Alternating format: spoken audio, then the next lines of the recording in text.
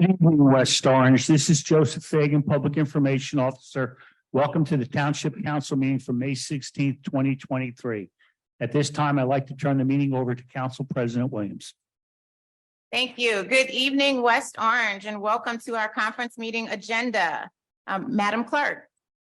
This is to inform the general public that this meeting is being held in compliance with Section 5 of the Open Public Meetings Act, Chapter 231, Public Law 1975.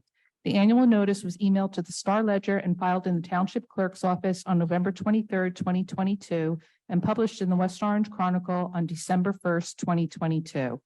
Councilwoman Castellino. Present. Councilwoman Geber Michael. Present. Councilman Rutherford. Here. Councilwoman Scarpa. Present. Council President Williams. Present. Thank you, Madam Clerk. And as we continue in May, we celebrate certain holidays and observances: Arthritis Awareness Month, Better Sleep Month, Mental Health Awareness Month, National Walking Month, and Women's Health Care Month. Self-care is always in style. May is also Asian American and Pacific Islander Heritage Month, and Monday, May 29th is Memorial Day, and all municipal offices will be closed.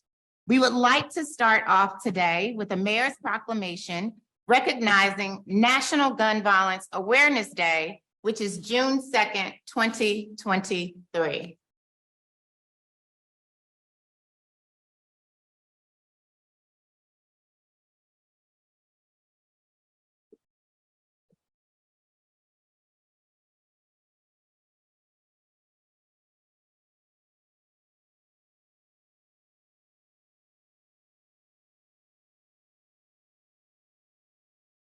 Thank you. And if you'll join me at the podium. This proclamation declares the first Friday in June to be National Gun Violence Awareness Day in the Township of West Orange, to honor and remember all victims and survivors of gun violence, and to declare that we as a country must do more to end this public health crisis.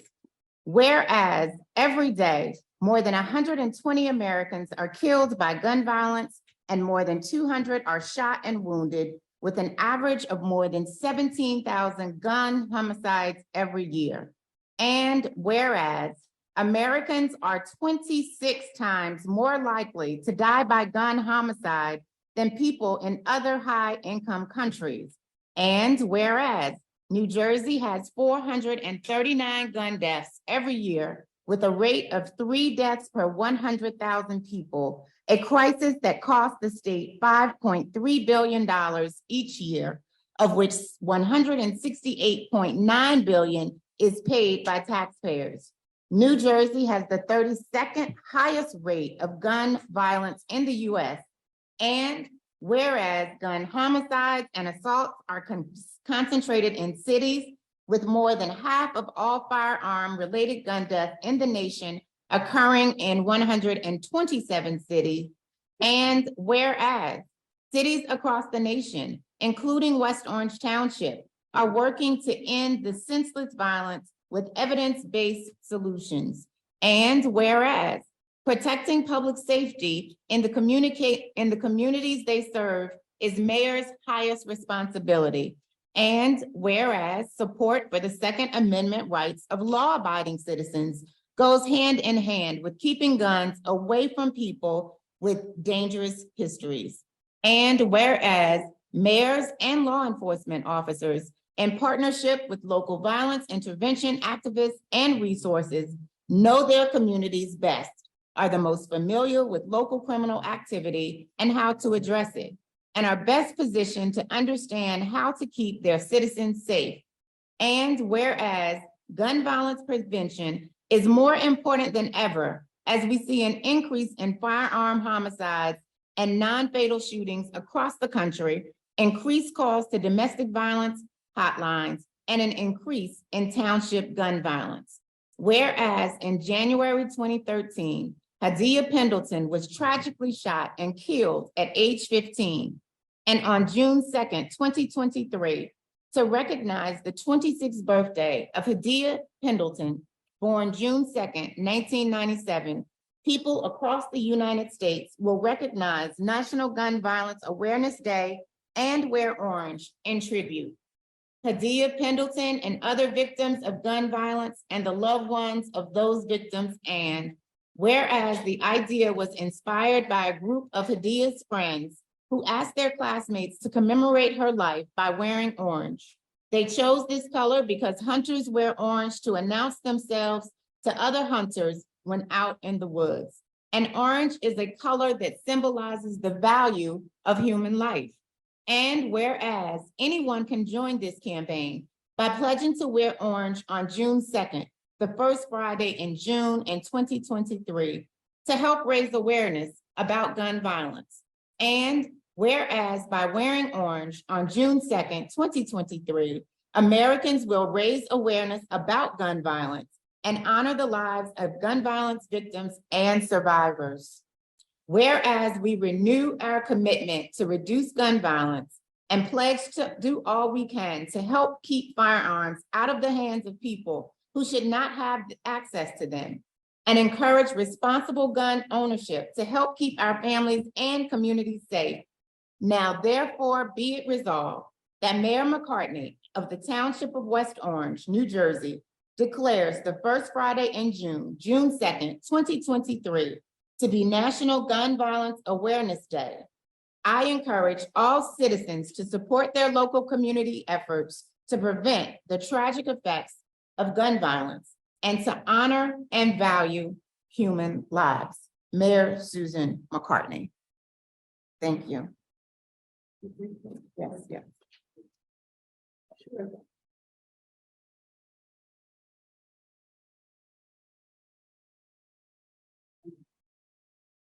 Well, thank you to Council President and the Town Council and the Mayor for issuing this proclamation.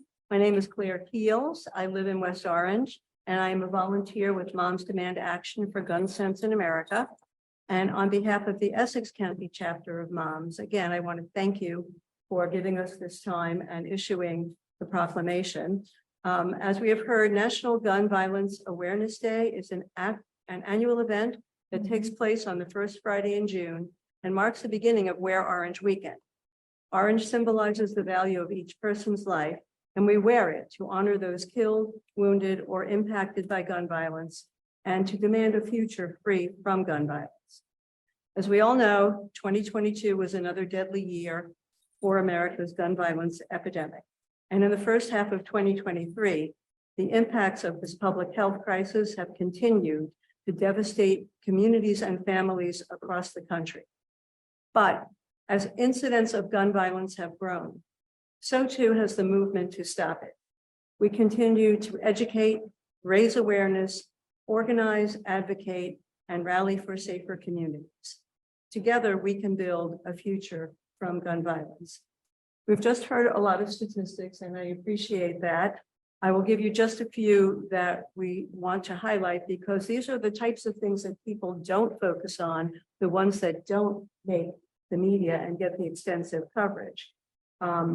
The one thing that you should all be aware of and shocked by is that guns are the leading cause of death for American children, not car accidents, not childhood diseases, but bullets from guns. We hear a lot about the mass shootings and the school shootings, which are all horrific. But we also cannot forget that every month an average of 70 women are shot and killed by an intimate partner. And a shocking 59% of all gun deaths in the US are suicides, including those by children. And finally, we've all heard of incidents where children obtain access to an unlocked gun and wind up shooting either themselves or someone else. So there are many, many avenues that we need to address to try to reduce this epidemic of gun violence. There's no single answer to gun violence. It's a multifaceted issue, but by partnering with Moms Demand Action and other groups that are working to advocate for gun safety, we can work toward a future free from all types of gun violence. So for more information on Wear Orange Weekend events in this area and to find out what you can do to advocate for gun safety, I would encourage you to visit www.momsdemandaction.org. Take a look at the website. It's got all kinds of information that you would find useful. And again, I thank you all for your time tonight.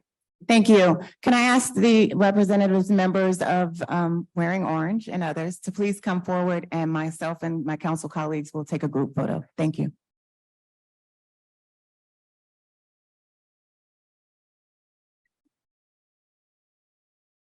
Not planned.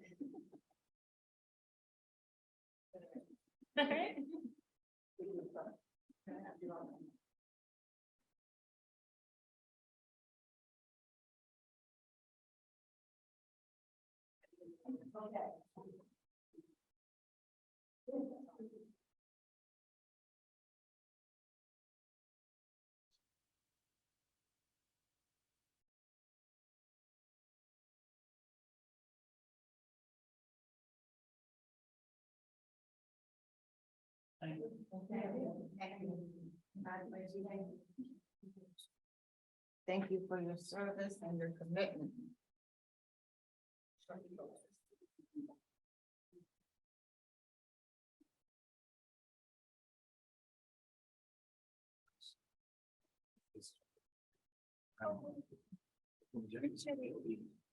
And we have one additional proclamation.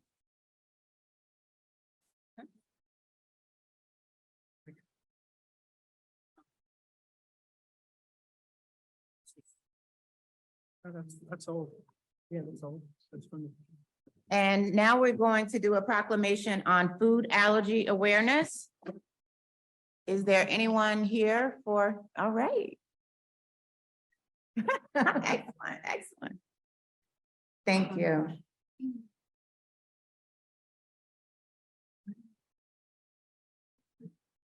All right, so I have here with me Nicole Rufo. And whereas more than 33 million Americans have food allergies, nearly 6 million are children under the age of 18. Whereas research shows that the prevalence of food allergy is increasing among children and adults. Whereas 9 foods cause the majority of all food allergy reactions in the US: shellfish, fish, milk, eggs, tree nuts, peanuts, soy, wheat, and sesame. Symptoms of a food allergy reaction can range from mild to severe, such as anaphylaxis, where anaphylaxis is a serious allergic reaction that is rapid in onset and may cause death. Whereas each year, an estimated 3.3 million Americans require emergency room treatment for symptoms of a serious allergic reaction to food. Reactions typically occur when an individual unknowingly eats a food containing an ingredient to which they are allergic. Whereas emergency medical treatment for severe allergic reactions to food has increased by 377% in only a decade. Whereas food allergies are expensive, costing the American economy more than $25 billion each year. Whereas FAIR, Food Allergy Research and Education, is a national nonprofit organization dedicated to improving the quality of life and the health of individuals with food allergies and to providing them hope through the promise of new treatments.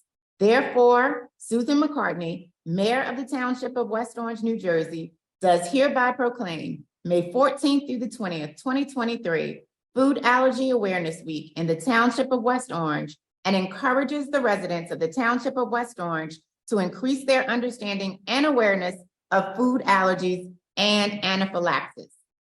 Mayor Susan McCartney, on behalf of the council, we present this proclamation.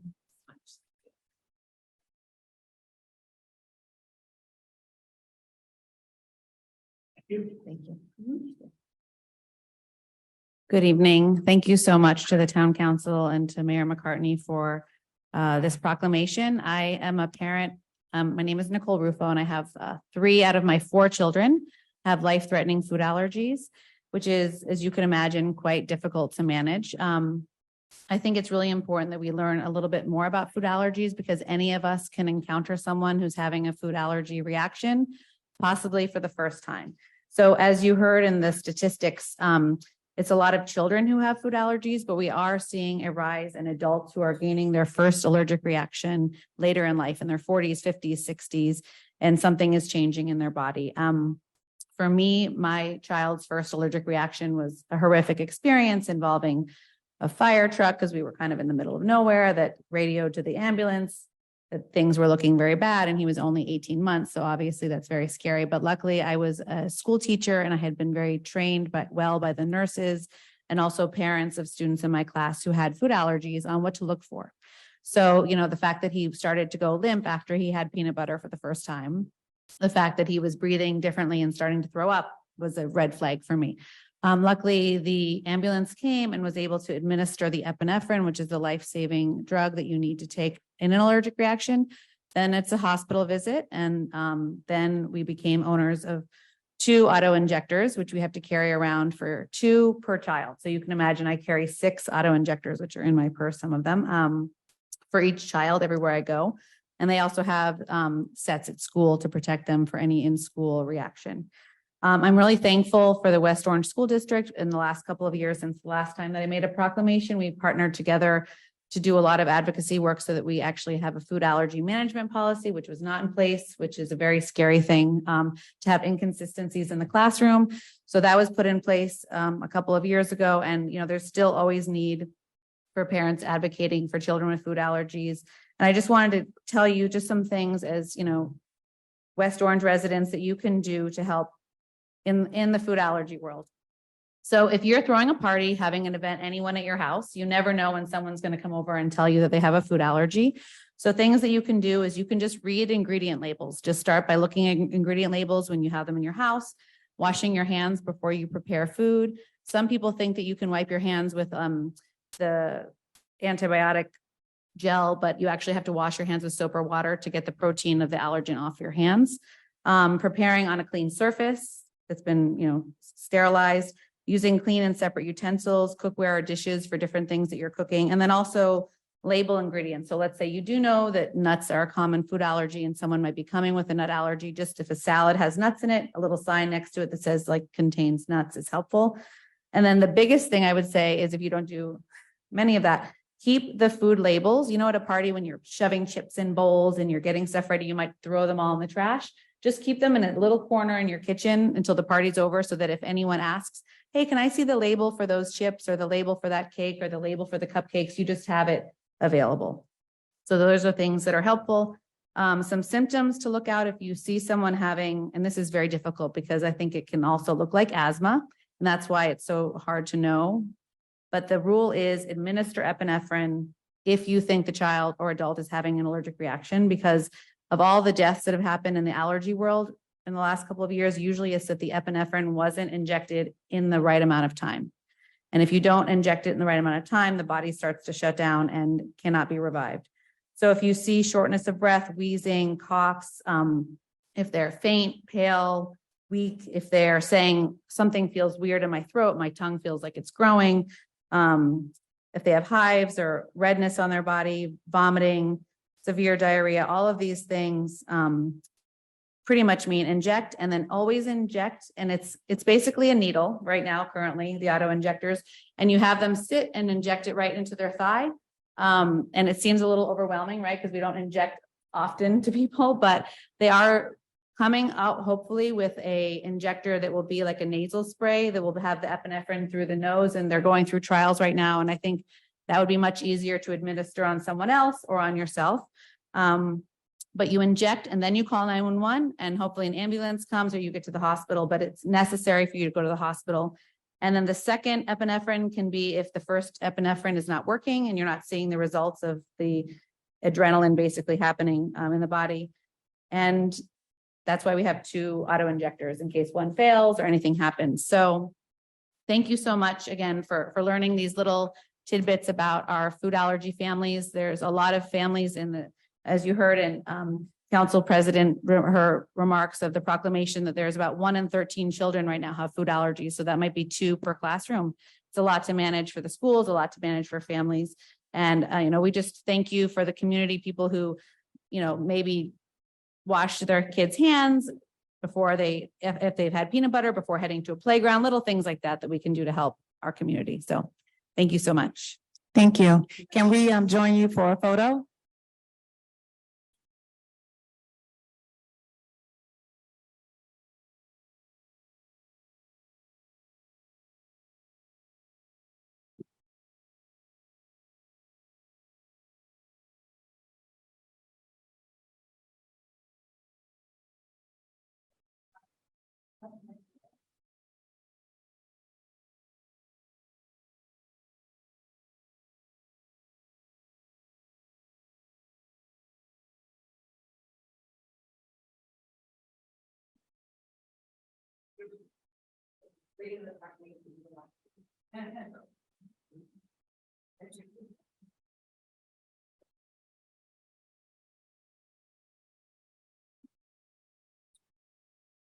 All right, as we continue, as I mentioned earlier, Mental Health Awareness Month is the month of May. And many of you may know and may not know. And so if you don't know, mental health is very important to me. And with that, wanting to make sure that we share information that is available to the community so that you all can be prepared, understand the benefits of mental health and wellness, and certainly make sure that we all take good care of ourselves just as we do our physical well-being. So with that, I would like to introduce Dr. Sunrise Smith. Dr. Sunrise Smith has extensive experience as a practitioner in the area of social and emotional learning, psychosocial health, leadership, consulting, team dynamics, and systems development. She has been a personal and professional development trainer for over 20 years. Her work has intersected with local, state, private, and nonprofit sectors. As a former executive director, Dr.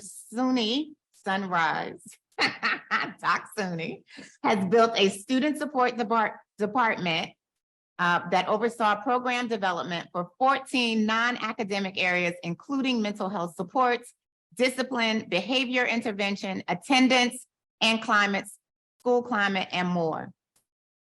Doc Suni earned her Bachelor of Science degree from the Lincoln University in Pennsylvania and her master and doctorate degrees in psychology from Fairleigh Dickinson University. She is a certified school psychologist, transformational trainer, and an ordained minister.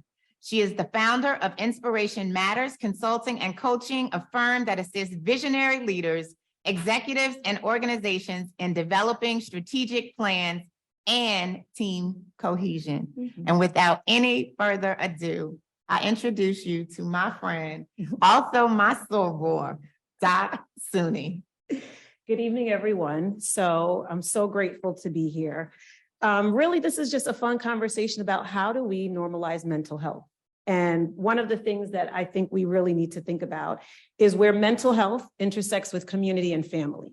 We often think of mental health as something outside of us. It's what happens to someone else or what someone else should be doing.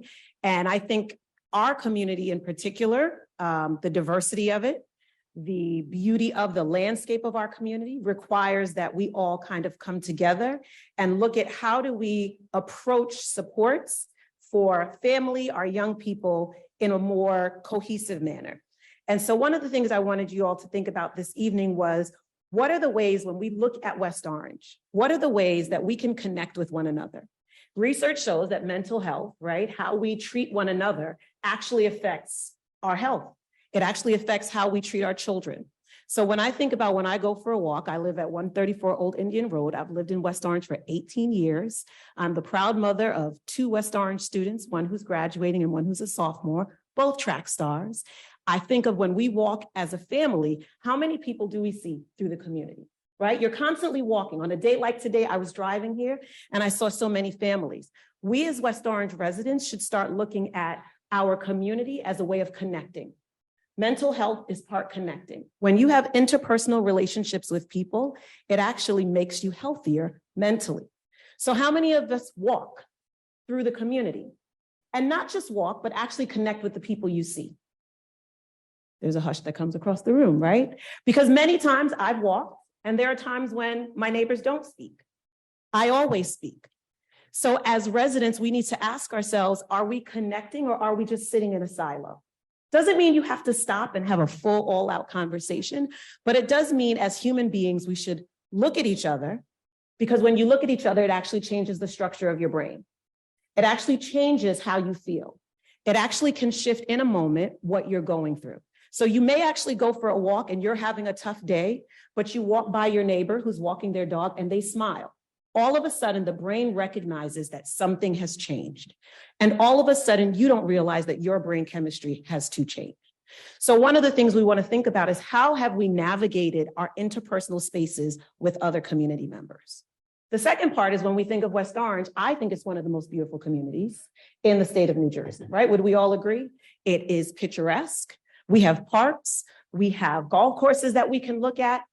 Are we utilizing our spaces, or are we constantly going somewhere else to utilize someone else's space? Are we accessing what is readily available to us, and are we teaching our children to access it as well? Mental health has nothing to do with mental illness per se. When we talk about mental health, we're actually talking about no different from our physical health, no different from the way that we go to the gym, no different from the way that we eat. So part of what I wanted us to do and what I want us to talk about next week is what does it mean for family, individuals, and community to build mental health in a very natural and cohesive way? What does it mean for our young people to see us as adults actually engaging in discourse in healthy ways? We talk about our young people. We have one of the best school districts in the state. It's not just because of the education. It's actually because of the adults. But part of what we do as adults is we have to model for our children mental health. That I can see my neighbor in the community. I can see you in the shop, right? I can see you in the Whole Foods. And we may have disagreed on policy, on particular issues, but we don't have to dislike one another. So mental health as a community means we are taking personal responsibility to what we contribute to other people's mental health. How do we treat them? How do we engage with them? So my hope is that next week, as we expand this conversation, you'll invite more people, we'll do more interactive work, and you'll actually come up with your own personal mental health plan for how you're going to exist in this beautiful community. That's it. Thank you so much.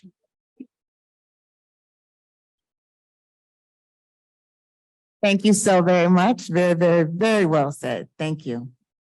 And we will move on to our council liaison announcements. Councilwoman Scarpa. Yes, the Environmental Commission is having the Second Chance Toys, May 21st, where you can donate any used toys up at the Recreation Center, up at the Environmental Center. Come on out. That's a good chance to clean out your home and your children's rooms. The Older Adults Advisory Board had a meeting on Monday, and we are moving full speed ahead with committees to work on all different areas to enhance the Toby Katz Center and fully utilize it as a space for all of our residents, particularly our seniors, and attack the transportation problem, which seems to be one of our most pressing problems with seniors. Thank you. Councilman Rutherford. Thank you, Council President. We have a joint meeting scheduled on Thursday, 4 o'clock. But I'm going to reserve most of my comments. I think we're going to have a long public comment today. So I want to shorten as much of the time as possible. Just wanted to highlight the Haitian flag raising ceremony yesterday. It was very well done, very well attended. The HRC chaired by Liz Milheim did a wonderful job reaching out both to the community and providing good insight into the culture and the need to continue to celebrate the diverse communities within West Orange. So I certainly want to give them props and credit and shout out for what they did yesterday. And I'm excited for even more to come. That's it for me. Thank you. Thank you. Councilwoman Gabor Michael. I have no new announcements. Councilwoman Castellino. Sure. Thank you, Council President. First, I just want to thank the presenters today that came down. Three great important topics, and thank you to Council President for arranging that. But I want to reach out, just say a few words about Nicole's advocacy with the school system. She's done, she's been such a great advocate through the years, going back to when I was on the school district, and just taking the time, a lot of her time, to work with the school officials through the years to change those policies. And as you heard to her testimony tonight on, just the need and the awareness of it, really has been helpful to a lot of parents. So thank you, Nicole, for for keep coming here year after year after year. And I look forward to the also Doc Soni's presentation as well. Hopefully I'm available next week. Because it's so true. You walk in the parks and you try to connect and always say, even just a simple hello, in ShopRite. That's why it takes me 3 hours to get out of ShopRite sometimes. So just connecting with people. So thank you very much for that presentation as well. June 3rd is our township downtown street fair. We hope all of you can attend. Last year, we had over 6,000 visitors visit Main Street. This year, we're hoping for great weather and even more. Ms. Brill has been very busy and her team sold out with vendor spots and food truck vendors. So we're really excited for it this year. There's still time to be a sponsor of the event. So my colleagues as well, no pressure. Go to the downtownwo.com website. But you can park at 80 Main Street, Washington Street School. There'll be the golf carts out there to bring folks down to the event. And Ms. Brill, I believe handicap, just, shout out if I'm wrong, but handicap parking passes you could get on the downtown website. We'll have that this year again. So again, we hope for great weather, and there's a rock climbing wall. So if anybody wants to, take a moment, maybe my colleague could attempt that when they come to visit. So all will be good. And a special thank you to the Mountaineer End Zone Club. This weekend hosted a fundraiser, and I had the privilege of being honored as well with Council President and the Mayor. And just again, Booster Club parents always work so hard to raise money for our young athletes. Not easy. And we really appreciate all they did, and congratulations to everyone that was honored. It was a really beautiful event and a great way to start off a great Mother's Day weekend that I had. So thank you so much to them. Council President. Thank you. And again, just seconding, thank you to the Mountaineer End Zone Club for the honor of being a West Orange trailblazer. And it was a wonderful event held at the High Lawn. It's well attended, and it was just wonderful to see so many residents and supporters of the West Orange community support our athletic team, parents, and family. In addition, just wanted to make the public aware that the Municipal Alliance Committee, while there are no real updates, we do have 2 resolutions from the Alliance Committee, 20823 and 20923, authorizing agreements to accept grant funding for programming. So excited about those and look forward to those passing. And I would like to end the conference agenda and call that our public meeting to end our conference agenda and call our council meeting into order. This is to inform the general public that this meeting is being held in compliance with Section 5 of the Public Meetings Act, Chapter 231, Public Law 1975. The annual notice was emailed to the Star Ledger and filed in the Township Clerk's office on November 23rd, published in the West Orange Chronicle on December 1st, 2022. Councilwoman Castellino. Present. Councilwoman Geber Michael. Present. Councilman Rutherford. Here. Councilwoman Scarpa. Present. Council President Williams. Present. Will everyone please rise for the Pledge of Allegiance? Allegiance to the flag of the United States of America and to the republic which it stands, a nation under God, indivisible, with liberty and justice. The council is now in their public meeting. Good evening, West Orange. At this time, we start our meeting with public comment. Housekeeping rules are such that we start with Mr. Fagan, our Public Information Officer, and then we invite you to the podium so that you have 5 minutes to speak. Before you begin, please state your name and address for the record and then voice your concerns. We want to hear your public comments, but we also encourage you to communicate with us via email and telephone. As Council President, I am hopeful that the public comment isn't your sole source of civic engagement, and it hasn't been. So we thank you for that. And Mr. Fagan. Thank you, Council President. Before I begin, I just want to point out to you and your council colleagues to please talk into the microphone I've gotten a couple of text messages that it was, they were having difficulty hearing on Zoom. So just a polite reminder. Also, Madam Clerk asked me, for the benefit of people in the audience, that today is the last day for voter registration.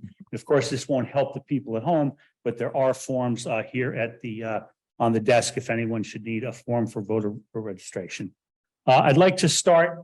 We had a successful event in the Valley this past Saturday for the ribbon cutting for Pura Pilates at 555 Valley Road. Of course, it was a hot day and things were hopping in the Valley Arts District between the ribbon cutting and the Arts Council had some vendors in front of their store.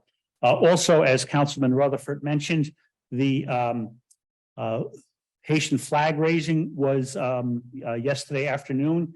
It was a event full of culture and customs, and the theme was bridging the gap through social responsibility. Of course, Mayor McCartney spoke and Councilman Rutherford spoke. It was the 220th anniversary of the Haitian flag. I think Councilwoman Scarpa mentioned that let's keep plastic toys out of the landfill. The West Orange Environmental Center helps us do that. You can donate, collect, and you can also receive toys there. If there's something there that you need, I believe that you're able to take it as well. This I mentioned at last meeting, but we've gotten a report from PSE&G. It's worth mentioning again. This is on our website, and they're seeking your help in street light outages. For more information, you can visit this on our website. There's a hotline there. Mayor McCartney also asked me to mention Sam Bernstein is the gentleman on the right.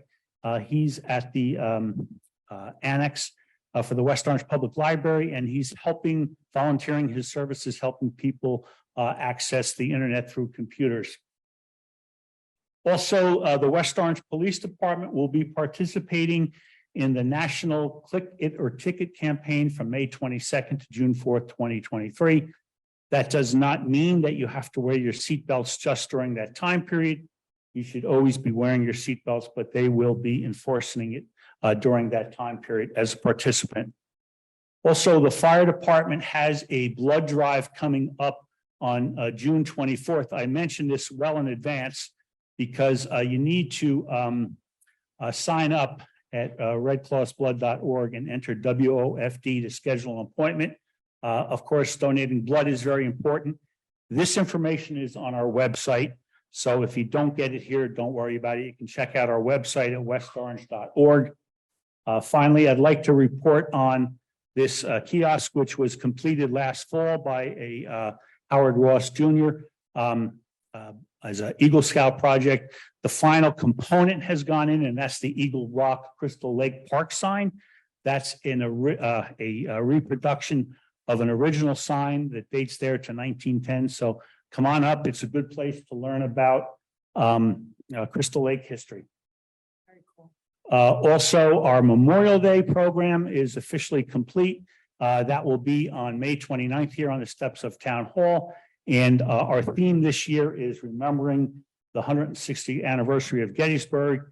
And there is an article that I researched and wrote inside the program that is going to depict something very special here on the steps of Town Hall on Memorial Day. If anybody has any emails that they want to send to the entire council, you can council@westorange.org. That goes to all the council members. And if you have any question about anything you've seen here tonight, you can contact me. And again, all this information is available at westorange.org. Thank you very much, Council President. Thank you. And if there's anyone in council chambers that would like to have public comment, please raise your hand or step to the kiosk. Come on. Hello, everybody. My name's Susan Delinko. I live at 689 Pleasant Valley Way. I have big news. It's very interesting because if Doc is still here, what I'm doing ties right into some of the things you talked about. And if Nicole is still here with the allergy awareness, just to let you know, I do sell cookies, and on all my bags I have, I can't guarantee that there's no cross-contamination. Anyway, my name's, like I said, Susan. I'm now the West Orange Farmers Market Manager. And I'm here to talk about a bit as what has happened so far and what we can expect. I've been very vocal about the diversity and inclusion in West Orange, as it is well known for. Therefore, the Farmers Market mission statement is, the West Orange Farmers Market represents the inclusion and diversity of the community by incorporating different cultures, artists, craft peoples, and foods from around the world. The market will and already has kosher vendors and food trucks, Hispanic, soul foods, Chinese, and Pakistani Indian foods. The purpose of starting the market in November and December is to create a buzz in the community of West Orange and in the community of food market vendors. Food market vendors are very chatty and gossipy, and the good word from a couple of vendors will bring in better and better and better vendors. So hopefully, if not next year, the year after, we might get like an all-seed or something like that. In the past 2 weeks, I've reached out to multiple vendors. So far, these companies have said yes.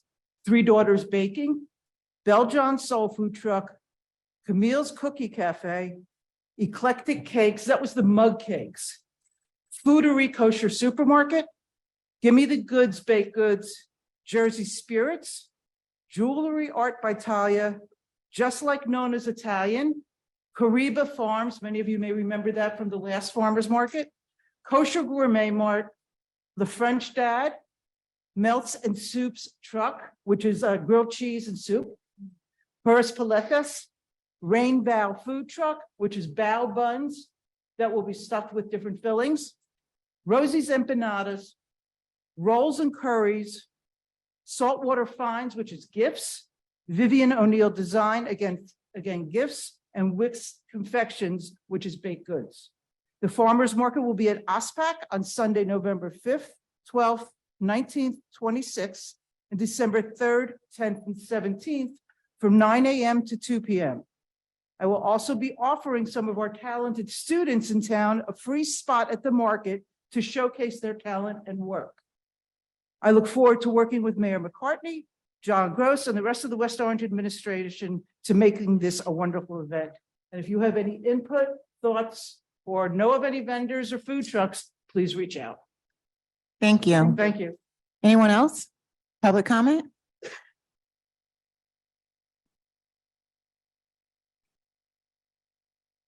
You're getting close. You're getting real close. Rachel Klein, Powell Drive. I know it's not in front of the planning board yet. I know it's not in front of anyone yet, but except for the state, but we just have a couple questions that might need to be addressed now before it actually gets to the planning board and maybe to think about. I'm going to read from the settlement agreement, the bottom of page, I'm sorry, this is about the West Essex Highlands development up in the corner of West Orange. So at the bottom of page 9 to the top of page 10, in the settlement agreement, it says, to the extent that any portion of the proposed development as contemplated in this agreement would be restricted and or prohibited by the Township Steep Slope and Natural Features Ordinance, Township Code 25-28.1 to 28.10. That's the previous steep slope ordinance. Then it says, including the adequate contiguous area ordinance, the steep slope ordinance shall not apply to the proposed development, which shall be reflected in the zoning amendment. So our question is, and again, we know it's not before the planning board yet, but why did the Township of West Orange agree to allow the West Essex Highland developers to be exempt from the steep slope ordinance statute and future statutes? And shouldn't we seek legal protection to change that, since the tragedy at the Ron Jolin Apartments complex, where the hillside gave way just a few months after this settlement was executed? That's all. Thank you. Anyone else? Public? Yes, please come forward.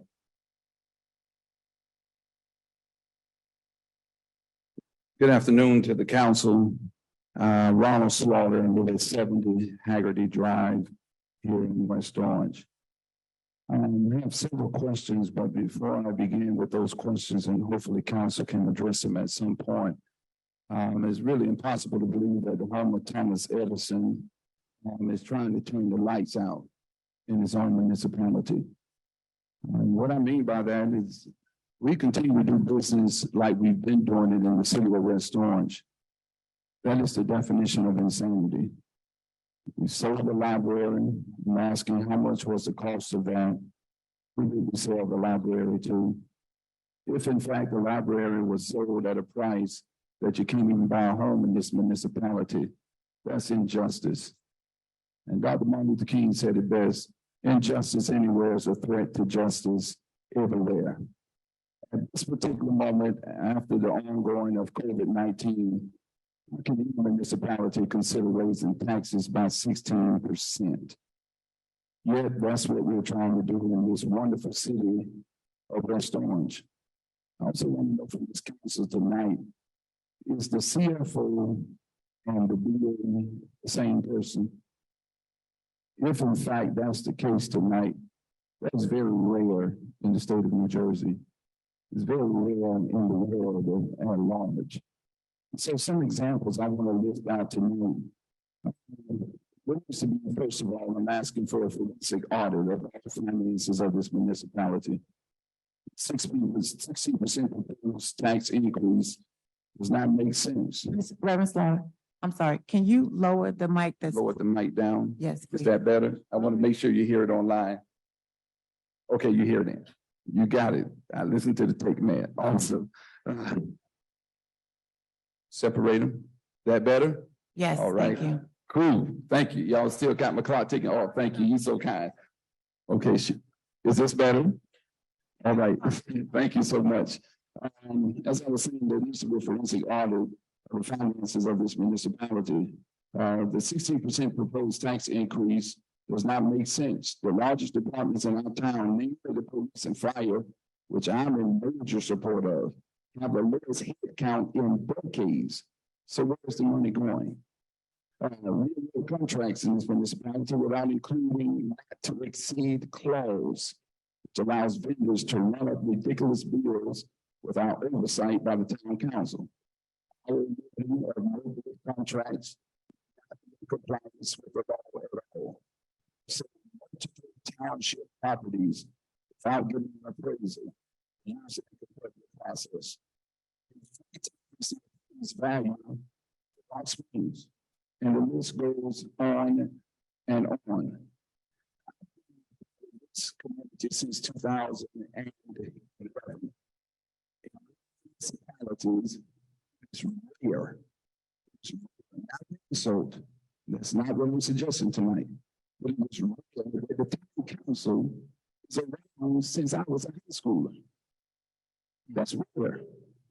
So it has contracts, and I know the business that exists in New Jersey and the corruption that exists, not suggesting of it all, but I also know the attacks that ensue after people disagree or people have disagreement with the process. I'm used to that. I'm no stranger to that at all. So I'm sorry, there, you okay, see it? okay, You can't okay. go online. okay. I'm sorry. I'm sorry.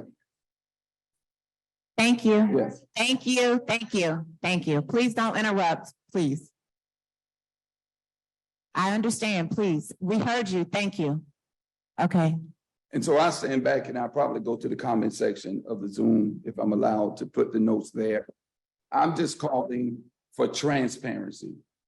Calling for transparency in our municipality. I'm calling for transparency when it comes to contracts.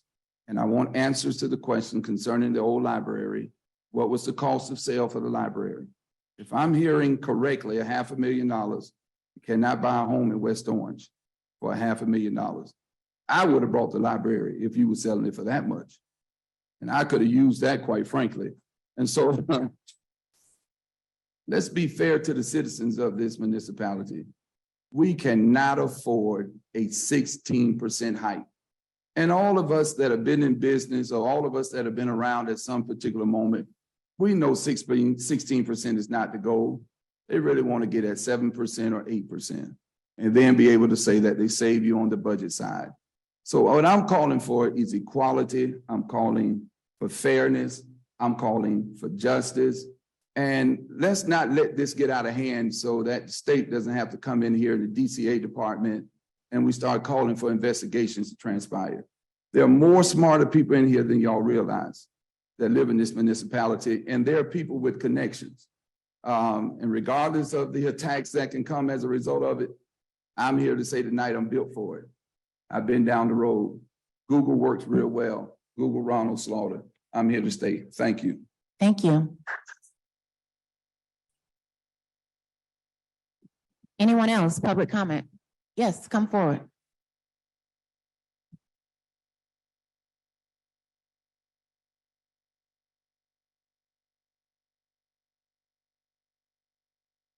Good evening. Can you hear me? Claire Silvestri, 20 Grandview Avenue. It's been a while since I've had an opportunity to speak at public comment, but it's good to be back. Belated congratulations to the new council members, Geber Michael and Scarpa. I've been watching a lot of the council meetings on video, and I applaud many of the positions you've taken and your desire to put the best interests of the township residents first and foremost in your decisions. I have to say I am disturbed that since the beginning of the year, many members of this administration have exploited the fact that only one of our current council members actually has the experience of serving at least one full 4-year term. And on several occasions, they have given you, the council, misleading and incorrect information and legal advice. I regularly attended council meetings for more than a decade. And in keeping up with issues, I have read a great deal of the town's municipal code. I strongly urge all the council members to make it a part of their summer reading. Because if you were more familiar with the code, you would have known right away that all council votes ending in a tie result in the legislation failing to pass.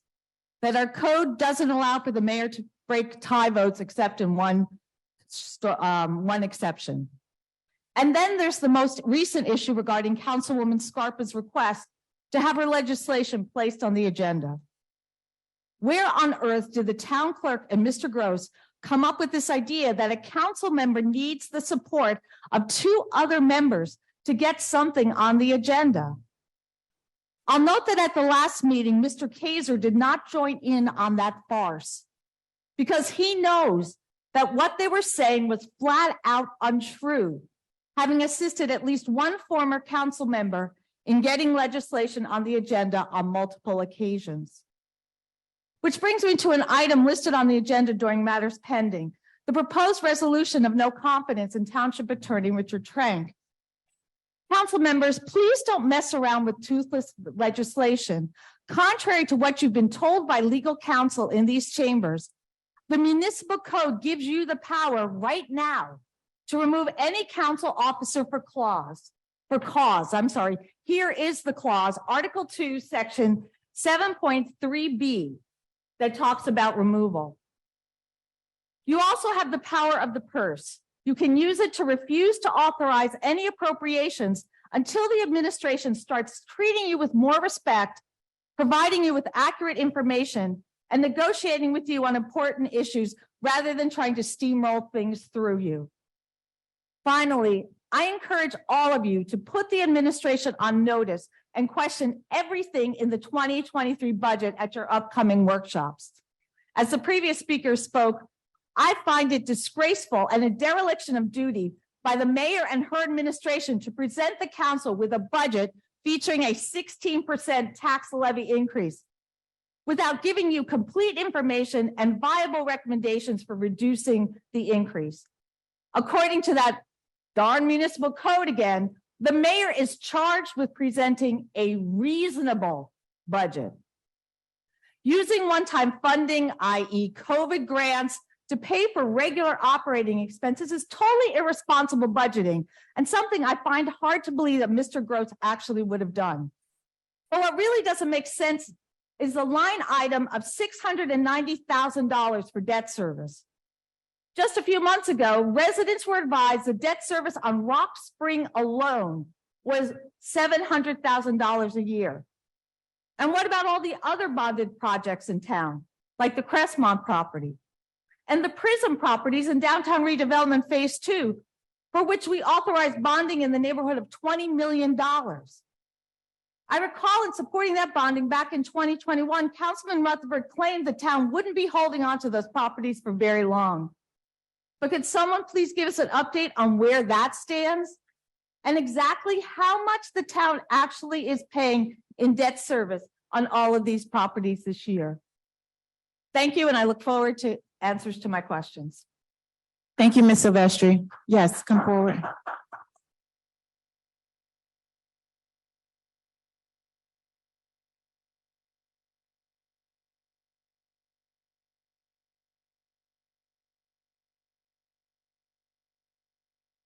Hello, my name is Tikesta Gabriel Michael. Most of you know me. I'm the father of Asmeret Gabriel Michael. Can you hear me? Can you hear it? Good. I'm the father of Asmeret Gabriel Michael for clarification purpose. Address. I'm here. Address 30 Auburn Road, West Orange, New Jersey, and my office on 6 Northfield Avenue, West Orange, New Jersey. I work and live in this town since 1997, and I have brought hundreds of Ethiopians to live in this town. It was a very beautiful town, well integrated, and I love it very much. You guys know too. However, the tax increase is not acceptable to most of my people. It's not acceptable to me. I own 7 properties in this town. And my people own a lot of properties, and I manage a lot of property. I'm a real estate broker, by the way. I manage a lot of properties in this town. The 16% increase is not acceptable. You guys need to revise it. Look at it very carefully. That's all I have to say. Please revise. People are calling me from all over town. Say, why did you bring us to this town? Is this what we came for? So you need to look at it. Thank you. Appreciate it. Thank you, Mr. Gabriel Michael. Yes, please come forward. Mhm.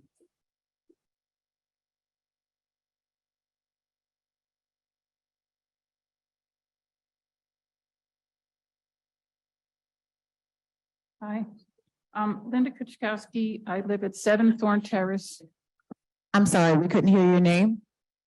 Linda Kuchkowski. I live at 7 Thorn Terrace. And can you please spell your last name for me? Sure, it's KOTCHKOSKI. Okay. I want to address the killing of the trees in town. I'm just putting it really blunt. You're taking trees down that don't need to come down. Back in April, I noticed the trees around my neighborhood were marked with orange paint. I called and spoke to Will Kemp. He told me the trees were going to be cut down due to the road paving and cinder block replacement. The hot asphalt would destroy the roots on the trees.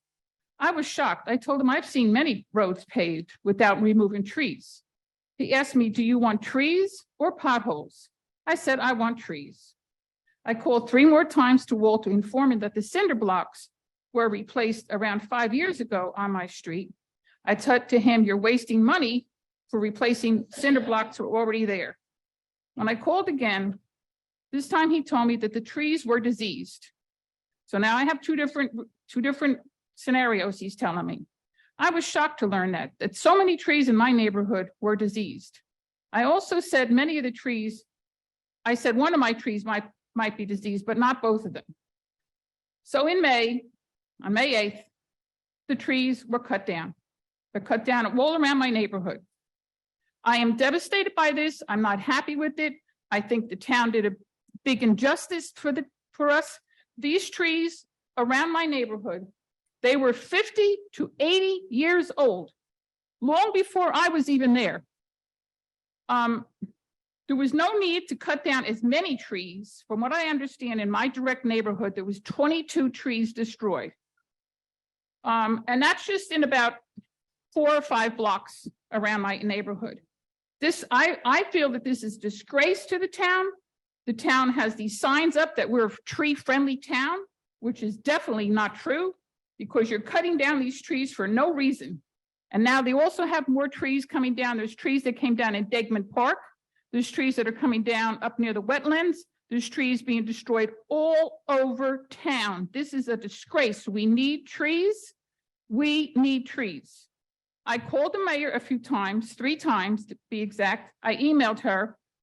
I got no response. And I know the mayor personally from outside of town hall.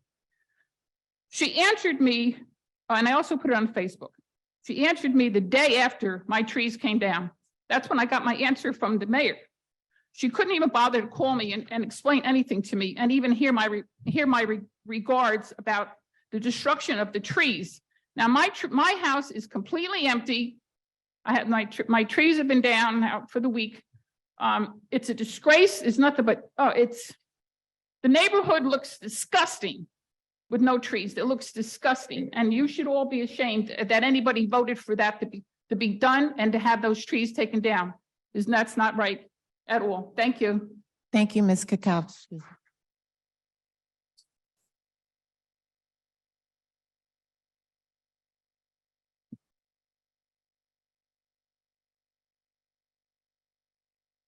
Good evening. My name is Rashawn Woodley, and I reside on Wadhams Court here in West Orange.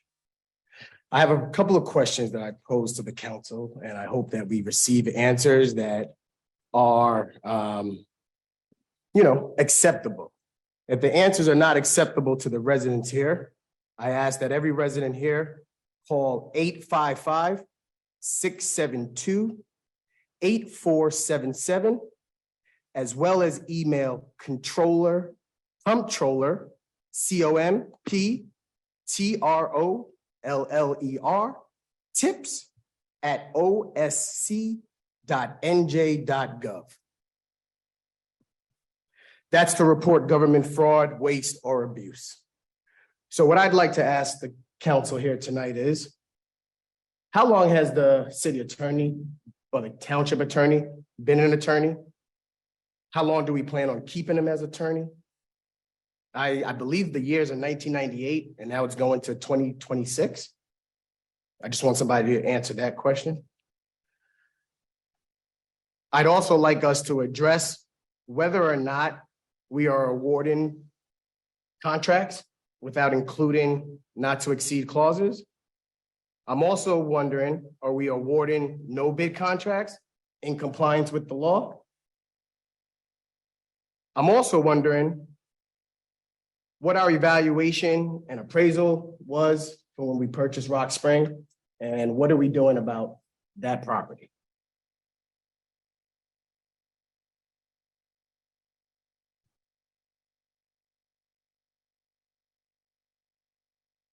I'd also like the council to address the 16% tax increase. I think it was mentioned earlier, and I just want to reiterate that I think everybody here knows that you guys aren't seeking 16%. You want to throw out a high number to us so that you can settle low. We understand negotiation. We understand what's going on here. I just like us to be reasonable and address the residents of this township like the smart, intellectual folks we are. We elected you all. And if we don't get good results, I guarantee we're going to get y'all out of here. It's a must. I moved here from Mount Vernon, New York. I've seen this. I've seen the same game played in Mount Vernon, New York, where we sell our property off to developers, where we give abatements to developers, where we don't collect taxes from developers, but you want to raise 16% on us? We're not having it. And we're going to let y'all know that today. It's not going down like this. So I want y'all to address our concerns, or we might have to reach out to the county executive and get some audits going in this body. I'd like y'all also to address, are we auditing every year taxes that are paid, money that's going out the door? Are we doing audits? And if not, we need independent audits. I'm sure the county exec would love to come in here and get into our books. And so with that, I'd like it to be addressed. And if not, let's open it up and get him in here to audit these books. Thank you. Thank you.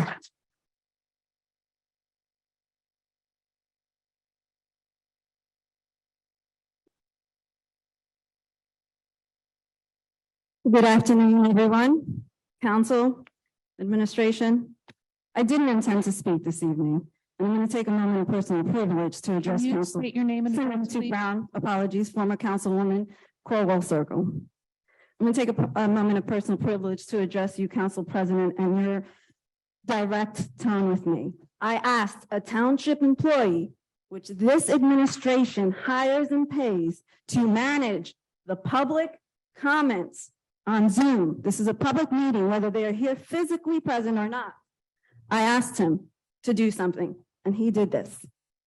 It is not fair to, oh, I'm sorry, I'm also doing the same. It is not fair to the public that is not here present but has taken the time to sign on to Zoom to not be able to hear.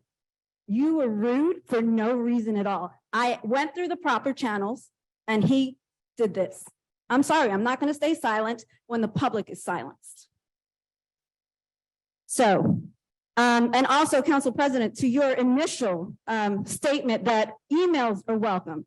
There's a young lady who just spoke. She knows the mayor outside of town hall has reached out. No courtesy of a response. I am your former council colleague. I've emailed you, all of you. No courtesy of a response. So I'm here to ask some of the questions, not all of them, in my email. Following up on my email, which despite the fact that Council President always encourages emails, but what she does not do is respond, hence my need to ask you again. Did you ask the mayor why there has been no movement on the film studio development? For a little bit of background information, during my council tenure, we bonded $12 million to be able to develop a film studio in downtown. Lo and behold, nothing has happened. We were had the understanding in doing so that we were creating a space to generate revenue for our town because we do not have many ratables that are not residential. We need commercial development. Turns out, and I hope that you did ask her, turns out that the legislation that our township attorney advised us on is wrong.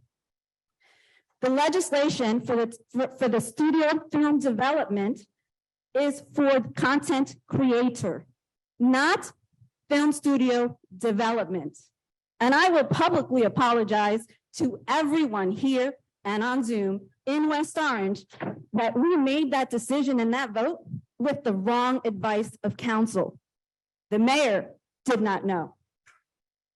I'm sure the previous council would have done something very differently. I'm glad that we defaulted PRISM, absolutely. But the previous council would have done something differently than bond an additional $12 million for something we didn't have the right to do. I want to ask, and I hope that each one of you answer, did you ask the mayor what happened? Because the legislation now, what's happening is what they are trying to do during this council meeting. If you have not reviewed the agenda, there's an ordinance. Again, this is how this municipality has consistently functioned. Ignores the municipal code. They get caught out there, and then we need to change the municipal ordinance to fit one person. One person. That is unjust. So here we are at the state level. Assemblyman Raj Mukherjee moved that the legislation for the film studio development change to benefit who? West Orange, obviously. As a resident and taxpayer looking at a 16% increase, I'm glad they're doing that. But we made a mistake because we received the wrong advice of counsel from Mr. Trank. So I am here to tell you that I hope that you are looking at all alternatives to what we're going to do with those pieces of property, because this is outrageous.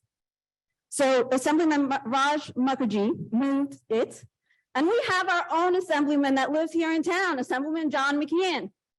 Why? He voted on that legislation. Why were we not better advised? Everybody wants to come in here. Well, I'm sorry, let me say it as it is, because you all know me, most of you. I shoot straight from the hip. Young Andrew Trank organizes people to come in here for a Trank commercial during the last council meeting when they have no idea what they are talking about.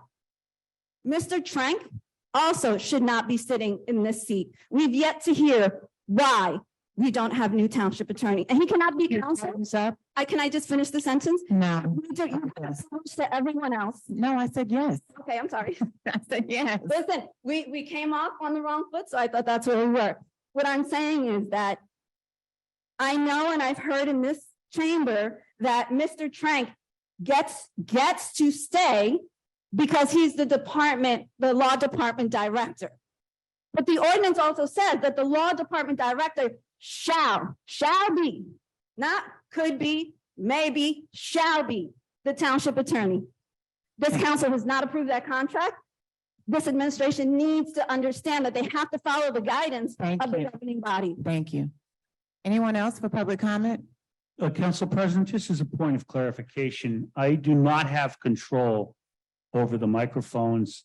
And in all due respect to the former councilwoman, I don't have control over any of the microphones. I cannot control their level. Zoom sees it as a single audio input. So I'm doing the best I can in terms of audio, but there's nothing I can do to fix it. Thank you, Mr. Fagan. Madam President, before I begin with my comments, I'd just like to ask you for a point of order or information. While Mr. Fagan does not have control over the microphones, he did have control over the Zoom raise your hand function last meeting. I raised my hand last meeting. I'm sorry, your name and address for the record? I'll put my name and address on the record after I make the record. You will give me your name and we will begin the clock and you may continue with your I'm comments. asking you, Mr. Kaiser, can you please explain to her that we don't begin the clock on public comment until there's a point of order and an answer? I'm not going to give that instruction to the council president. She runs the show here. It's not me. But you provide legal advice to the council, correct? And I don't think that's necessarily correct under the Robert's Rules of Order, but if it is, I don't think it makes much difference. It's not inconvenient to give your name and address. So just give it. I'm not inconvenienced to give my name and address, but the point of order that I would ask of council president is that you. I appreciate your point of order. I am asking you to state your name and your address for the record, or we will no longer continue to hear your comments. No problem. My name is Michaela Bennett. Thank you. I live at Old Indian Road. Thank you. Madam Clerk, please stop the time until the point of information has been addressed. I'm asking for my time back from last week when Mr. Fagan lowered my hand multiple times when I had raised it for public comment. If you want to ignore that and move on, I'm prepared. But I'm not ignoring it. It's just part of your comments. So please continue. Okay. Thank you. Number one, you encourage people to email the council. Why? You don't respond. Ever.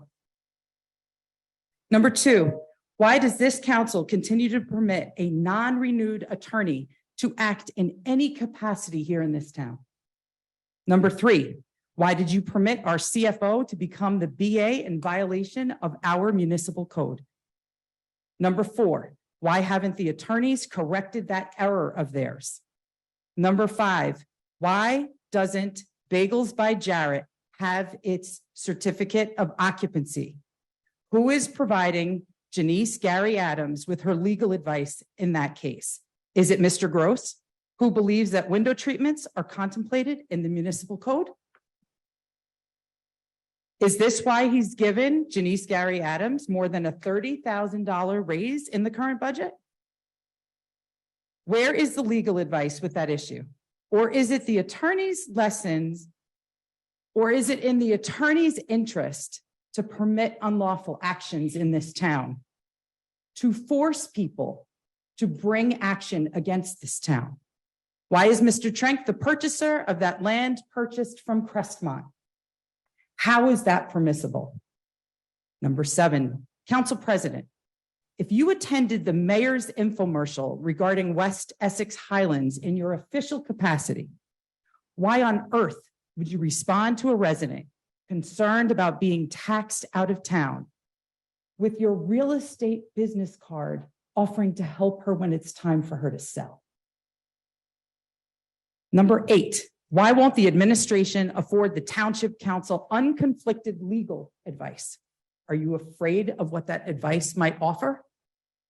Here are my suggestions. Remove Gross from his BA role. You can do that right now. He's there unlawfully. Send him back his budget and tell him to fix that mess, because that is what it is.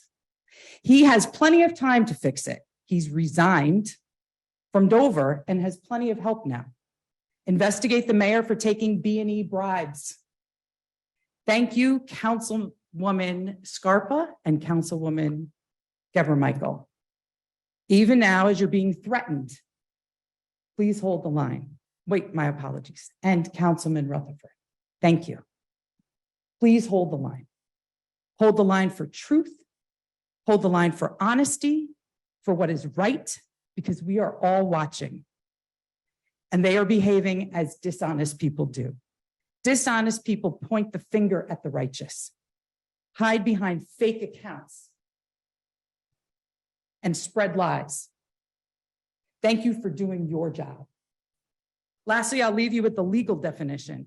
I can do that. I'm an attorney. And shame on you for calling her advice at the last meeting lay advice. The elements of legal malpractice in an action are, number one, there has to be an existence of an attorney-client relationship creating a duty of care by the defendant attorney. Number two, that attorney has to breach that duty. And number three, that breach has to be the actual and proximate cause of damages alleged by the plaintiff. You can easily be plaintiffs. You've been given horrendous legal advice. And honestly, every attorney in this room knows it. Thank you. Thank you. Anyone else for? Council President, if I may, as a point of clarification, Mr. Fagan, Mr. Fagan, it's not necessary. Thank you. I lower all hands after public comment. It's not necessary, Mr. Fagan. Thank you. Okay. Mr. Fagan, if you'll just please, no more comments, we would appreciate it. Yes. Okay, thank you. Thank you. Hi, good evening. Council members, administration, members of the public, both here and at home. My name is Terry Trick Scales. I live at 85 Crystal. Where do I live? Clarkin Drive in Crystal Woods. Maybe I moved. So I read the mayor's statement the other day, yesterday, I guess, about this being a perfect storm. The reason for the proposed tax increase. The last perfect storm I remember was Hurricane Sandy. And when I think about that, I think about devastation. I think about homelessness. I think about abandoned buildings. I think about a loss of hope for so many people. And I'm afraid that this perfect storm here in West Orange is going to create havoc for many families, for many businesses. I mentioned 2 weeks ago that I'm a senior citizen, and I don't know if I can afford a 16% increase. I don't know that I can do that. I think it's going to have a severely negative effect on the quality of life here in West Orange. I think about the school district. I was a board member. I was president of the board.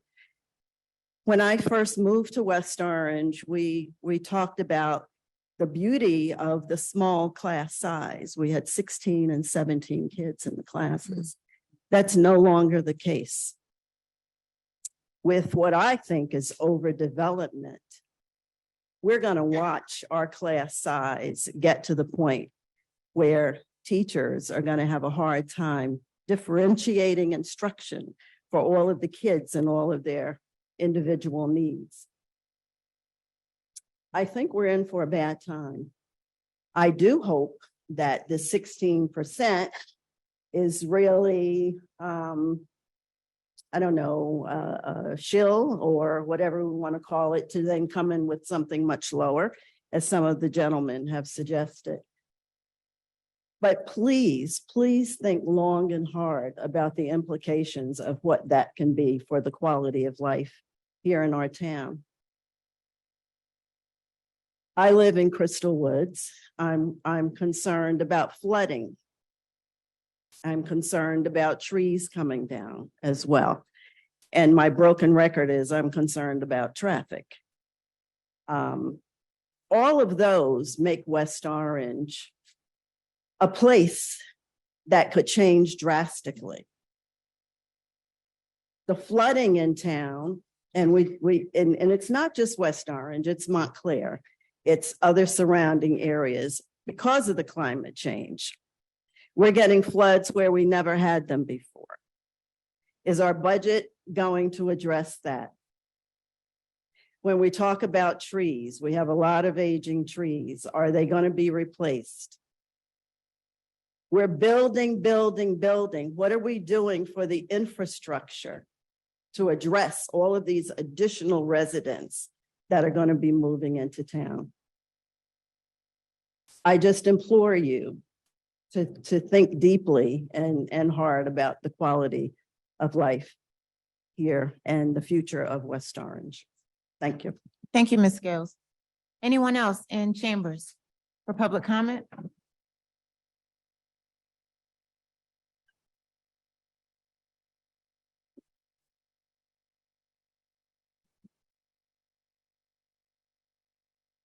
Good evening. Can you hear me all right? Yes, we can. Brent Draper, Scott, Nestro Road. I just want to bring to this council's attention, recently there was a Fairleigh Dickinson University poll that found that an overwhelming majority of New Jerseyans found New Jersey politicians to be corrupt. And a Pew Research study found that a lack of transparency and a lack of integrity is undermining democracy in America. Now, the Fairleigh Dickinson poll was particularly telling because it specifically pointed out that New Jerseyans find local governance to be corrupt, the governance closest to them. And when that happens, it's really quite a shame when people don't trust their local council and their local mayor.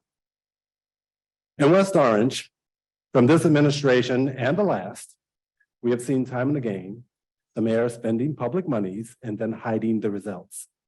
The firm that was hired, even refusing to allow the people that was paid with taxpayer dollars to come before this council.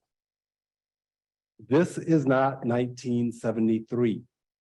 This is not even 2022. This is 2023.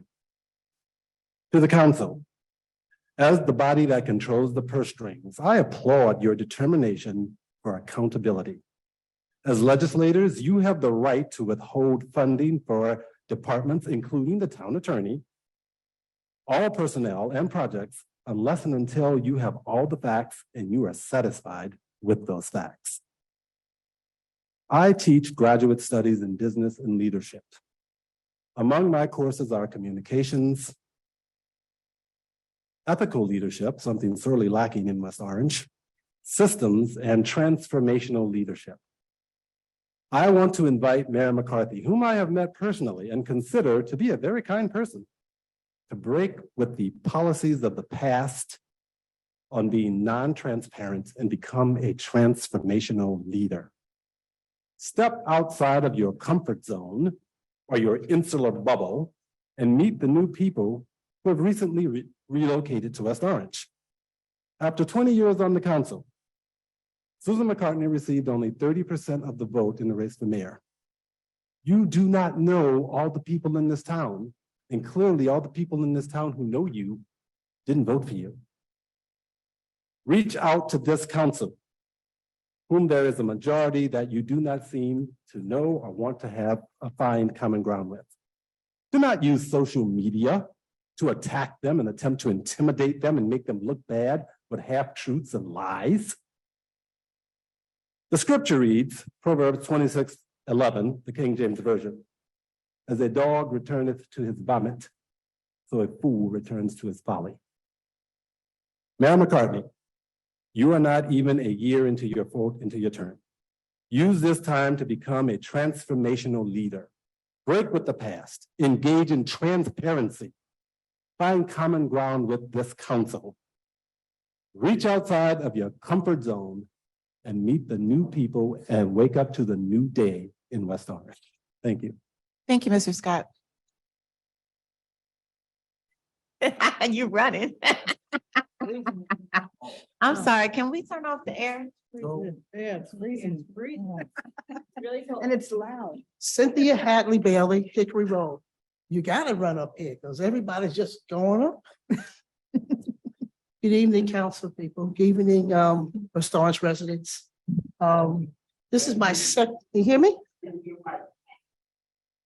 Can you hear me now? Okay, this is my second council meeting in a row. Normally on, normally on Tuesdays, I bowl, but my bowling is over. So I'm gonna try, hey neighbor, I'm gonna make a point to try to come to every council meeting.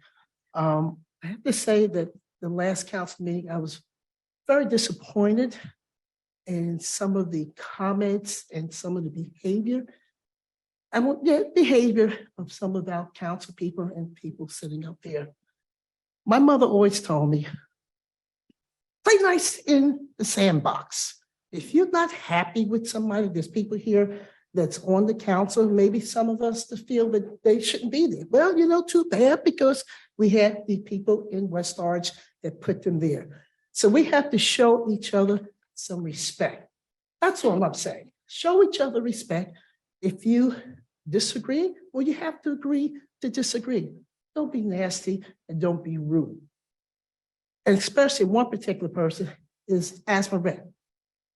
I've known Asma Rec for a long time. She's the same age as my daughter. They went to school together. She's an educated young woman, and treat her with respect. People voted for her and she knows what she's talking about. She's not no dummy. Give her respect. That's all I have to say.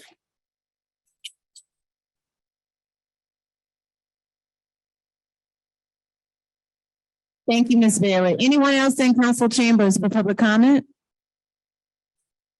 Yes.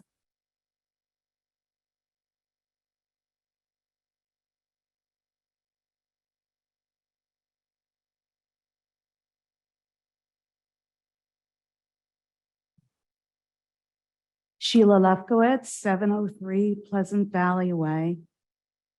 It's budget time, and it's time to negotiate, and it's a downright scary scenario. In 2022, the average West Orange taxpayer had a tax bill relative to home value of about 4.35%. The Livingston taxpayer had a ratio of 3.14%. The Milburn taxpayer had a ratio of 2.31%. That was not a great picture.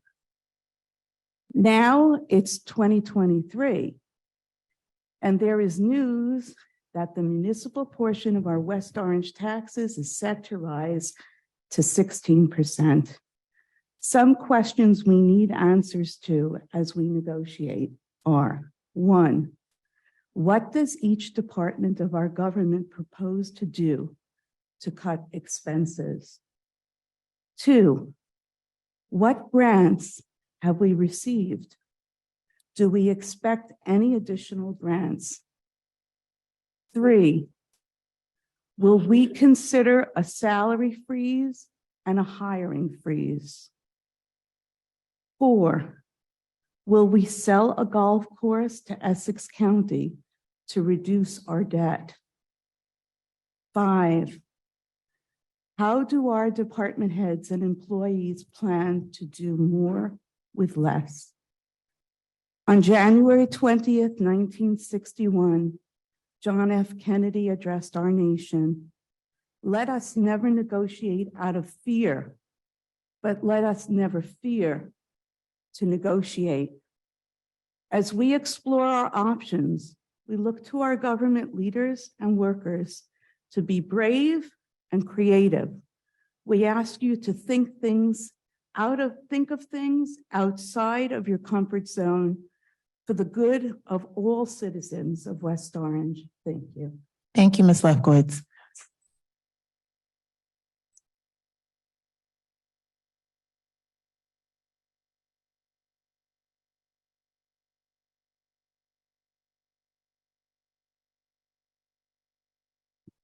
Good evening, everyone. My name is Daniel. Zoga. I live in West 35 Mount Pleasant Place. Can you spell your name for us, please? Can you hear me? Yes, we can, but your name? Okay. Daniel Zoga. I live in 35 Mount Pleasant Place. Can you spell that for us, please? ZEWG last name.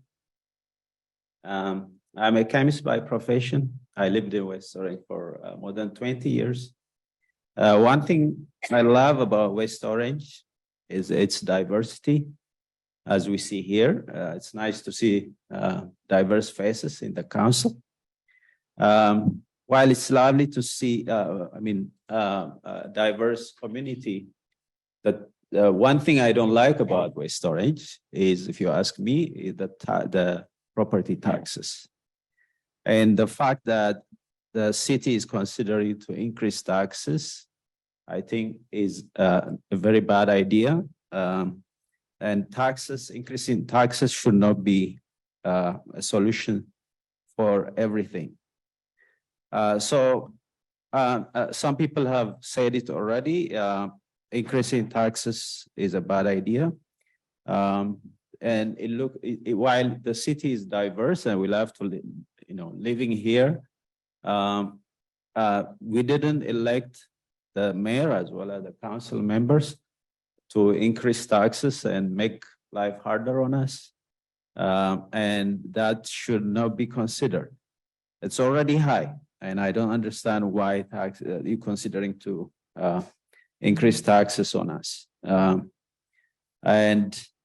one thing that we love about West Orange, which is its diversity, increasing the taxes would definitely drive out people.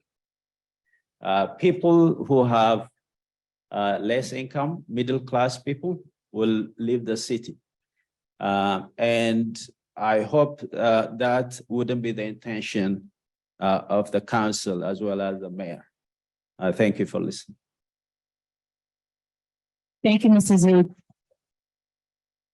Anyone else in council chambers for public comment?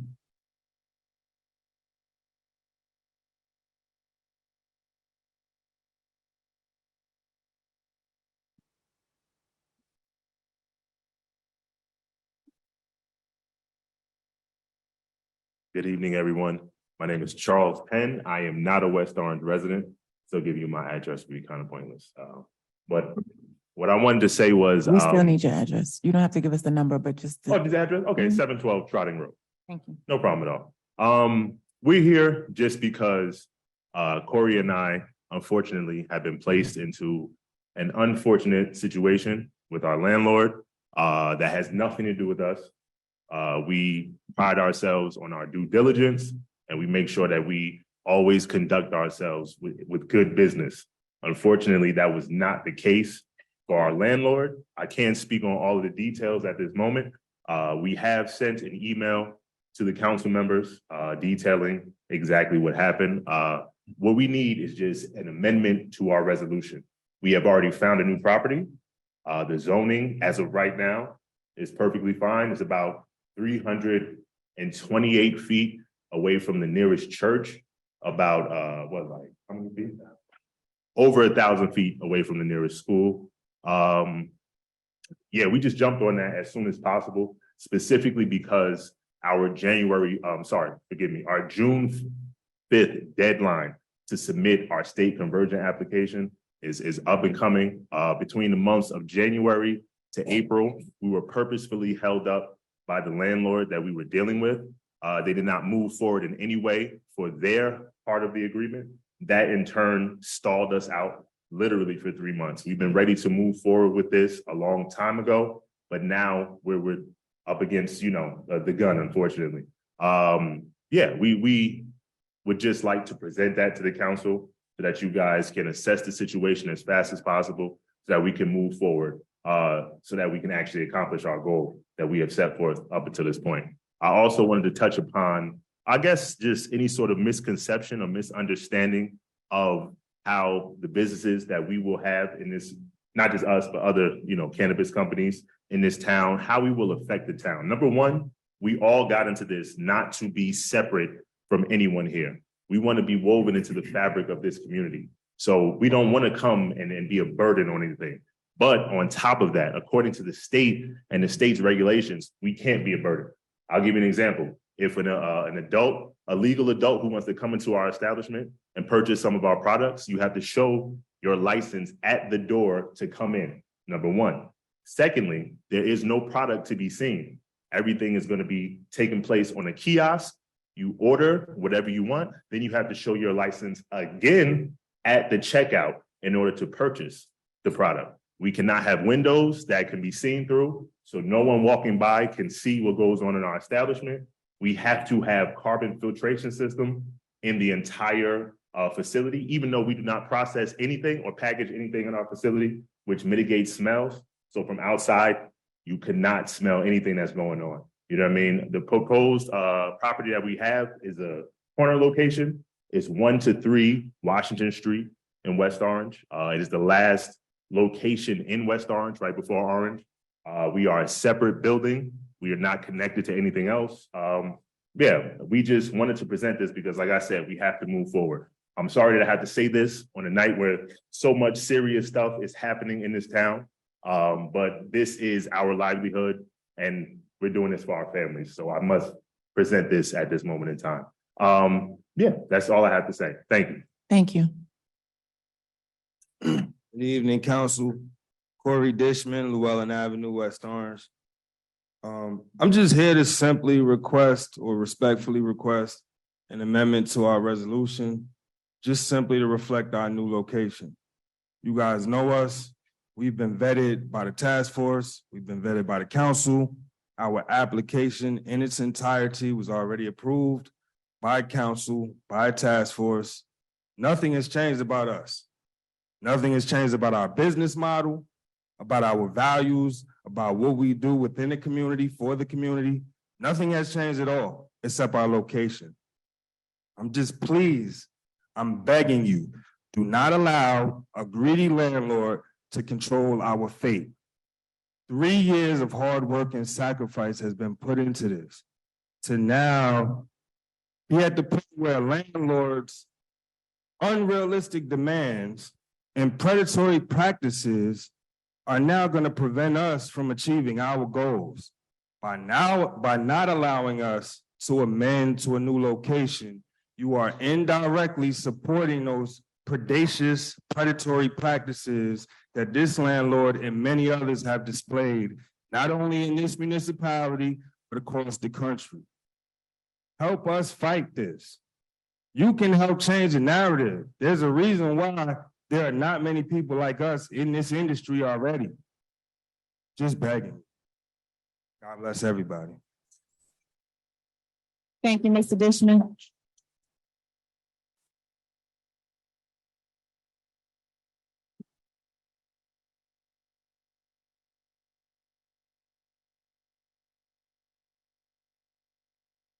This has been a thing all night. I don't know which mic to speak into, but let's figure this out. James Jackson, 1 Ashley Road, West Orange, New Jersey. CEO of Urcana LLC, one of the approved cannabis businesses here in town. I'm here this evening to speak in opposition to the amendment to the ordinance governing licensed cannabis entities. First, I would like to address the definition of pre-approved entities, which has changed dramatically from the last time you all on council voted to grandfather the cannabis businesses who have invested in and been approved here in town. It now reads that pre-approved entities means applicants who have received a resolution of local support from the township on or before January 10th, 2023, and receives a license from the commission on or before January 10th, 2024. So now this statement means that you all have opposed a year time clock for us to receive our licenses from you all, right? First and foremost, applicants do not control when they receive their licenses from the New Jersey CRC. So for you all to then say, hey, you got a year from the time that you first were approved is unrealistic considering we have no control over when we receive approval from the state, number one. Number two, I'm just really confused of why the tone has changed so much from the night that I had to bring out 50 of my colleagues from around the country to come speak on the fact that you all were trying to take away resolutions just all of a sudden wanted to take 7 down to 4. Second, I want to address moving 100 feet distances from houses of worship and school to 500 feet.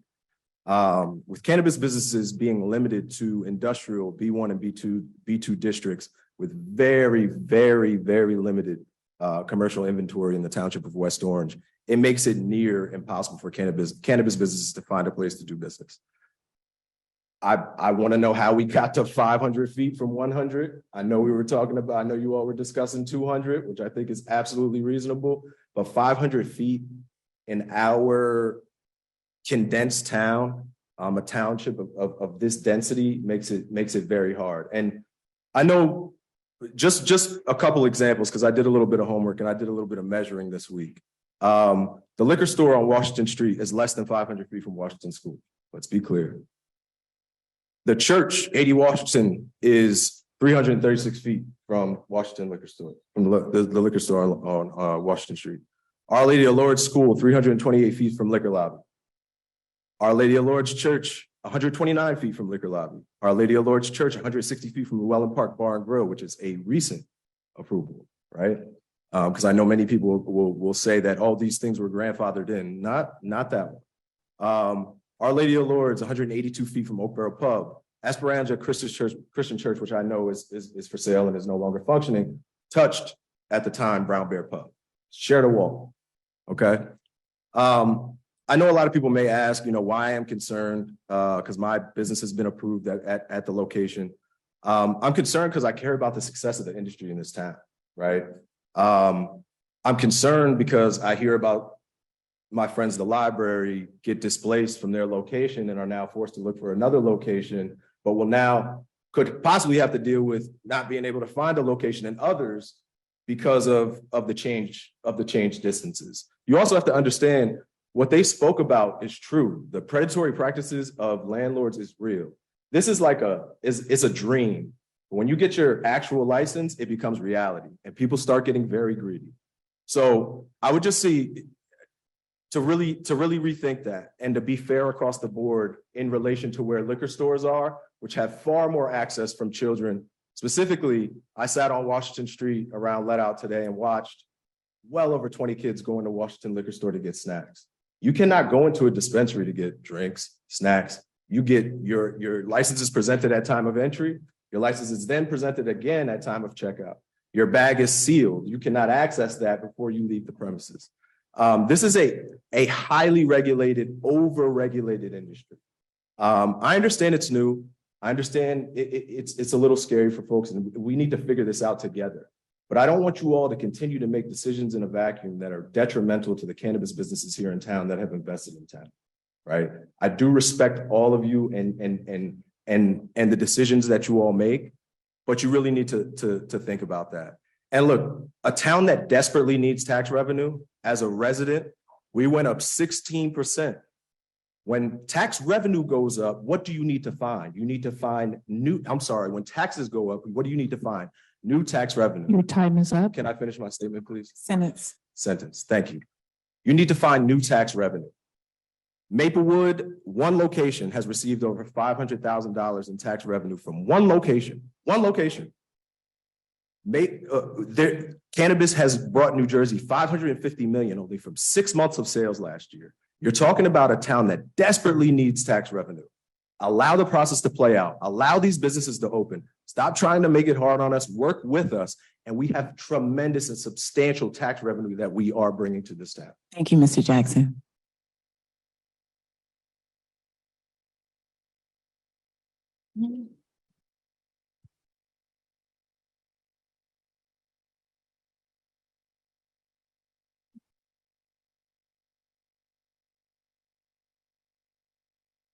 Hello, everyone. My name is Nordia Gibbs. I reside at 206 Tremont Avenue in Orange. I was waiting for my segue, Mr. Jackson. The New Jersey recreational cannabis market sales 160 million in 3 months from July 2022 to September 2022. And these are just loose numbers. And we're the only regulated market to pay taxes to our township. It's 2% of gross sales for every cannabis business in every state in New Jersey. So to be sitting here where almost all the residents touched on the budget, the money, we need to not increase the taxes. The cannabis businesses don't have a choice. We're legally obligated to pay the townships 2% of our sales. Just for clarity, Mr. Jackson pointed out that the pre-approved entities in this amendment was changed. And again, we don't have control over the timeline. Point in case, I submitted here to the township. 6 months I waited for my application to be looked at. So we can only provide the information. You asked us for all of it. We provide all of it. We don't control when it's reviewed. We just sit and wait and pray. So I was hoping that could be rephrased in any way to not put a time frame on the pre-approvals that were given. There was also an amended portion for the, I guess the condition, well, the license that were supposed to be issued to the proposed 7 resolutions that were issued. Now it's condensed to 4. And I think I'm having trouble with the language that this says this cap of 4 licensed cannabis entities with local license may be increased to allow the pre-approved entity to move forward. I believe there were 7 of us that were pre-approved. And again, if you've asked us for everything and we've provided everything, shouldn't that maybe be shall? Because now it's like, maybe we will, maybe we won't.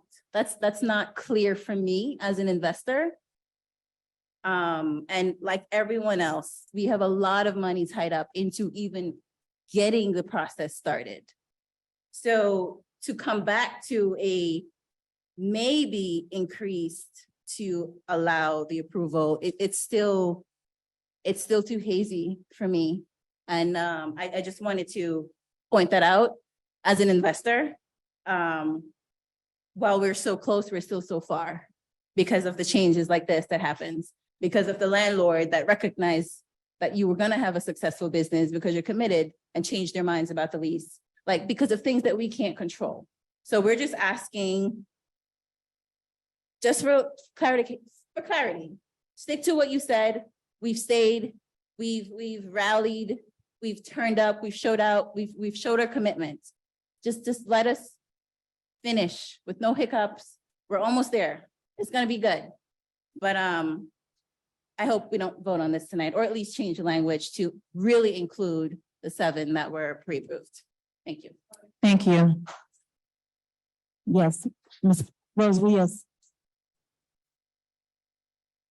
Ms. Morelli?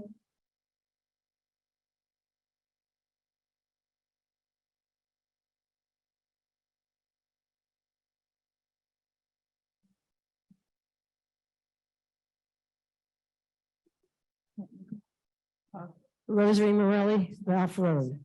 I really didn't plan to be here. I say this every time I come here. I didn't intend to speak, but I'm saying it again.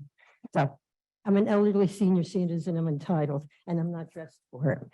Anyway, I'm here talking about good news.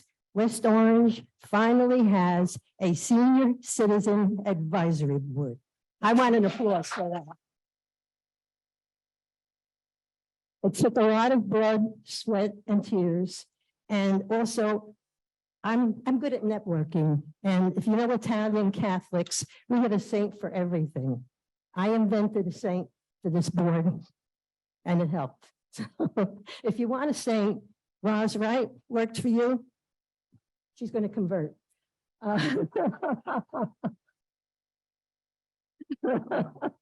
She said she would. Now she's very nagging. Also, I came here to talk about my issue. Madam Chair, I appreciate your concern for me. I did go to the doctor. I'm in great shape for somebody my age, but I need to see an audiologist. or you need to change the sound system here. I don't know which it is, the sound system or me.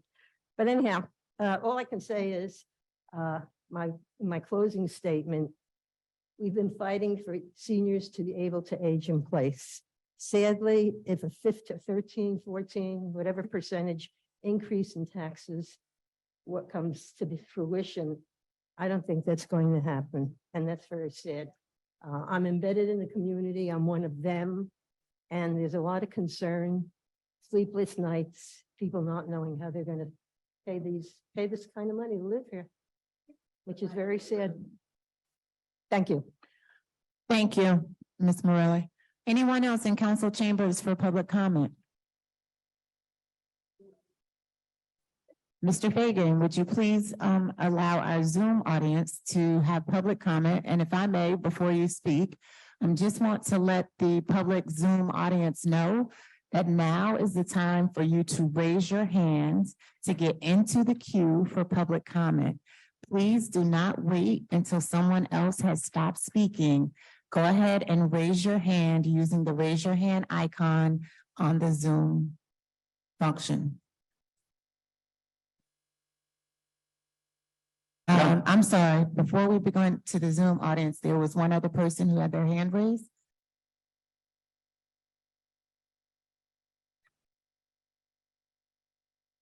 That's supposed to be done at Edison, but if you wanted to have public remarks today,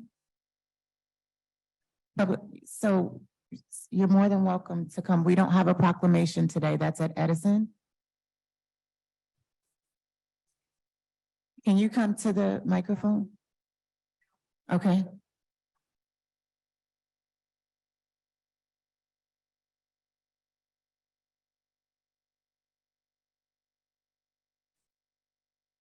We don't have a proclamation tonight for AAPI, and my communication that it was going to be on the 30th at the celebration at the local school.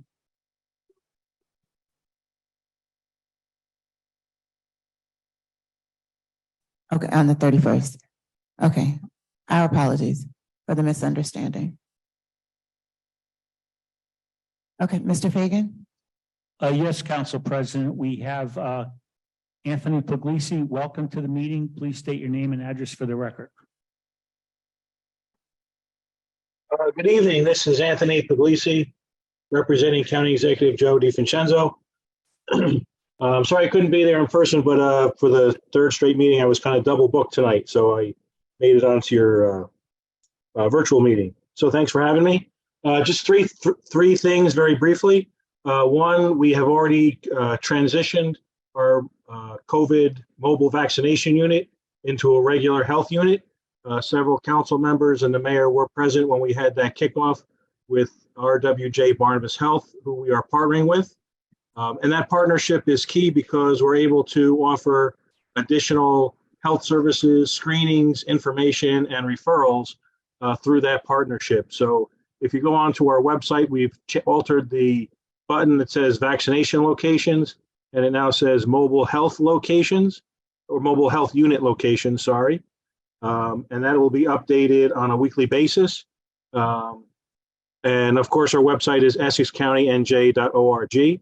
The reason I wasn't with you in person tonight is we kicked off our spring fishing derbies.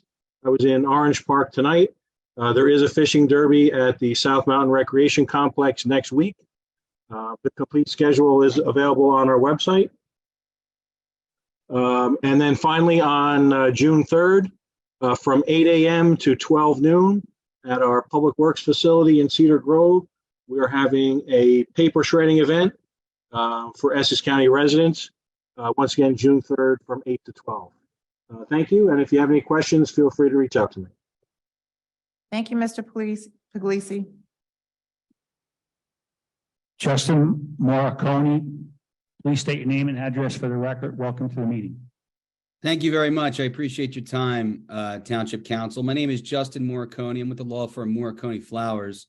I represent Charles Penn and Corey Dishman, as well as their company, the Library of New Jersey, for their Class 5 retailer license in West Orange. I know you've heard from them already tonight, and I wrote you a fairly extensive letter on what's going on with the library and the issues that they've been facing. But to sum it up, they're really seeking just an amendment to their previous resolution number 284-22 for a location change. As they told you, it was at 24 Park Avenue. There was some landlord bad practices, bad business practices. In specific, the landlord required equity in the company and a vote, which would require a number of disclosures to the CRC, the Cannabis Regulatory Commission, and negatively impacted the ability to move forward on the property.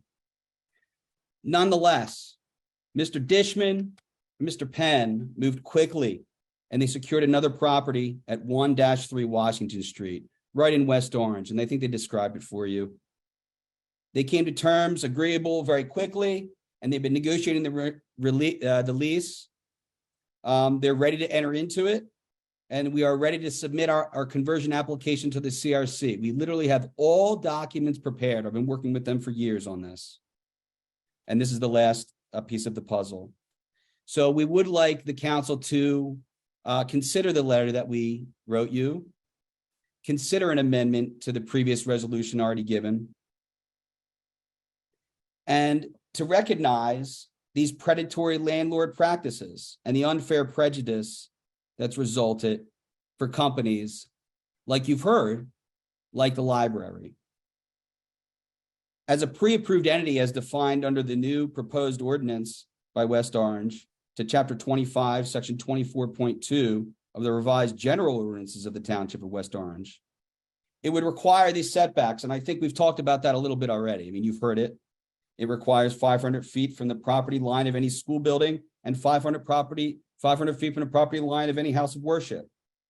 Unfortunately, the library, when they were looking for replacement property, was guided by the previous controlling and still controlling ordinance that required a setback of 100 feet from any schools or places of worship. The deadline for the library to submit their application to the Cannabis Regulatory Commission is June 2nd of 2023. They've already been granted one extension due to these predatory landlord practices, and I gave you evidence of that.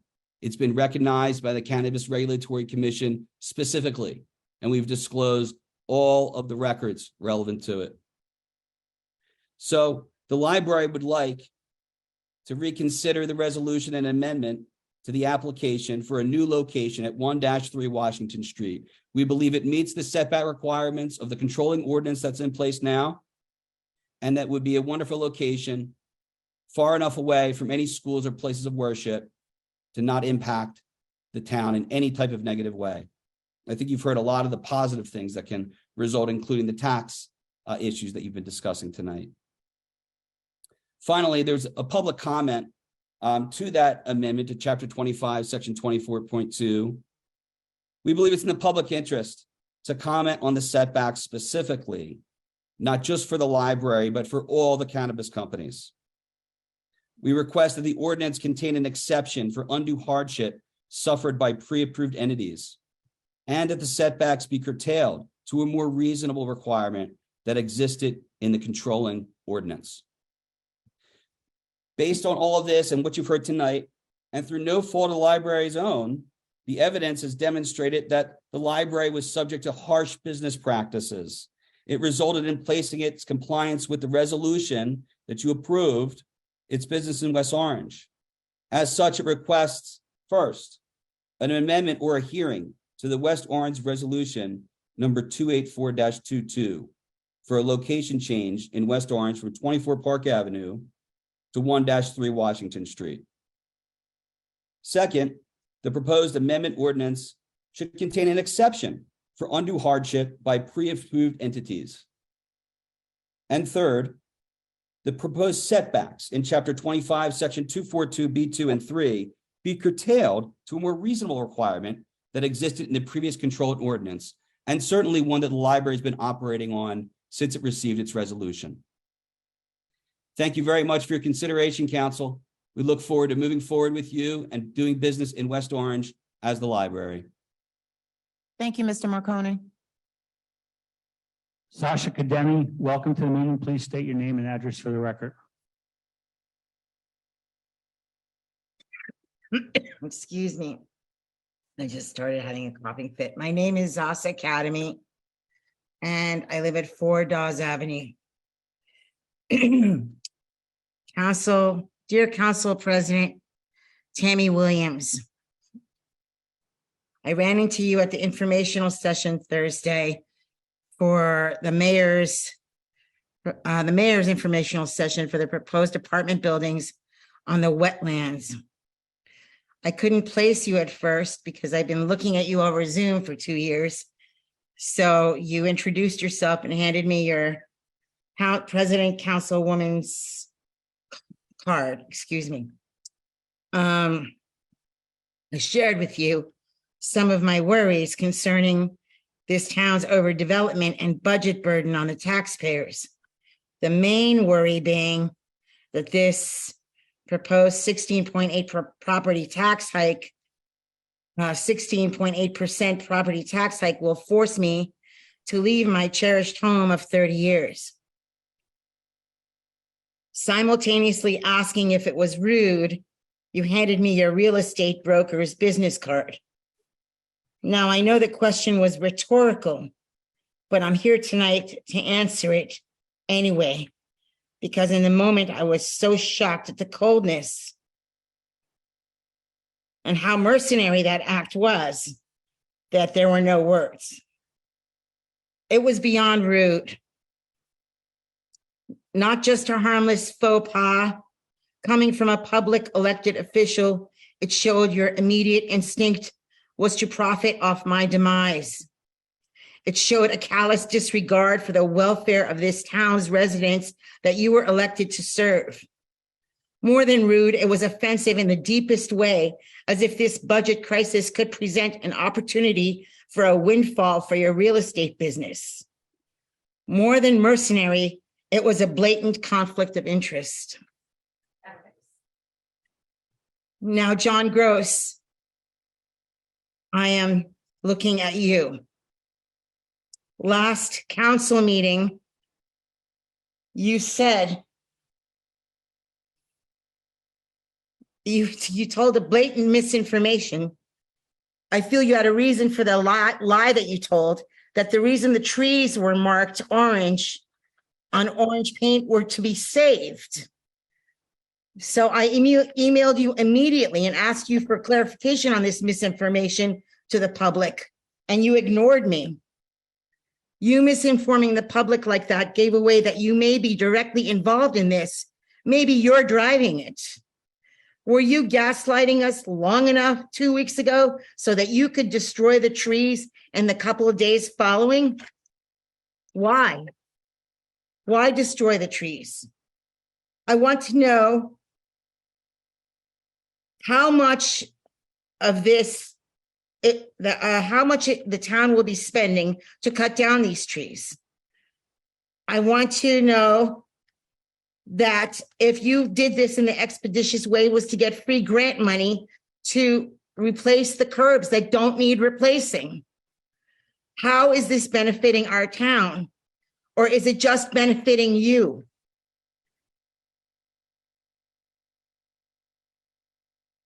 How much of each of the 3 removal companies submitted an invoice? How has the money been paid out of the emergency tree fund or any other budget, including the shade tree budget? Or does this spending need to be authorized by this current town council? Okay, now the theme seems to be conflicts of interest. My last conflict of interest is the biggest one yet. Mr. Gross, I want to know, how is it possible for you to be both the CFO and the business administrator? And now I find out even that it says you're also the comptroller. So you have 3 positions in town. How is this legal for you to have so much power in this town? And what are your qualifications for any of these positions, Mr. Gross? Thank you. I look forward to hearing the answers to those questions. Thank you.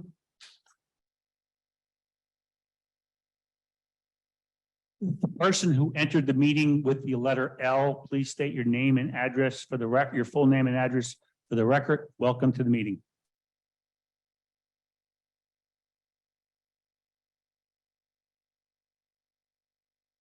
The person who entered the meeting with the letter L, please state your full name and address for the record.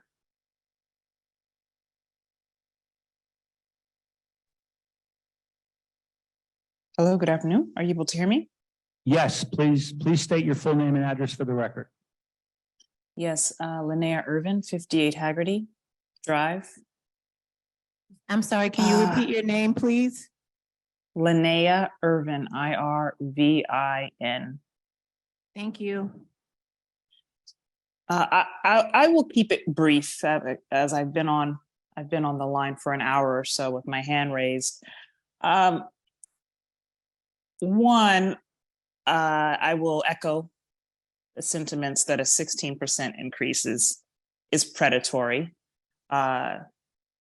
Absolutely terrible, even if the goal is to split the difference at 7 or 8%, that's material. But I will say this because it's my first time in this forum. It's concerning that you've provided the Zoom link, but you weren't allowing comments in the Zoom, right? You had individuals wait an hour, 90 minutes to be addressed, meaning you are not truly welcoming wider community and stakeholder engagement and or feedback. So I'm just going to encourage you all going forward to consider if you actually do want to see and hear what the broader stakeholders in the community want and need. Offer up an opportunity just for folks to offer comments in the Zoom. I think that that's something small. I definitely have looked at the budget. I'm not going to go through it here because I'm not sure that the comment matters. I will say I've been shocked at how dismissive this council has been to the neighbors and members of the community. I've watched it on screen, and I'm actually appalled. You look at the budget, you see where the increases are, and there's tons of questions there. But I'm going to say with that, I'll yield my time because I'm not sure that this council is actually interested in hearing what this community has to say. Thank you. Mr. Fagan? Rachel, please state your full name and address for the record. Welcome to the meeting. Rachel Hersey. Do you hear me? Yes, please continue. Oh, great. 8 Mellon Avenue. I'm just going to speak about the budget. And it's like, in my opinion, what's happened is I went out and bought $1 million home, even though I couldn't afford it. And I got a relatively okay interest rate to begin with, but the interest rate doubled or tripled. And here I have this home from the get-go, which I knew I could not afford. And to pass that on to the residents by saying, oh, we're going to increase your property tax as if it's no big deal. It is a very big deal. Even at 2% every year, my taxes keep going up on my property. I don't live in a mansion. I don't know why I have to spend so much taxes. And I think you definitely have the obligation to sell the properties that you bought that you cannot afford. I guess that's not only a golf course, but this prison property that's sitting with nothing happening because you're not getting what you thought you were going to put in there to generate income. You bought lots of properties you don't have money for, and we're not going to pay for it. So get rid of those properties. Thank you. Thank you, Ms. Hersey. Cynthia Schwartz, welcome to the meeting. Please state your name and address for the record. Thank you. Good evening. I'm Cynthia Schwartz on Linden Avenue in West Orange. I'd like to speak about the West Orange Public Library, not the Cannabis Business Titled Library. It's now the middle of May. It is late spring when the library was expected to open. And if it were a normal season, the summer programs would already have been designed and promoted with full registration and everything ready in high gear, but there is nothing.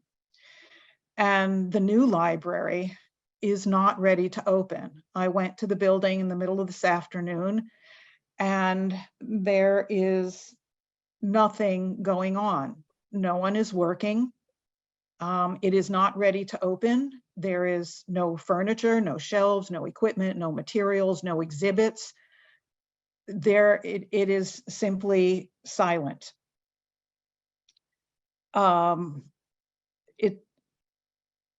It is as if the township and the library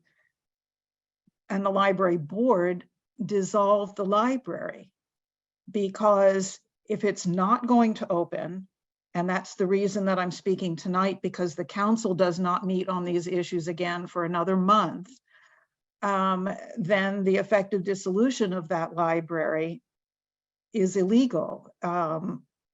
There are New Jersey statutes that have to do with libraries, whether how they're established, how they're dissolved, and there was no election. It was not an approved issue by the majority of legal voters. It's New Jersey statute annotated, Title 40, Chapter 54, 7.1 about dissolution. So if that's what's happening, that's not legal. If it is going, we need an update, but there are no updates. It's not on the library website. It's not on the council website. Even the RFP for a mover to store and move all of the library materials had a deadline of February 14th. And that was 2 weeks after the library closed.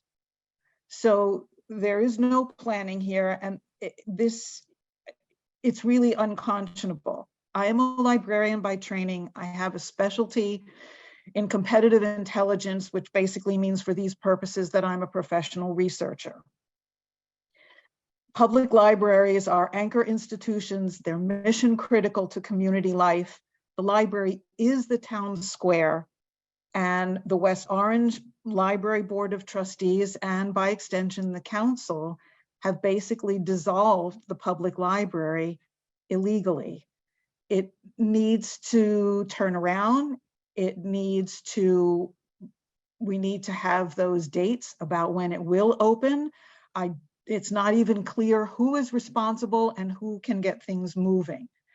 Interestingly, the construction on the old library building, that is moving apace, and it's not even clear that there was even a plan to preserve the mural, the public art that's been on the side of the library building since 2010. It's a signed by the artist piece of public art that's just been disregarded.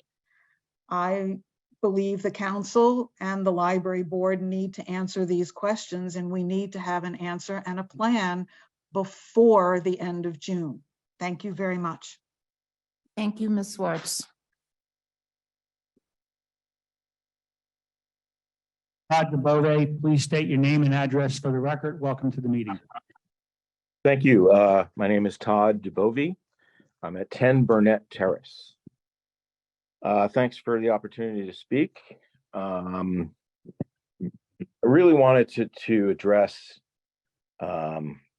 the tax issue that seems to be facing this town. And I want to start out by saying this is not something new. People have been coming to council meetings and to discuss what they think is inappropriate spending by this administration and the previous one. It's taken many millions of dollars to get to the point where we're looking for a 16% increase in our taxes.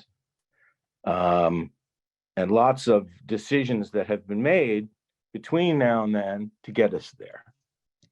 I think the root of all of this has to do with transparency or the lack of it. And I've said this before and nobody seems to be listening, but I'm saying it again.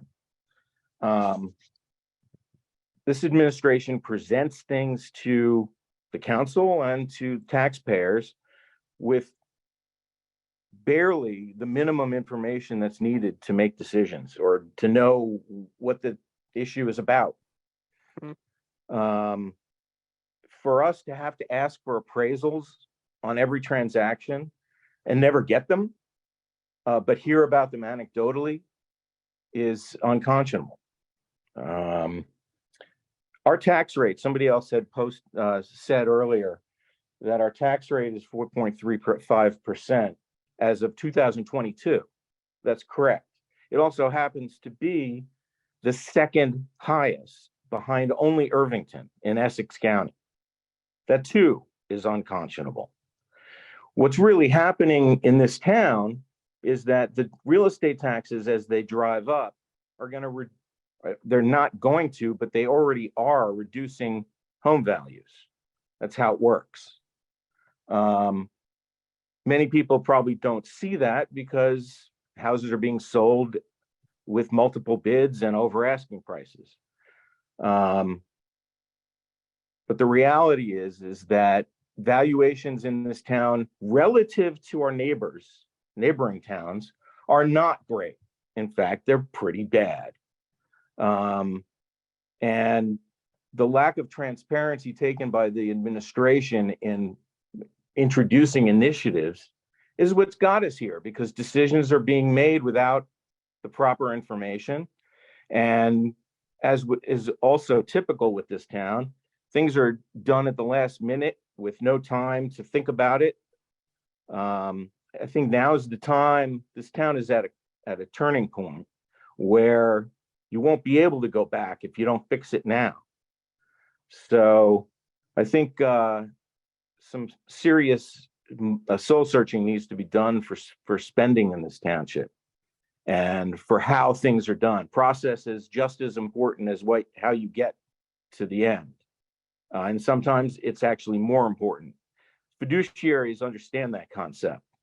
And so I would ask that anybody sitting on this council or our mayor would understand that information is valuable for people in this township.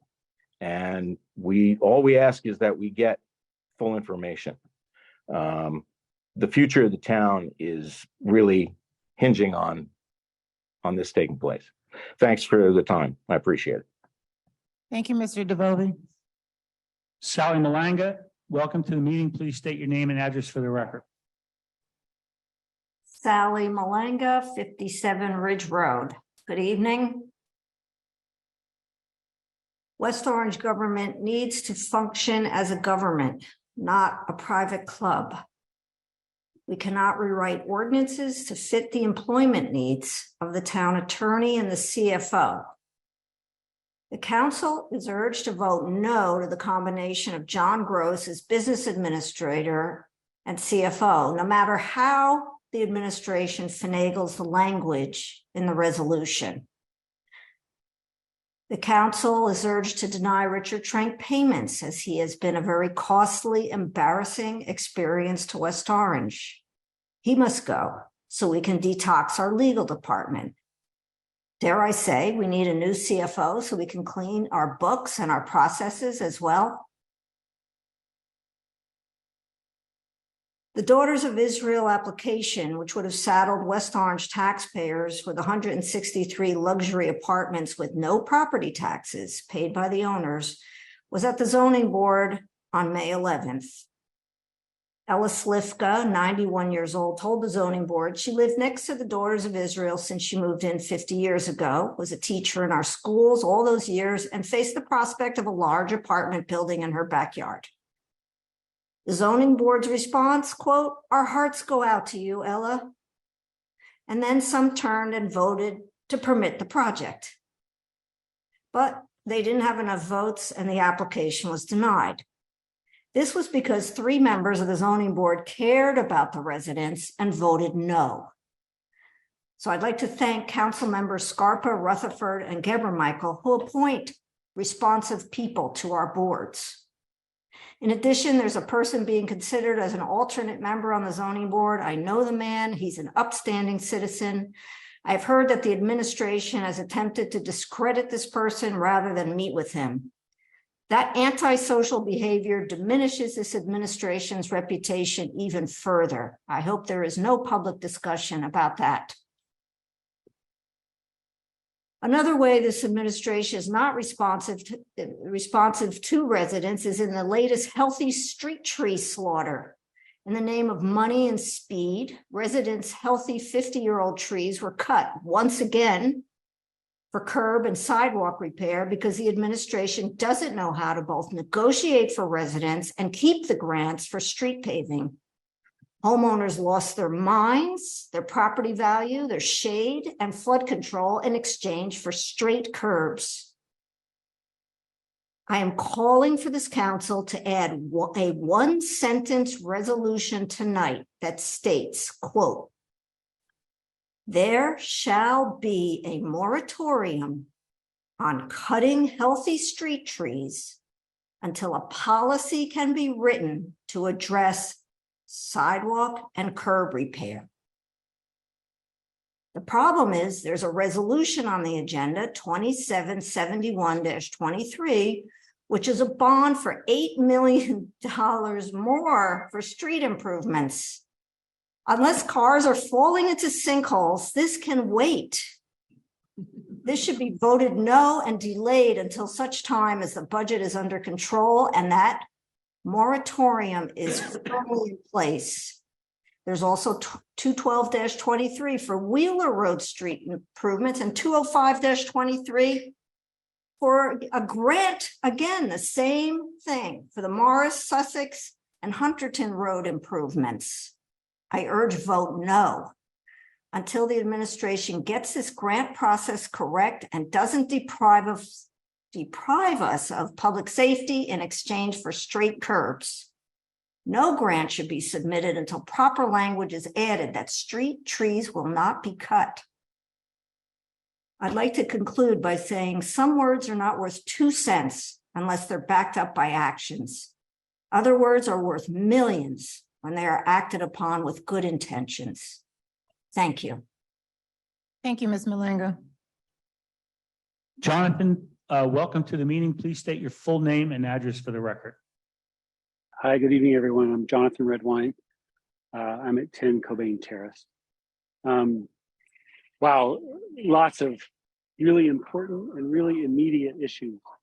I've been listening to council meetings for going on 6 years or so, with regularity. And I can't remember a time when there were so many important issues to the quality of life and the well-being of the people in our town. I know you all will treat the comments that you've heard tonight with the utmost sincerity and give it due deliberation. Anyway, what I wanted to talk about was not to steal Councilwoman Scarpa's thunder, but there's an environmental commission meeting on the 31st, and I've arranged for the councilwoman of a nearby town, Madison, New Jersey, to come and talk to the environmental commission about what Madison has been doing in their town to fight climate change. They're taking a proactive approach to weave climate change considerations into the formal budgeting process in their town. And I think that's a pretty important way that our municipal government could plan and execute a coherent fight against climate change. That's a public meeting. It's on the calendar. I hope that people will show up and listen to Councilwoman Ehrlich. She's incredibly thoughtful. She knows from where she speaks. She's an architect who designs, low emission and zero emission buildings. So I hope that people will come out to that. I also hope that at the end of that meeting, the Environmental Commission will agree that what we need to do in our town is form a committee so that we can measure our greenhouse gas emissions and subsequently work to curtail and ultimately eliminate them. So that's what I wanted to say. Thank you, all of you, for being here tonight. Thanks to all the commenters for your obviously sincere and concerned thoughts. I appreciate it. Thank you, Mr. Roadway. Joyce Rudin, welcome to the meeting. Please state your name and address for the record. Good evening, council. There have been many comments about the decorum at the council meetings, but I'd like to quickly address the decorum or lack of decorum that has been happening at our zoning board meetings. I have attended hours and hours of meetings on Zoom with the zoning board, and I was extremely uncomfortable and increasingly embarrassed and upset by the tone and the manner of the chair of the zoning board, who is the appointee of the council president. At no time did I feel that this individual had any respect for what should be his primary charge, the welfare and the quality of life of this township. He treated residents and anyone who did not agree with his views with barely disguised contempt. This was most in evidence when he allowed the Daughters of Israel attorney unlimited time and scope to make his arguments, while the zoning requirements should be waived to degrade our environment, snarl our traffic, add 6 years of construction, ruin our skyline, and continue to sprawl. But when anyone who represented the original master plan objected to the destruction, tried to speak, they were cut off and told they were being redundant. Most egregious was the chair's treatment of the objector's planner hired by residents. The naked hostility, hounding, and insulting comments were simply intolerable. The only time the chair showed the slightest bit of humility was when he begged, and I mean, he literally said, "I am begging the zoning board to grant numerous variances, not because there's any merit to the destruction, but because the applicant itself deserved it." We don't make our decisions on the applicant, we make our decisions on the application. West Orange needs and deserves an advocate, and clearly the current chair is just the opposite. This council chamber passed an ordinance, a resolution a few weeks ago upholding the chair's term limit. I urge you to go back and insist that that term limit is upheld. But a behind-the-scenes effort to keep the chair in place should not be permitted. On to other issues. I just want to list a number of streets that our residents who are on the Zoom or in the audience might live on. Nance, Warren, King, Valley Way, Maple Street, Hoover Avenue, Cleveland Terrace, Lincoln Avenue, Mount Pleasant Avenue, Lancaster Terrace, Normandy Terrace, Manchester Road, Chestnut Road. All of these streets are listed in an application that is on tonight for $6 million bonding to have the sidewalks repaired, the curbs neatened, the driveway aprons corrected, and what we really know is happening is have the trees removed. I want to support the simple suggestion that Sally Malenga made tonight, that there should be a moratorium on approving any contract, any resolution, and there are 3 on tonight that would permit either a grant or straight out approval of money for street improvements. These are not improvements if our town is left naked, without the shade, without the wealth that the trees provide. You heard a resident tonight who is clearly appalled at what happened in front of her house. Don't let this happen to other residents. Thank you. Thank you, Ms. Rudin. Isabel Diaz-Friedman, welcome to the meeting. Please state your name and address for the record. Isabella Diaz-Friedman, 716 Norfolk Avenue, West Orange, New Jersey. Can you hear me clear? Yes, please continue. Okay. Thank you, Council President Williams and council members for listening to us tonight. And on the subjects already talking here, I would like to reiterate that the cutting of mature trees for replacement of curbs that were replacement 5 years ago is unacceptable. We are facing climate change. To cut mature trees that are 50-year-old to replace them with little tiny trees, if you replace them, is unacceptable for climate change, to curb climate change right now. There's exists a very good paper published by Brown University that I can provide to all of you if you want, that says that one of the most efficient ways to curb climate change emissions is keeping mature trees where they are. Please don't cut them. They take too long, new trees take too long to grow. By the time they grow, we're gonna be in deep climate change trouble. Number two, I would like to address is the 16% increase that the township administration is asking us to agree with. And I say asking us because you, all of you 5, represent us because we vote for you. And they are asking all of us to accept 16% increase in our taxes. I'm telling you, this is not acceptable. This is not okay.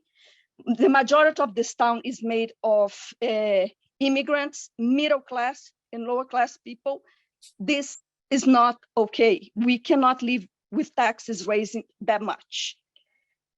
And the last one, and very important one, I would like to ask the Council President Williams to apologize for resident Zas Academy for her unethical behavior in giving her business card as a realtor when the resident asked her as a council president to worry about our taxes. This is not acceptable, Mr. Councilwoman President. It's just unethical, plain and simple. And about our budget, and then please, if you can apologize, that's the minimum you can do. And the last, like for all salary increases and stuff that is in the budget, I am a state employee. I work for Rutgers University. We are, as administrators, we are fighting for a contract we have not have raised in over 3 years, none, zero. Why so much big raises for council employees? I'm so sorry. This is not okay either. Okay, if the town accounts is in trouble, then it's time to cut, not to raise. This is not gonna help the residents. If you wanna drive residents out selling their properties, that's not okay. This town, you're gonna turn into something that is not anymore, right? What is the beauty of the township, as other residents says? The diversity, right? The green. That's what this administration wanna do it, eliminate all of that. Then please think about all this when you vote on this awful presented budget and irresponsible fiscally. Thank you very much and good night. Thank you, Ms. Friedman. Himanshu, apologies if I mispronounce your name. Please state your full name and address for the record. Welcome to the meeting. Hi, good evening, everyone. It's Himanshu Patel, and I live at 15 Himsel Court. Can you please spell your name for us? Sure, it's Hemanshu. So good evening, council and neighbors. I'm a proud and recent resident of West Orange. I moved into West Orange at a time when housing prices were and continue to be elevated thanks to the COVID pandemic. But it was my choice and felt the value of the house relative to the enjoyment of the property was worth it for me. I knew moving in that the taxes were high relative to the quality of services offered, and I've certainly heard rumblings of corruption by the mayor and the council. 1 year later, I'm deeply shocked at the brazen 16% tax increase proposal. That nearly guarantees that the elevated value of the home that I just bought is going to come down, and it's a backbreaking change in the family budget for many in this town. Even if this is a strategy to land at a reasonable 1 to 2% increase, starting at a 16% increase shows a serious lack of regard for the people who voted you and represented you, and you represent. As a new resident, I will certainly remember this at the polls. You have to do more to earn our trust, and to the extent that you believe that this is a reasonable increase, we deserve to see the transparency and the logic and the responses to the questions that many have asked today. That is all I have to say. Thank you very much. Thank you. Phil Whitwinoff, please state your name and address for the record. Welcome to the meeting. Good evening. My name is Philip Litwinoff. I live at 11 Linden Avenue here in West Orange. First item that I want to bring out, since you have a really packed agenda with a lot of people speaking out, is I have a time saver for you. And that is for you to pull from the agenda the first vote on the $6 million bond offering, number 277123. Why? I believe that the law requires a supplemental debt statement to be provided before every proposed borrowing so that council members and residents know exactly what the debt level is. This was not included in the agenda. It is not on the town website either. I request that a copy of this supplemental debt statement be provided to the council members, the audience, and that it be put up on the town website. Without that document, this bond offering cannot be voted upon. Next, at a recent town council meeting, the town council voted to continue, not to change the restriction on consecutive roles for the zoning board for the chairman to stay in power. It was clear, it was a very easy vote. Yet Philip Newhour is still keeping control of that of the zoning board. Why? That makes no sense. It's an insult to each one of you on the town council who voted for it. Next, public advocate. Mr. Tapper's contract was not renewed. He supposedly in the contract got $583 a month. Yet at the May 11th zoning board, he was present. Mr. Scott brought up the issue to Mr. Newhour, and Newhour said, well, he resigned effective May 31. That's not true. His contract expired December 31, and it was not renewed. So, Mr. Gross, I leave it to you as the CFO for this town. He should not be paid for any meetings or anything he did subsequent to the town council's vote not to renew the contract. You also have an agenda item for tonight on voting a no confidence for Mr. Trank. Candidly, I think that's a waste of time. Town council spoke. They did not renew, and you have to put aside Mayor McCartney's quote tie-breaking vote since it was not legal, but his contract was not renewed. That should be the end of it. And if we need anything else, I'll remind you at the previous meeting when he attacked Councilwoman Deborah Michael with statements, challenging her information she was reading, even to him to say, I won't give legal advice in a public forum. Well, why not? Are you afraid somebody might find you out? Last is on the budget and the CFO position. Mr. Gross, at least according to the website, holds 3 positions: CFO, business manager, and controller. I don't know if that means 3 salaries, but it shouldn't. Facing this, I speak now as a CPA and a former CFO of many companies, both public and private.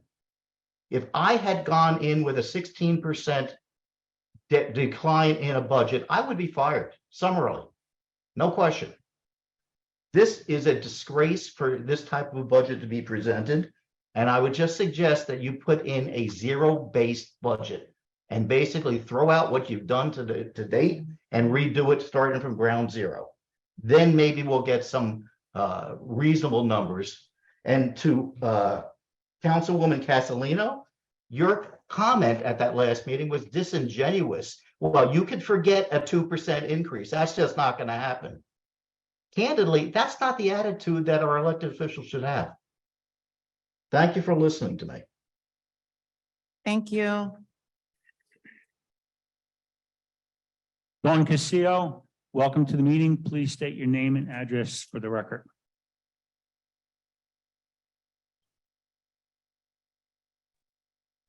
Ron Castillo? Yes, I'm here.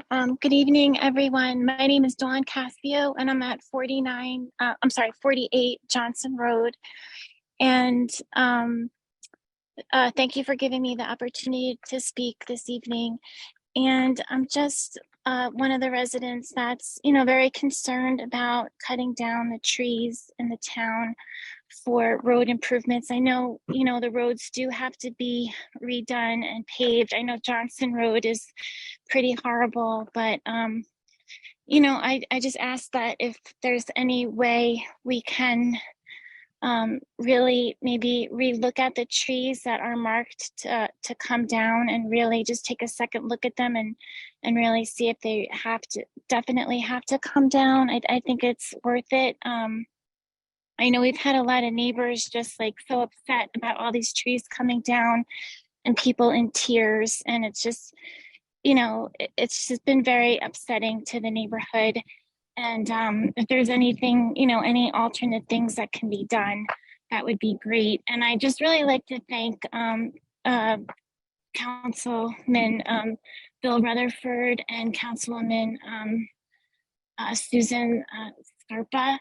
They were here with the residents and, they were really listening and engaged and really listening to us. And I was just so impressed with them. I've lived here for 16 years. I'm not really a political person. I don't really sit in on these meetings or, I don't really get like too involved in anything, but I just have to say I was so impressed with Bill and Susan.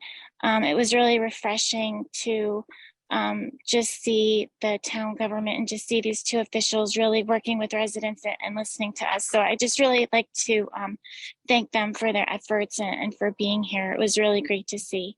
And that's all I have to say. Thank you very much. Thank you, Ms. Caprio. Cheryl Mark, welcome to the meeting. Please state your name and address for the record.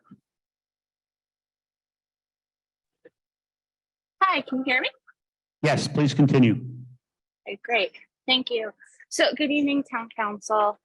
I know there's a lot to unpack tonight. There's a lot on the agenda. So I Your will name try and to- address for the record, please. Oh, I'm sorry. Cheryl No Merliger, 10 Sheridan Avenue. Thank you.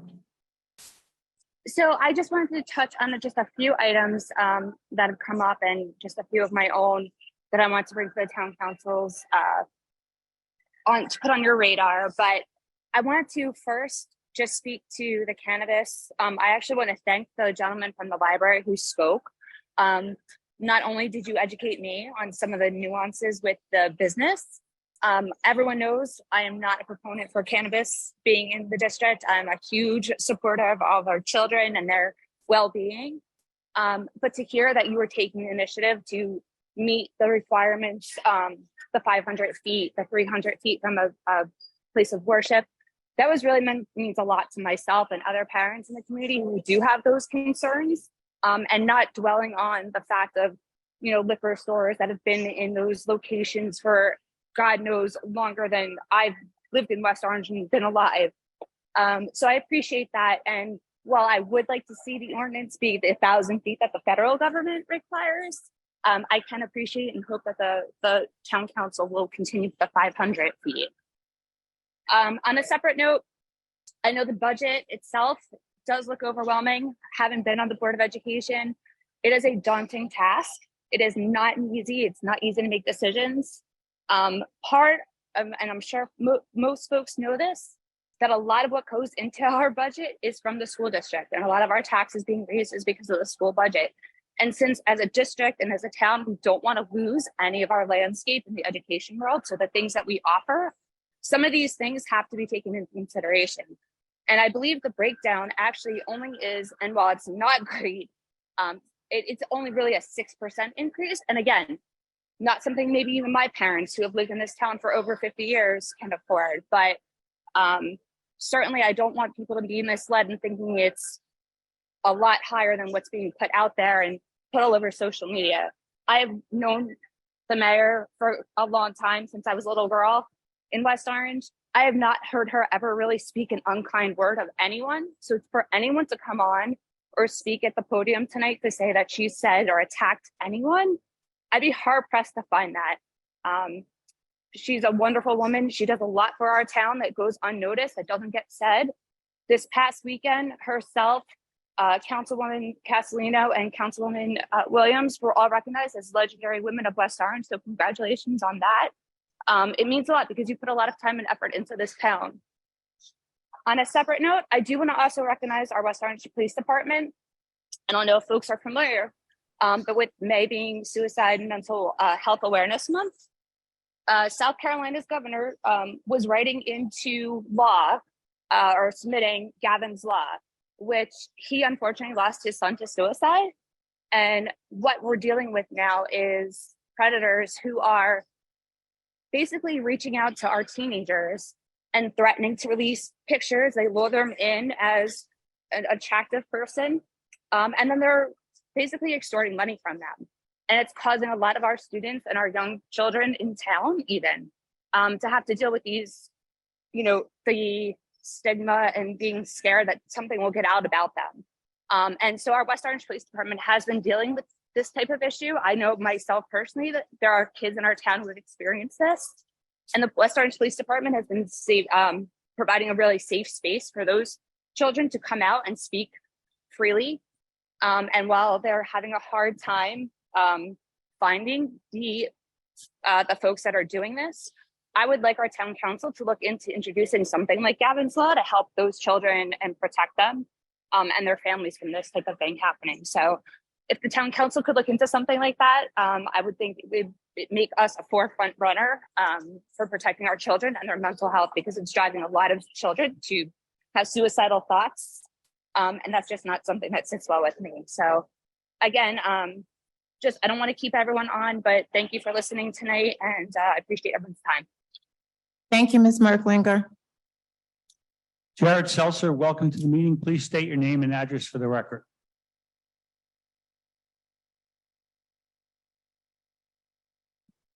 Jared, can you hear us?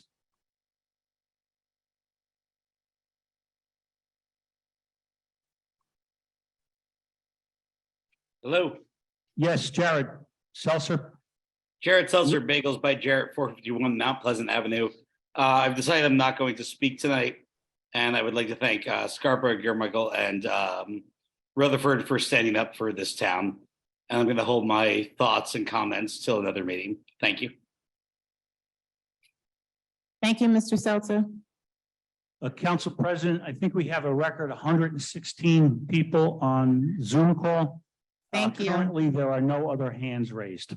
Thank you. Public comment is closed. All right, we will proceed with responding to many of the questions and comments that were offered to us during public comment. I will summarize many of the comments because the themes were very consistent.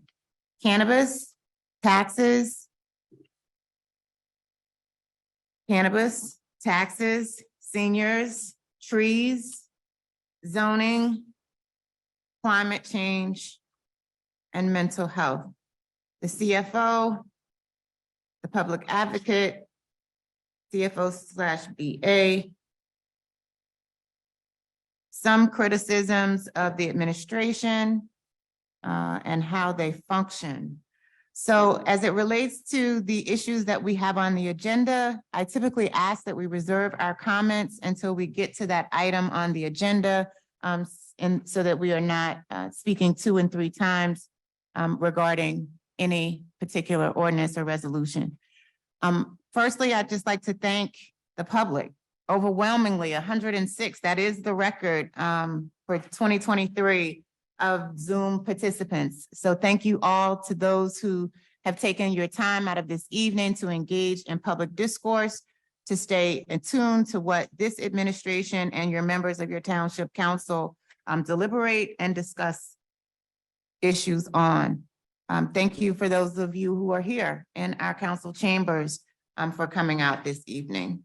We absolutely appreciate understanding your needs, your concerns, and giving us an opportunity to respond.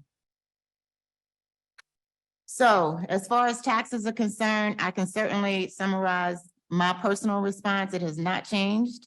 Absolutely appalled at a 16% increase. Each of us lives here.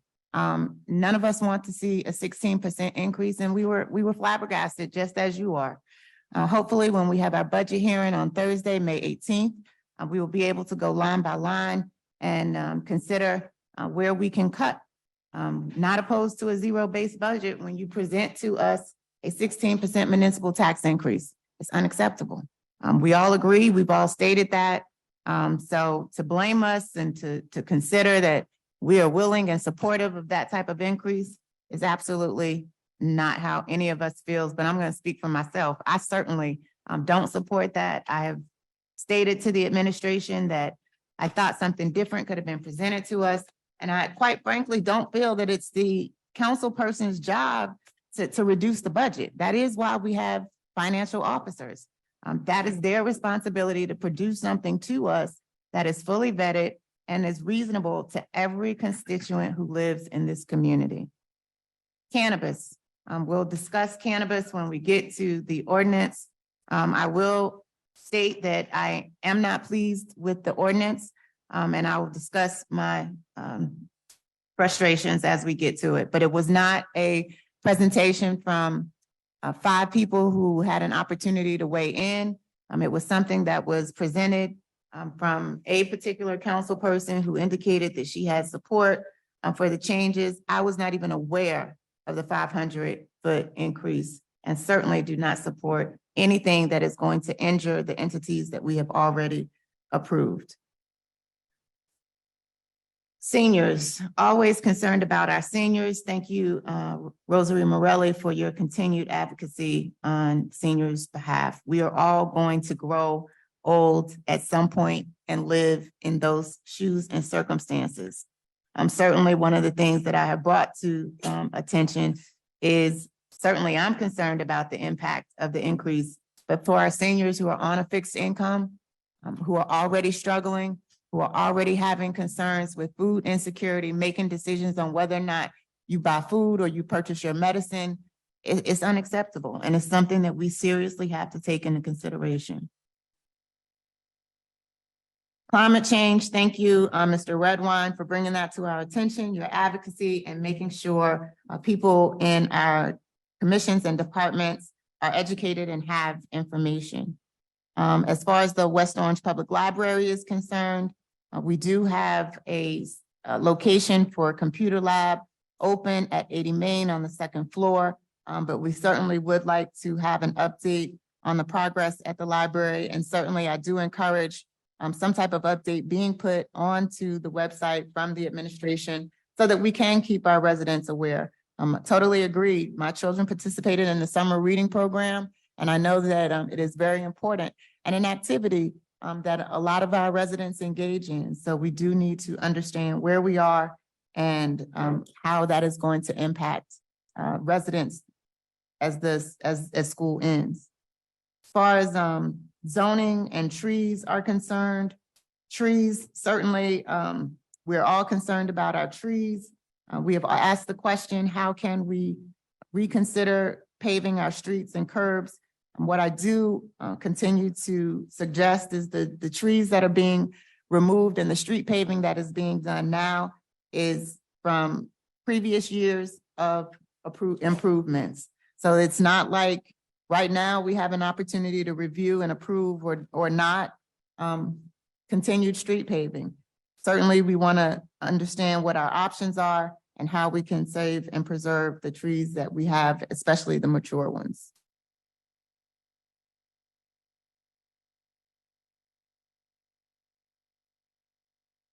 As far as zoning is concerned and the temperament of the chair, certainly we're all entitled to our opinion. I accept the same criticism as chair. Certainly you cannot make everyone happy all the time, accused of being rude, disrespectful. I'm trying to run a meeting and I do have no challenge apologizing if your interpretation is that I am being rude. Certainly happy to apologize because that is not my intent to be rude. We're trying to get the business of this community moving forward. And again, It is not my intent to be disrespectful and or rude to anyone.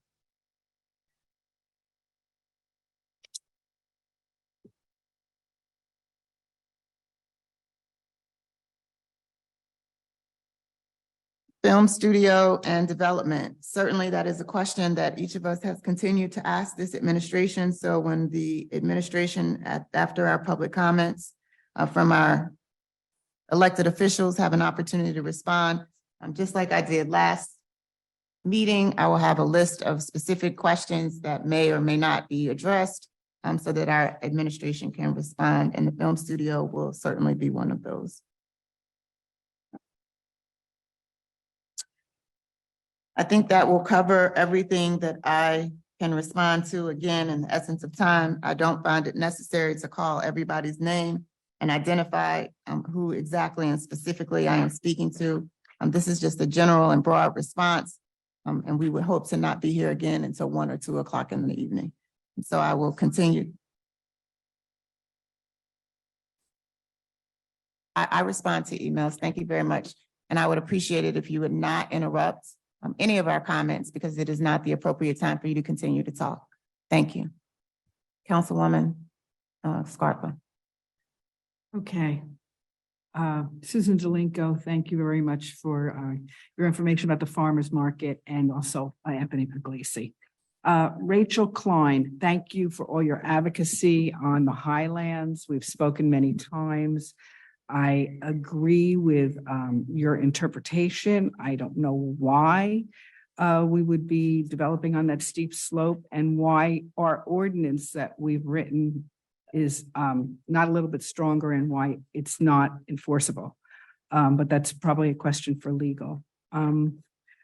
Ronald, the library, I completely agree. That was an injustice. I was never for moving that library, not only because the people in this neighborhood where it resides need it so desperately, particularly our children, but the price that was paid for it, the $1 million, and then the 500,000 that was given to the developer, is criminal. I have to agree with you. That's a real injustice. The not to exceed clauses also, that's something we really have to look at. I think a lot of us have mentioned that and want to see that in all of our resolutions. And a number of us council people have been talking about how we could remedy that situation and make sure that we do, moving forward, have these not to exceeds, because you're right, it's a runaway train. Claire Silvestri and Sheila Lefkowitz and Phil Littenoff and all of the people who spoke on the budget. I want to agree with you that we do have the power of the purse. And tonight, I am not going to authorize any of the bills. We have a quarter's worth of bills on the bill list, and then we have for the whole first quarter, which was given to us, and now we have another bill list. And until we have our CFO and our BA situation resolved, I'm not going to authorize those. I have questions. A lot of questions on the budget, and that's going to be for another day. But one of them is, where did the $5 million of COVID funds go? We have no accounting of that. It's frightening. You know, the bonding and the debt service we have, not only on Rock Spring, but on other projects in the downtown, is also very serious. And I would like to request that we really look more transparently and more critically at the debt service on all of our properties. Linda, all of the people who came out about the trees, Sally, Joyce, you know, I'm in complete agreement with you. I cannot go and visit with one more resident. Dawn, thank you so much. I cannot visit with one more resident who is crying, not only about the beauty of the trees, but about their property values and the flooding that they are concerned about incurring on their properties. So as a result of that, I am going to vote no, and I think we should pull for all of these resolutions for this tree and maintenance work for the sidewalks. And 204-23, no. Councilwoman, can we talk 205, about the polling of the ordinances when we get to that? And the bonding too. I agree with the person who told us that we should pull the bond 2771-23, all of it. We should just, until we have more clarity and transparency on what's going on with our tree contracts and the destruction of our trees in this town. I've asked for a lot of it and I'm reviewing it. We need to just stop. We need to have this moratorium. I completely agree with all of you. Sean Whittley, it's nice to meet you. I haven't met you before. I want to thank you for all of the very, very direct information that you've given to our residents tonight. I hope they wrote it down as I have, and I think it'll be very helpful. Let's see. Cindy Matute Brown, thank you so much for coming out and for explaining so clearly to our residents some of the past history with that downtown development from when you were on the council. I know you feel for us when we're given, we have all this stuff thrown at us with no information and very, very little ability to make good decisions. You know how much time we will spend trying to go through all of this. It takes a week, and I have a staff of people who help me researching different projects. It's really incredible, the amount of work that we have to do just to do our job. And I really hope you'll come out more and enlighten the public of what's going on and how we're coping with it.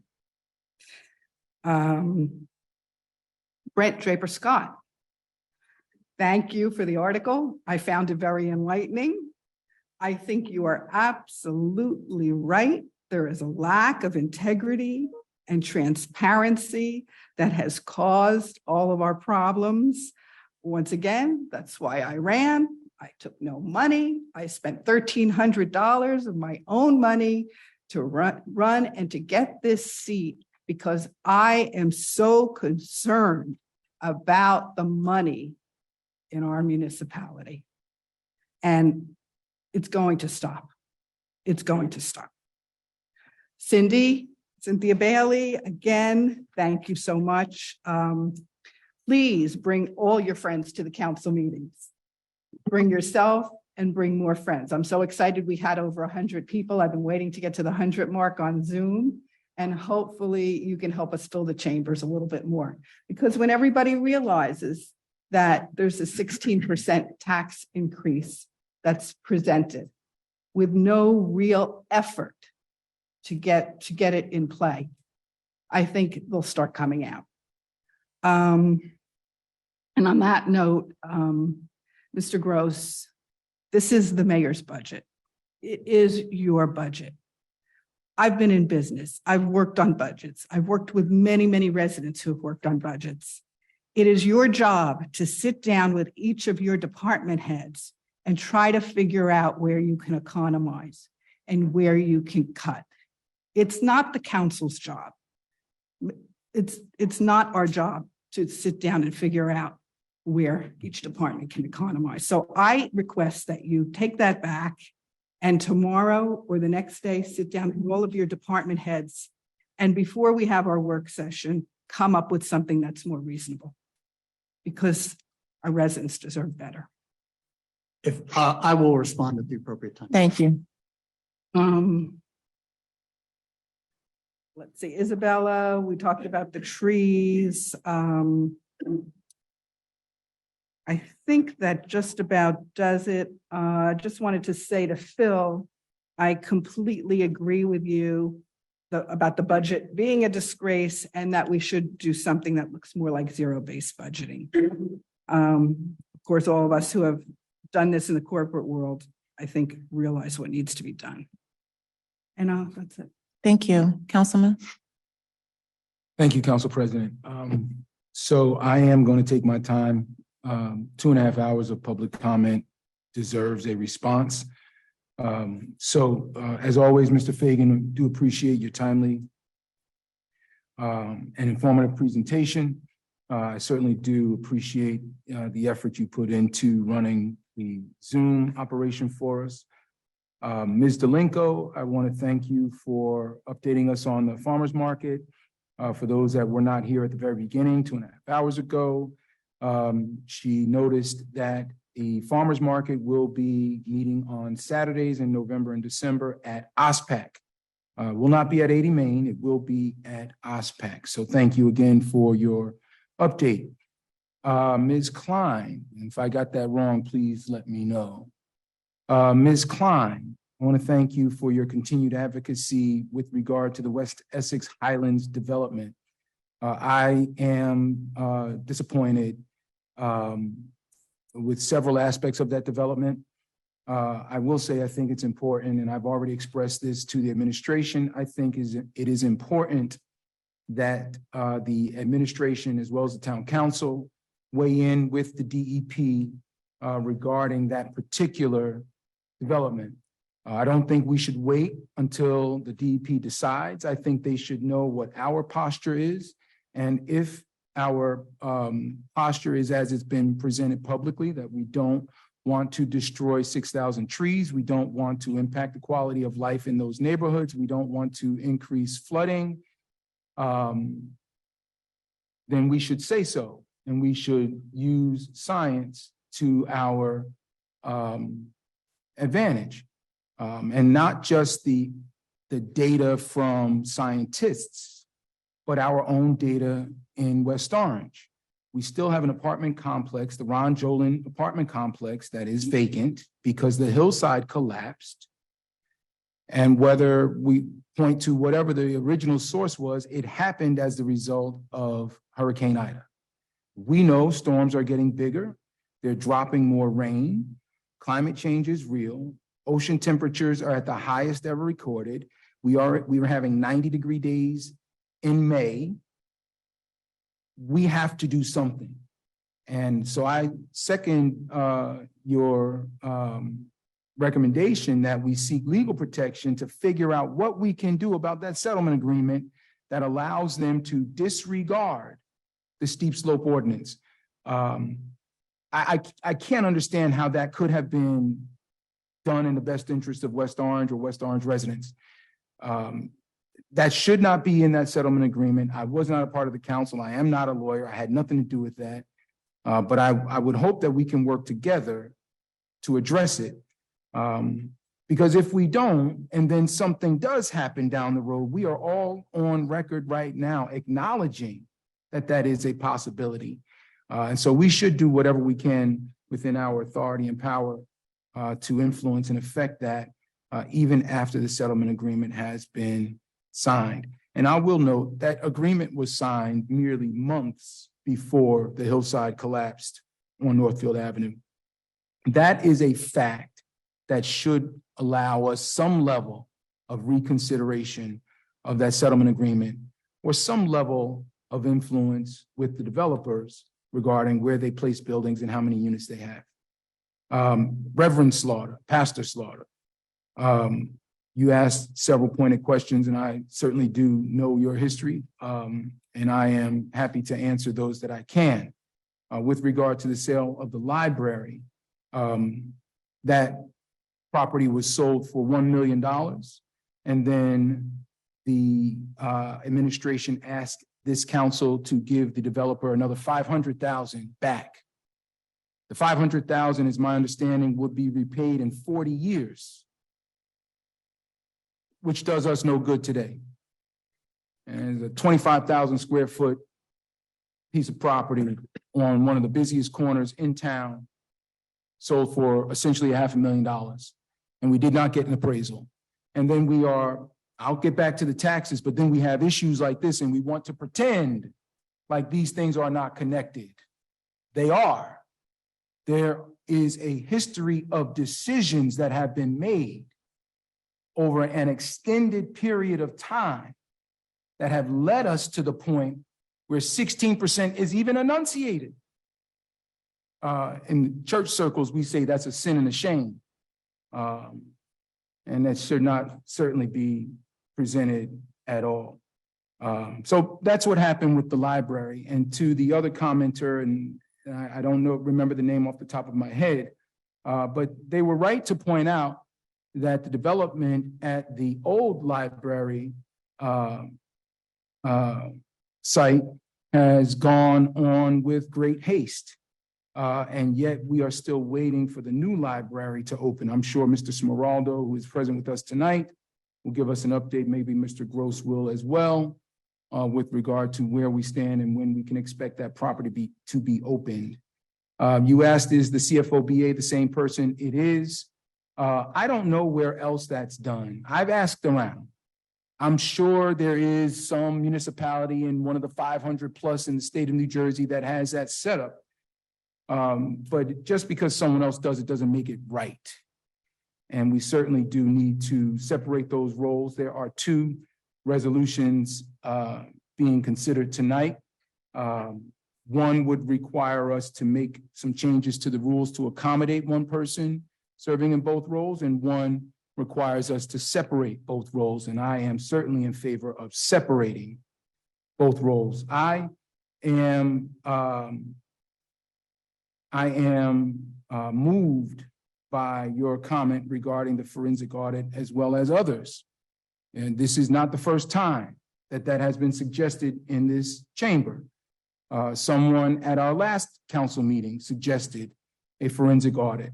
And folks have said to me outside of council, residents in West Orange have said they would recommend we have a forensic audit. And I am in full support of that. I don't know the actual process to begin that, but between now and next council meeting, I will find out. And we will start the process, unless it is not supported by my council colleagues, which we've not had a chance yet to discuss that, but I believe that that would be supported by my colleagues, especially since we're considering a 16% plus tax increase. And we're told when we asked Mr. Gross to take the budget back that he wouldn't. And that was in the last council meeting as well. So that certainly poses some additional problems for us, and I'll address that when I come to the budget. My council colleague has been crying out consistently for not to exceed clauses to be included in all of our contracts, particularly the professional service awards, or whatever those are called. You know what I'm talking about. And I do support that as well. It is a way that we can maintain a check on vendors, contractors that decide for whatever reason, sometimes legitimately, sometimes maybe not, to run up exorbitant bills. It is a way that the council can weigh in on what these expenses are. And it also gives the administration the ability, a further ability to negotiate, because the council can certainly decide not to pay above a certain amount. With regard to the library not having an appraisal, that is not a new complaint, although it is something that has been talked about more. The library was sold without an appraisal. There are other properties that were sold without an appraisal. And I know that there are some portions of the law that allow municipalities to do that. That does not make it right. And then when we do these kinds of things, we have no way of knowing whether or not we got a good deal. And then down the road, when we have to pay the price, we act like that's not a part of the reason why. It absolutely is. Yes, our town council, our town attorney has been in place for 25 years, and I do agree that's too long. And several commenters have made statements about that tonight. And I am extremely disappointed with the administration for ignoring the will of this council with regard to Mr. Trink. It has been clearly communicated that Mr. Trink will not get a contract. It has been communicated verbally. It has been communicated with our vote. So what else are we going to do?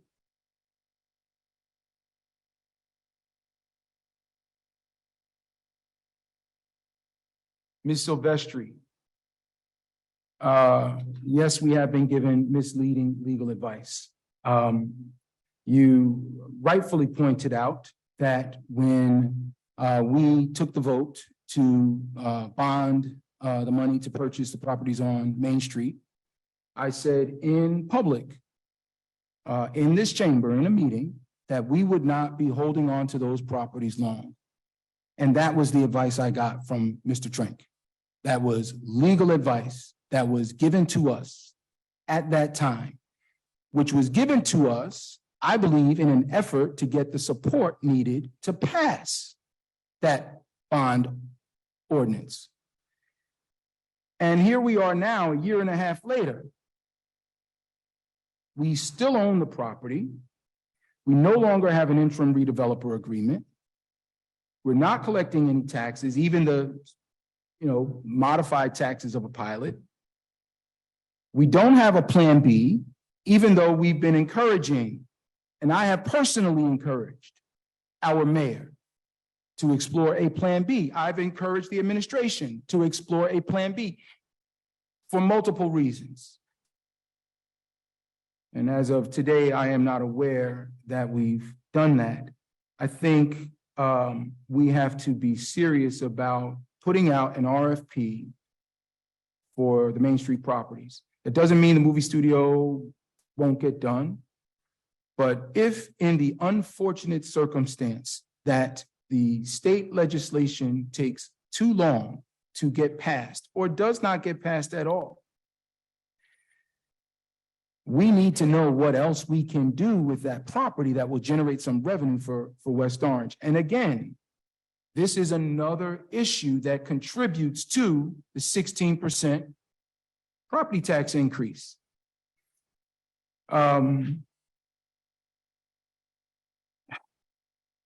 We are fully aware of our rights and authority as a town council to remove an officer for cause. We're aware of that.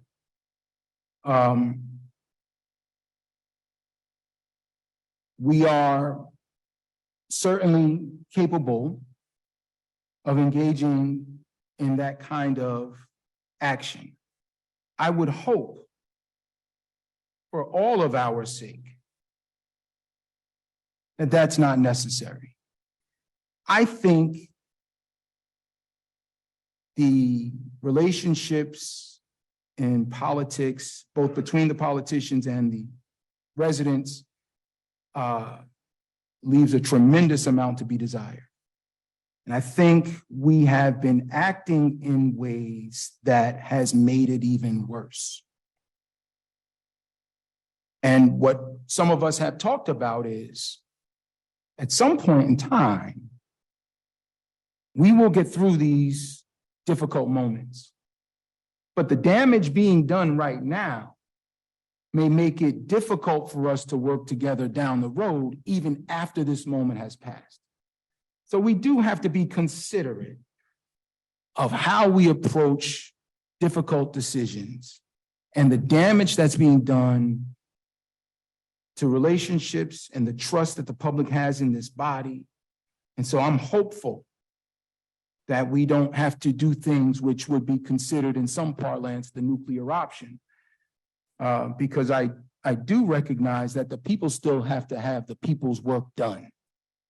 And it's going to get much more difficult if we can't find a way to compromise and work together. With regard to the budget, I second Councilwoman Scarpa's position. It is not our job to identify places to cut. This is the mayor's budget.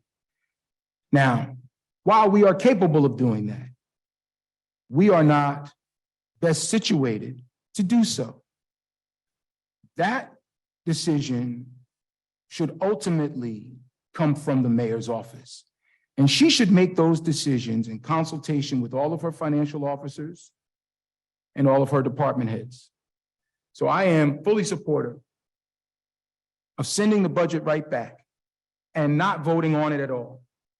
and allowing the mayor to use the May 18th date that we've already set and properly noticed to the public to bring all the department heads in on that date and have her discussions in public, allow for the back and forth between the various departments and the mayor to figure out what can be done to address this $11 million budget shortfall. And I think that's the proper thing to do. Give us a reasonable budget that we can then act on ourselves. And as I've said to the administration and to my council colleagues, this problem is not going to be solved with expenses alone. We are going to have to look at other sources of revenue. Selling Main Street and going down the process and putting us in a position where we can, selling those properties, roughly $20 million worth. Townwide solar, which we have initiated already, that should bring in additional revenue. Rock Spring, and settling on the space that will be preserved permanently so that we can apply for open space, for Green Acres funding, and have that application in for the next cycle, which I believe is in March of next year. We have plenty of time to do that now, and that can provide some relief, as well as give us the opportunity to develop that property without housing in a way that preserves the historic nature of that golf course and generates significant revenue for this township. Those three things can be acted on now. And maybe they are. We just haven't heard, or I haven't heard. Maybe my colleagues have heard. But that would be part of the problem too, because the administration needs to look at these council members who talk to the public on a regular basis as an additional way to communicate messages to our residents and provide a greater level of transparency. So I encourage the administration to do all three of those now. To Mr. Geber Michael and to all of those that have shared, the tax increase is unacceptable. 4 of us have already stated publicly, we will not vote for a 16% tax increase. It's just not going to happen. But I think we need to be clear about what that means. It may mean some really hard choices about services and staffing levels. And that is the thing that no one wants to talk about in public because we all want to get reelected. I'll tell you, at this point, I don't even know if I want to get reelected.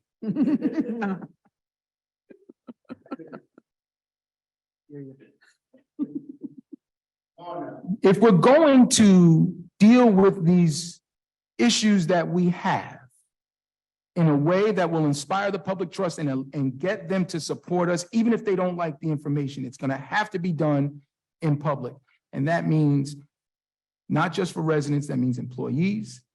And that means having a full and fair conversation about what we're getting and why we're getting it and why it's important. Prioritizing the services that we provide, as well as understanding what each department's staffing needs are and what we can do and what our long-term plan is. Because even if we have to take some pain now, the pain should be temporary, and it will be temporary if we plan long enough down the road.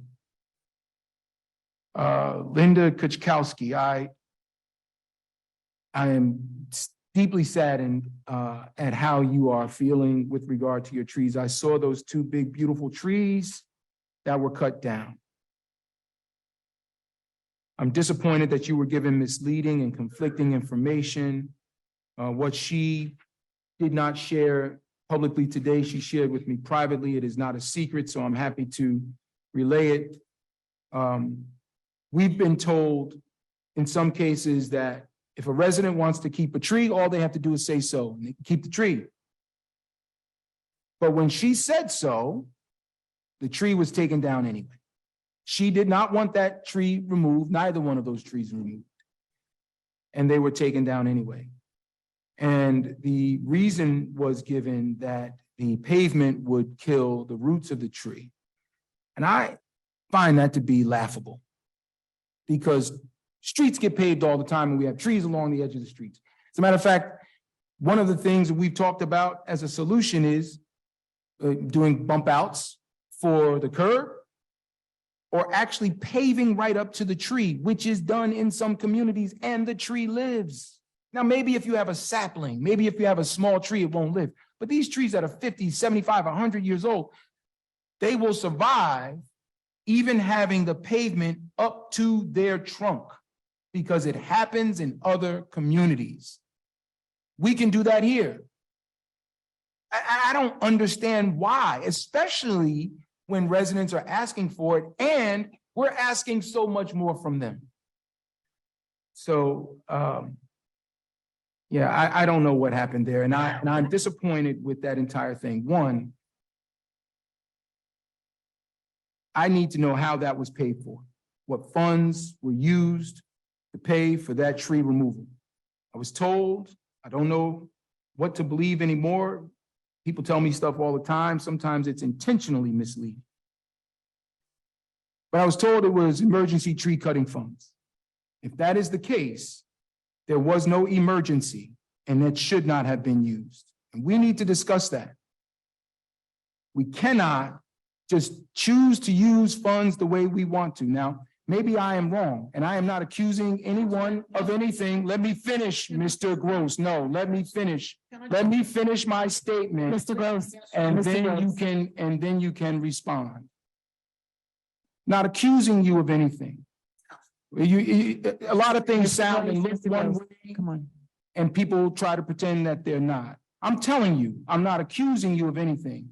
What I am saying is, we need to know. It needs to be clear, and it needs to be done in a way that encourages the public trust, not discourages it. Now you may respond. He'll respond after everybody's public comment. That's what I've asked for the administration. Thank you. Mr. Woodley, thank you for providing the comptroller tips at osc.nj.gov.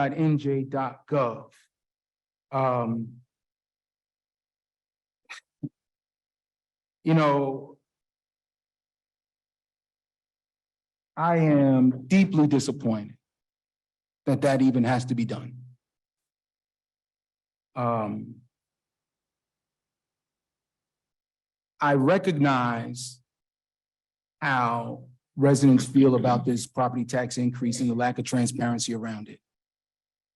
I recognize how some of us that have been here a long time can point to certain things along the way that have led us here. I would hope that in this moment, we would, both sides of this aisle, as a body, decide to be fully transparent, even with the things that are not going to be received well. So I think even raising that in public helps put us on notice that there is a level of accountability that can be administered to each of us and all of us. I recognize that and do not take that lightly. You asked what was the appraisal for Rock Spring. The appraised value was $4 million. We paid 12-ish.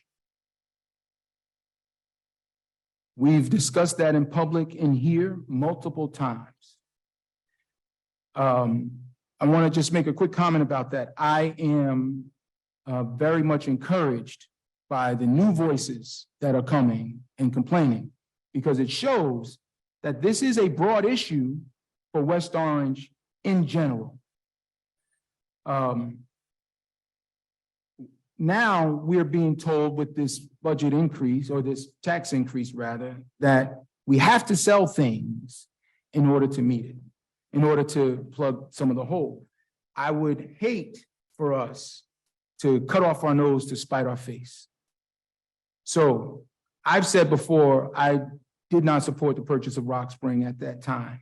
We had just come off an almost 9% property tax increase, and bonding out another $11 million or so just didn't seem like the right decision when you're asking residents to pay so much more. But now that we own it, we have to run it like a business and take advantage of the views and maximize the value as a township that we can receive from that property. And that begins with segregating the part that we're going to use for development, preserving the rest, and putting in that application for Green Acres funding.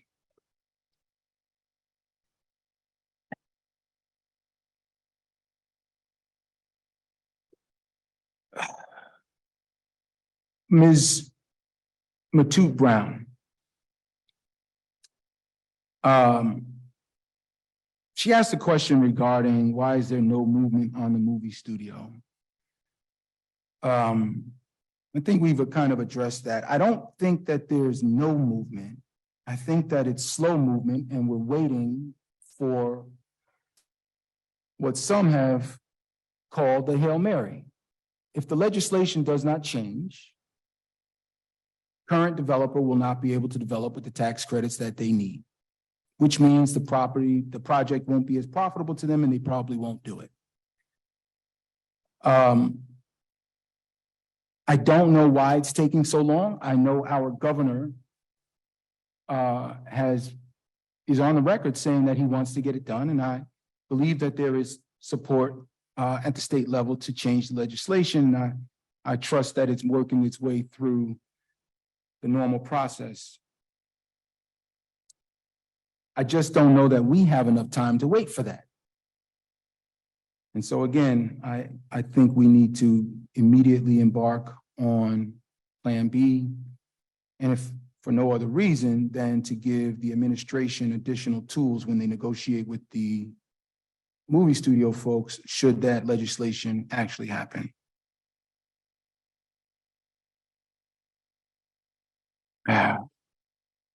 Ms.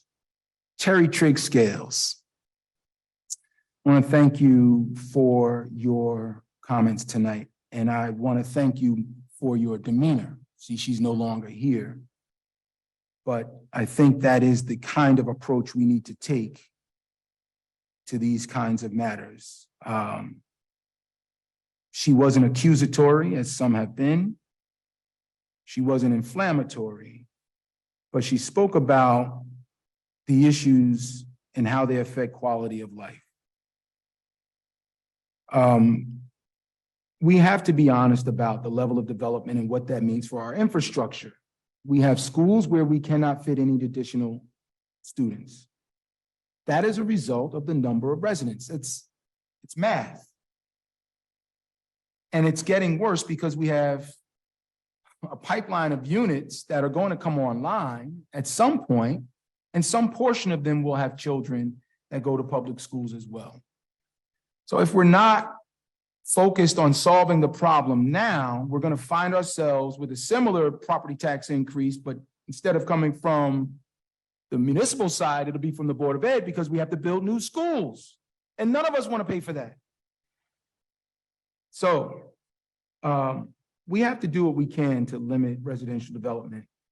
And I think we should be united in that front. And I don't know why we aren't. I know some of us share a different perspective on density and population size, but we're at the size now where we get as much bang for our buck as we're going to get. As soon as the next census comes out, we'll be over 50,000 and we'll get all the benefits that come from that.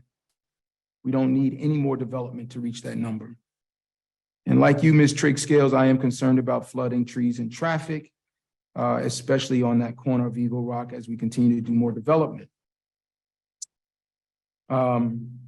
Mr. Scott, I saw the same poll that you saw, which said 80% of New Jerseyans believe all politicians are corrupt. And this was the first time in that poll where there was no distinguishable difference between a respondent feeling all politicians are corrupt and their own politicians. In prior polls, most people would feel like their own elected officials are not corrupt, even if all the rest of them are. So, perception is reality. How do we combat that here? We're not changing New Jersey politics. How do we combat that here? Transparency, holding each other accountable, having a system of checks and balances, and making sure that we root out any waste, fraud, and abuse, and have a structure that does not promote conflicts of interest. Cynthia Bailey, I appreciate your demeanor and tone as well. And I think it is critical that we maintain a level of decorum in here.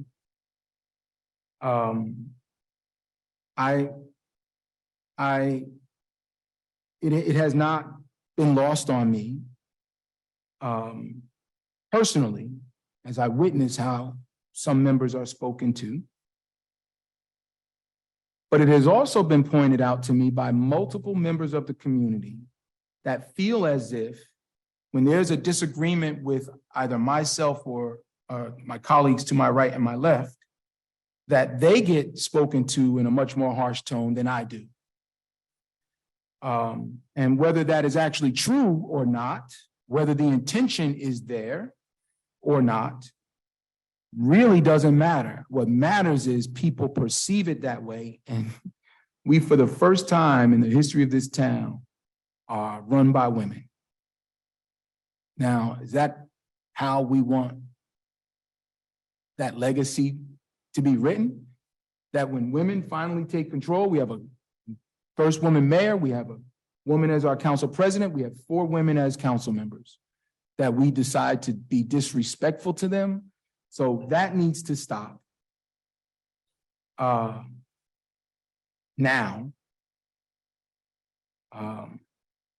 And I think it will. Mr.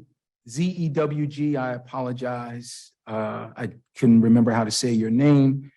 I get you with regard to your statements about the taxes. Mr. Penn and Mr. Dishman, I think you'll find tonight's meeting interesting for you in particular. Mr. Jackson, I appreciate your feedback.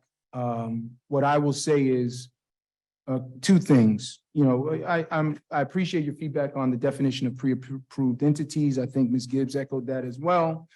With regard to 500 feet from churches as unrealistic, when we were provided a map initially that did not affect any of the 7, not a single one was within 500 feet of a West Orange church. There was one on Valley Road that was just shy of 500 feet away from a church that was on the orange side of the border. And so that's how that number got in there initially. Now, you cited some things about the liquor stores. I don't want them there either. Like, I am on the record stating that alcohol is far more damaging. And I know this in my role as pastor. When I try to help people get off alcohol, if they don't have a doctor, they can die. That is a reality. And I am very well aware of how alcohol has been used in poor and in Black and Hispanic and immigrant communities and Native American community. I am very well aware. So I don't want them there either. I don't know that there's anything I can do about it because of the way that ABC laws are written. And if there is something we could do, I would love to know. I have no problem moving alcohol further away from kids and further away from poorer communities. And we are thinking about what we're doing. Now, you may not like the thought, but reasonable people can disagree and not be wrong. We can look at the same thing and come away with different responses and still be informed and, managing our affairs properly. So as my colleague, Councilwoman Castellino, has stated many times, this ordinance is going to continue to change. What we've communicated, I think all 5 of us, in one way or another, is that However, we got to 7, we got there. And now that we have 7, we are not trying to harm them with the new changes. And so we've talked about grandfathering them in, and that may require some additional work from us, and that's fine. I'm happy to do the work. So we're not trying to be punitive to those that we've already expressed some level of support for.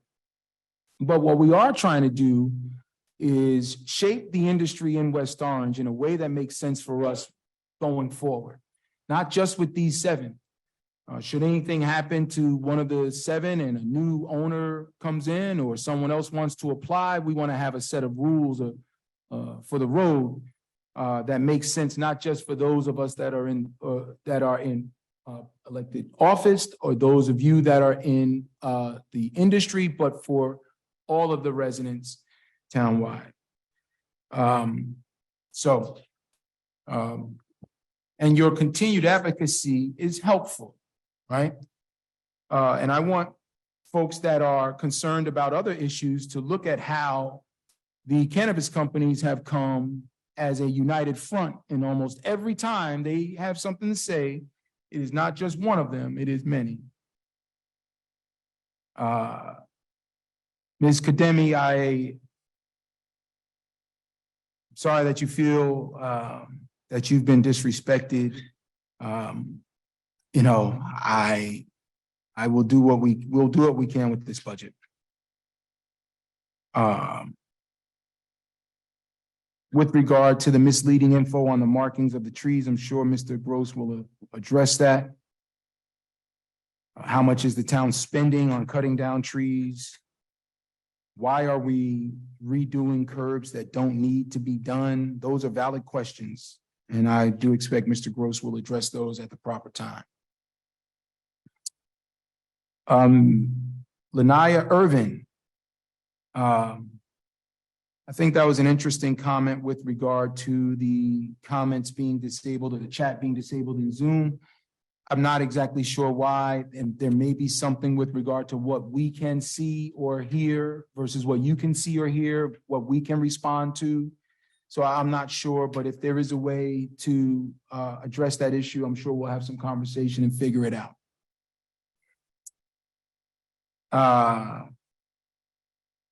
I think Mr. DeBovie, to summarize his thoughts, taxes are too high, transparency is too low. I certainly do agree with that. Ms. Malanga. I think the quote of the night is healthy street tree slaughter. As an interesting way to capture it.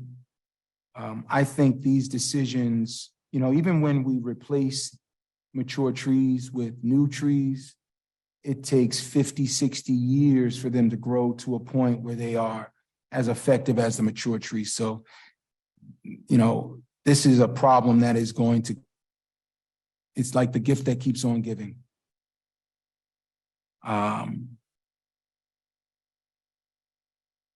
Thank you, Mr. Redwine, for your update with regard to the Environmental Commission. I am certainly interested in that topic, as well as your guest speaker at the next meeting. Ms. Rudin, thank you for highlighting the lack of decorum at the zoning board. You know, last meeting, I gave a brief history of how we got to the place where there's no support for Mr. Trank. And it started with an ordinance or a resolution that was introduced that wanted to change an existing resolution that limited the number of terms a chair could serve consecutively. It did not limit the number of terms someone can serve on the zoning board. That is different. We can't tell each other who to place on that, who to appoint to that board. And if one person gets appointed 15 terms in a row, even if it's by multiple council people, there's nothing we can do about that. But what we can do something about is the role you serve in while you are on the board. That is different. So Phil Neuer continuing to serve as chair in contravention to what this council has already decided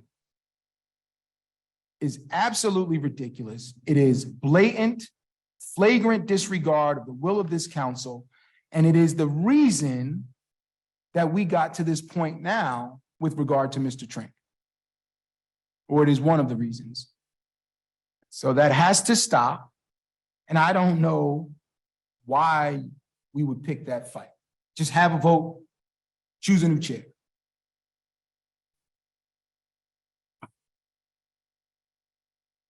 All right, Ms. Friedman echoed the sentiments of other folks, so did Mr. Patel. Mr. Litwinoff, do appreciate your perspective with regard to those specific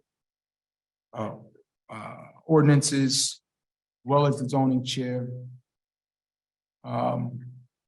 And Ms. Castillo, again, it was a pleasure meeting you. It is sad that we were not able to save more trees. I'm glad we were able to save a few. There were a few other comments that I think echoed some earlier comments, with the exception of Ms. Merklinger's comment about Gavin's Law, which is something I'm sure we can consider. That's it for me, Council. Thank you, Councilwoman. Good evening, everyone. Thank you all for being here tonight, for your advocacy, for those of you in person and on Zoom. I'm very happy to hear that we have 116 people on the Zoom. It's very important to be engaged in what's happening in town, specifically with the municipality and, holding your elected officials accountable, the administration accountable. So I'm really happy to see that number more than double on Zoom. All right. So I'm going to start with Susan, Ms. Delinko. Thank you so much for that update. Ms. Klein, I am concerned about what's happening, the proposed development at West Essex Highlands. I understand that it is a Supreme Court decision, but I just don't understand how 496 proposed units can happen, especially with the steep slope ordinance, with a proposal of over 6,000 trees being cut. What will happen to all that water, the retention? We've all learned what happened to the apartments on Northfield Avenue. And so this is a concern. And also knowing that there's only one point of entry in and out for those residents, and the same in and out road that the West Essex Highlands use. So if you have 496 units proposed, and there are anywhere from 1 to 2 cars each unit, you're talking up to 1,000 cars. That's a lot of cars. So that is a concern. Reverend Slaughter, thank you so much for your advocacy. I am really shocked by the 16% tax increase. To be honest, I thought it was a typo, but it wasn't. I'm concerned about the finances. Regarding a not to exceed, I have asked repeatedly, as my council colleague mentioned, about having a clause not to exceed in professional services contracts, specifically our legal bills, our legal contracts. And I was told by the administration that this is something they would work on, but I have yet to hear a follow-up on them regarding this. So hopefully soon. Regarding Rock Spring, I too don't understand how we could have paid 3 times the appraised value. It was appraised for a golf course. I would like to see it preserved as open space. It's a historic, beautiful golf course. I don't support any residential development, as I've stated many times in meetings and on the record, and even while I was campaigning, I don't support residential development on Rock Spring because I see how overcrowded our schools are. And now you hear about proposed development at the West Essex Highlands, and we don't know what's going to happen at Mayfair or the Manor or even the Equestrian farm, the stables. So, and even Essex House. So with that being said, I cannot support residential development in Rock Spring. I support preserving it. Ms. Silvestri, Thank you so much for your advocacy. It is unfortunate that we are getting, misleading or incorrect legal advice. Hopefully, Mr. Gross can elaborate on the $690,000 debt service and answer your question.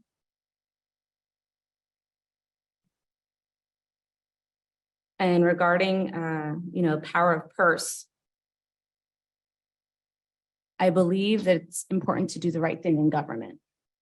I don't believe in simply voting no to hold things up, but I do believe that if there is a red flag, then it is warranted.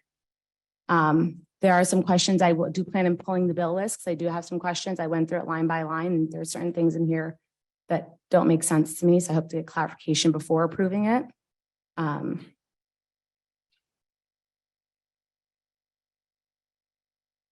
Mr. Gabriel, tax increases, 16.20%, definitely not acceptable. All the council colleagues here have echoed those sentiments. As I said, I thought it was a typo. I didn't think that was the actual proposed increase. So I'm hoping that we can work together with the administration to bring that number down significantly. I also would like to see I would like to know why the grants were not in the proposed budget, right? Because that would help bring down that number significantly as well. Ms. Kachowski, I apologize if I mispronounced your name. It saddens me to hear the trees being taken down in town. My understanding was that the administration was going to look into ways they can preserve it, find out which trees were healthy or not. I was really saddened to hear that trees were being cut down. I did email the forester and have yet to receive a response. So hopefully I'll get a response. Mr. Woodley, thank you for your advocacy. I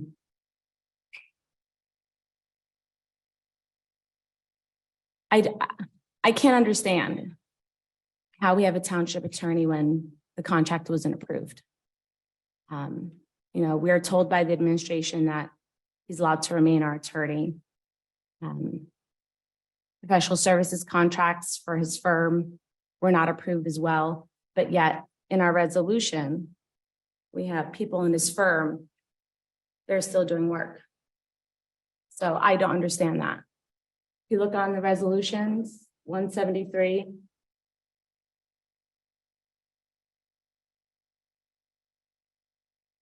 through 201, in parentheses, it says legal Gengaro. Stephen Gengaro works for the Trenk and Isabel firm. So I don't understand how we have attorneys doing work from a firm that does not have a professional services contract. Make that make sense? I don't know.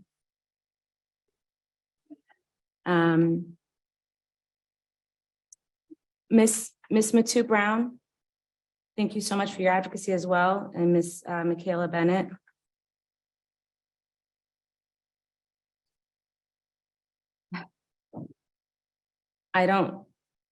We have an ordinance tonight for the BA and the CFO, which the majority of the council made very clear we don't support. A township of our size, over 50,000 residents, we should have a separate BA and a separate CFO. In our administrative code, our municipal code, excuse me, department generally 2-8.1, under the supervision and direction of the BA. The chief financial officer shall serve as the director of finance, supervising and directing the division of purchasing, division of treasury, and division of collections, and division of accounts controls without additional compensation under the supervision and direction of the BA. How does the CFO report to himself? And he is being compensated for it. So I say, just pick one. Either you be the CFO or you be the BA. You got to pick one.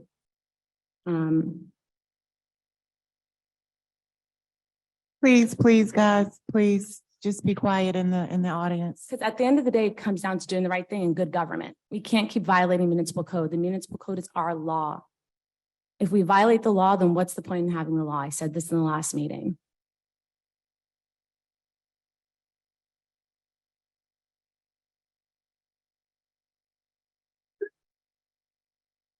Ms. Trigg Scales, thank you for your advocacy.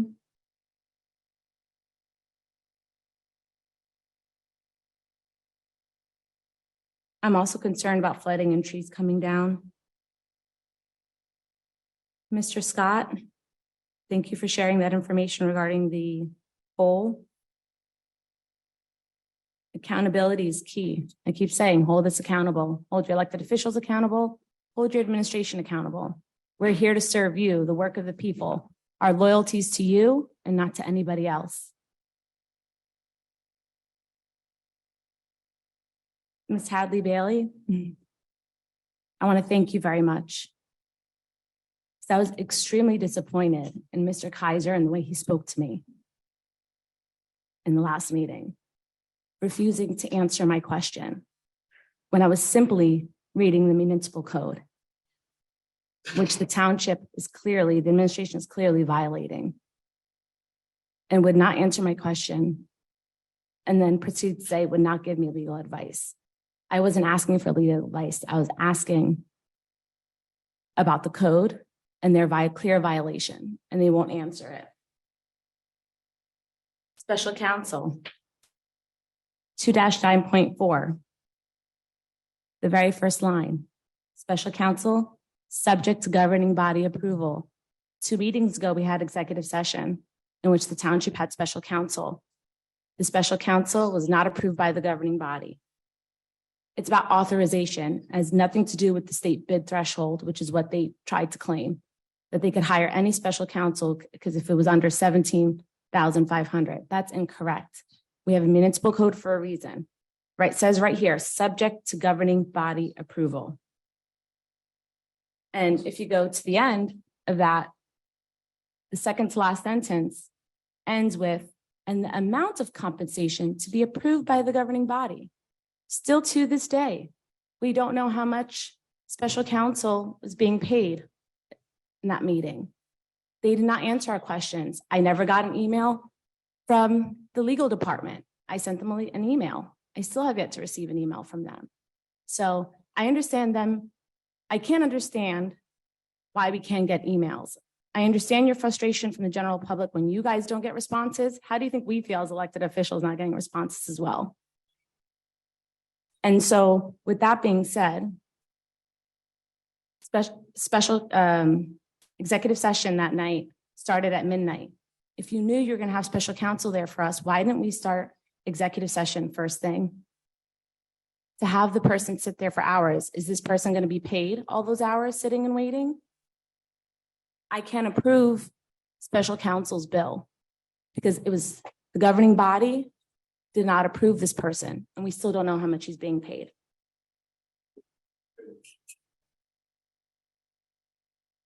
So, Mr. Kaiser, I really hope the way you spoke to me last time in the meeting before doesn't happen again, and I really would like an apology. Council member. Mr. Kaiser, can you just respond once public comment is finished, please? I have to ask the same of Mr. Gross. I understand, but just once she's finished, just please, thank She you. was asking me for an apology. But you can apologize, but let her finish her comments. Thank you.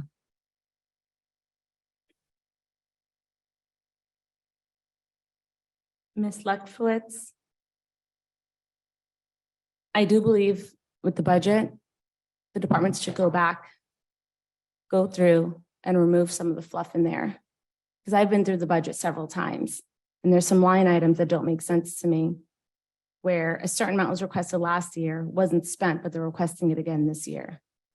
And it's like they're trying to create a surplus, and with the 16.20% proposed municipal tax increase, this isn't the time or place to try to create a surplus. They should really look at the budget, hack away at it, and come back to us with actual numbers. Mr. Zoge, I agree with regarding taxes. They've made it very clear now at this point. Mr. Penn, Mr. Dishman, I'm really sorry to hear about what's happening to you with your landlord trying to extort you. When I saw that email, I was disheartened and saddened for you guys. I really hope that my council colleagues will do the right thing and be able to allow you to cure your application.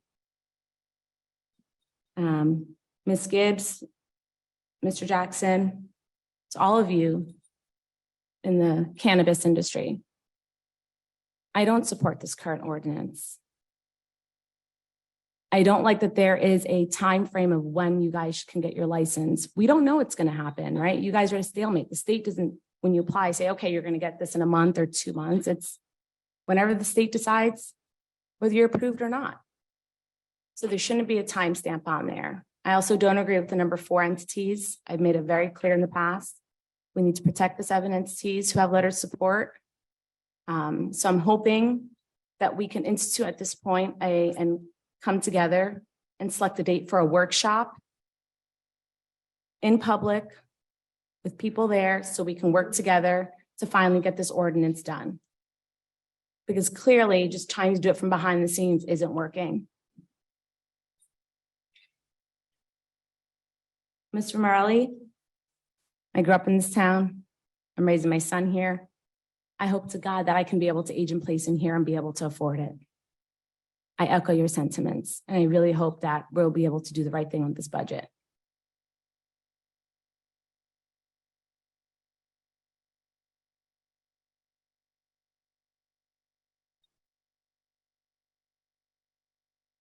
Mr. Puglisi, thank you for your information. Mr. Fagan, thank you also for your information.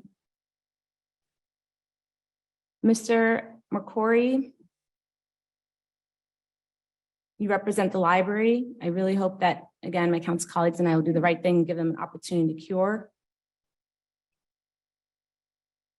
Miss Academy. I've made it pretty clear how I felt about the trees being cut. It's really disheartening. We need the trees.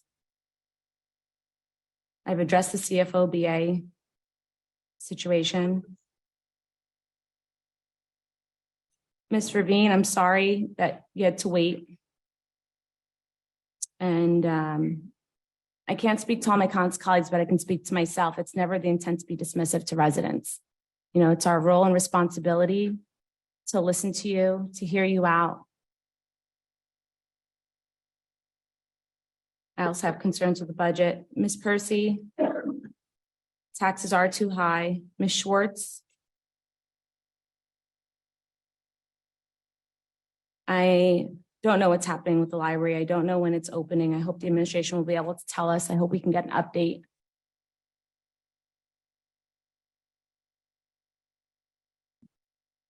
Mr. DeBovi, we addressed the tax issue. Ms. Malinga, you're right. We cannot rewrite this ordinance regarding the CFO and BA. I've already addressed that. I'm really relieved when I heard that the Daughters of Israel application failed.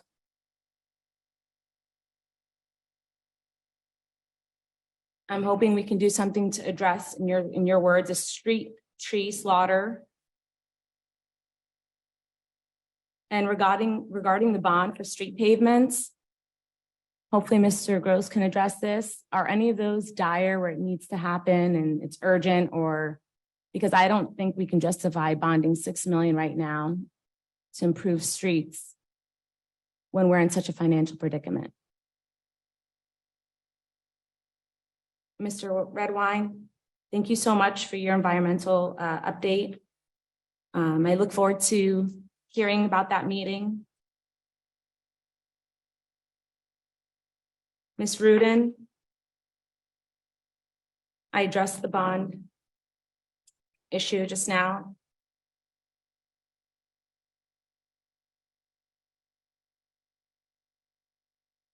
Ms. Freeman, I've addressed the trees and the taxes. Mr. Patel, I've addressed the taxes. Mr. Litwinoff, I don't understand regarding the zoning board chair, how he could still be there as the chair. You've heard my fellow council colleagues speak to that, Mr. Rutherford. And regarding the public advocate, I also don't understand how he can resign when his contract was not renewed in March. So I'll leave that to the administration.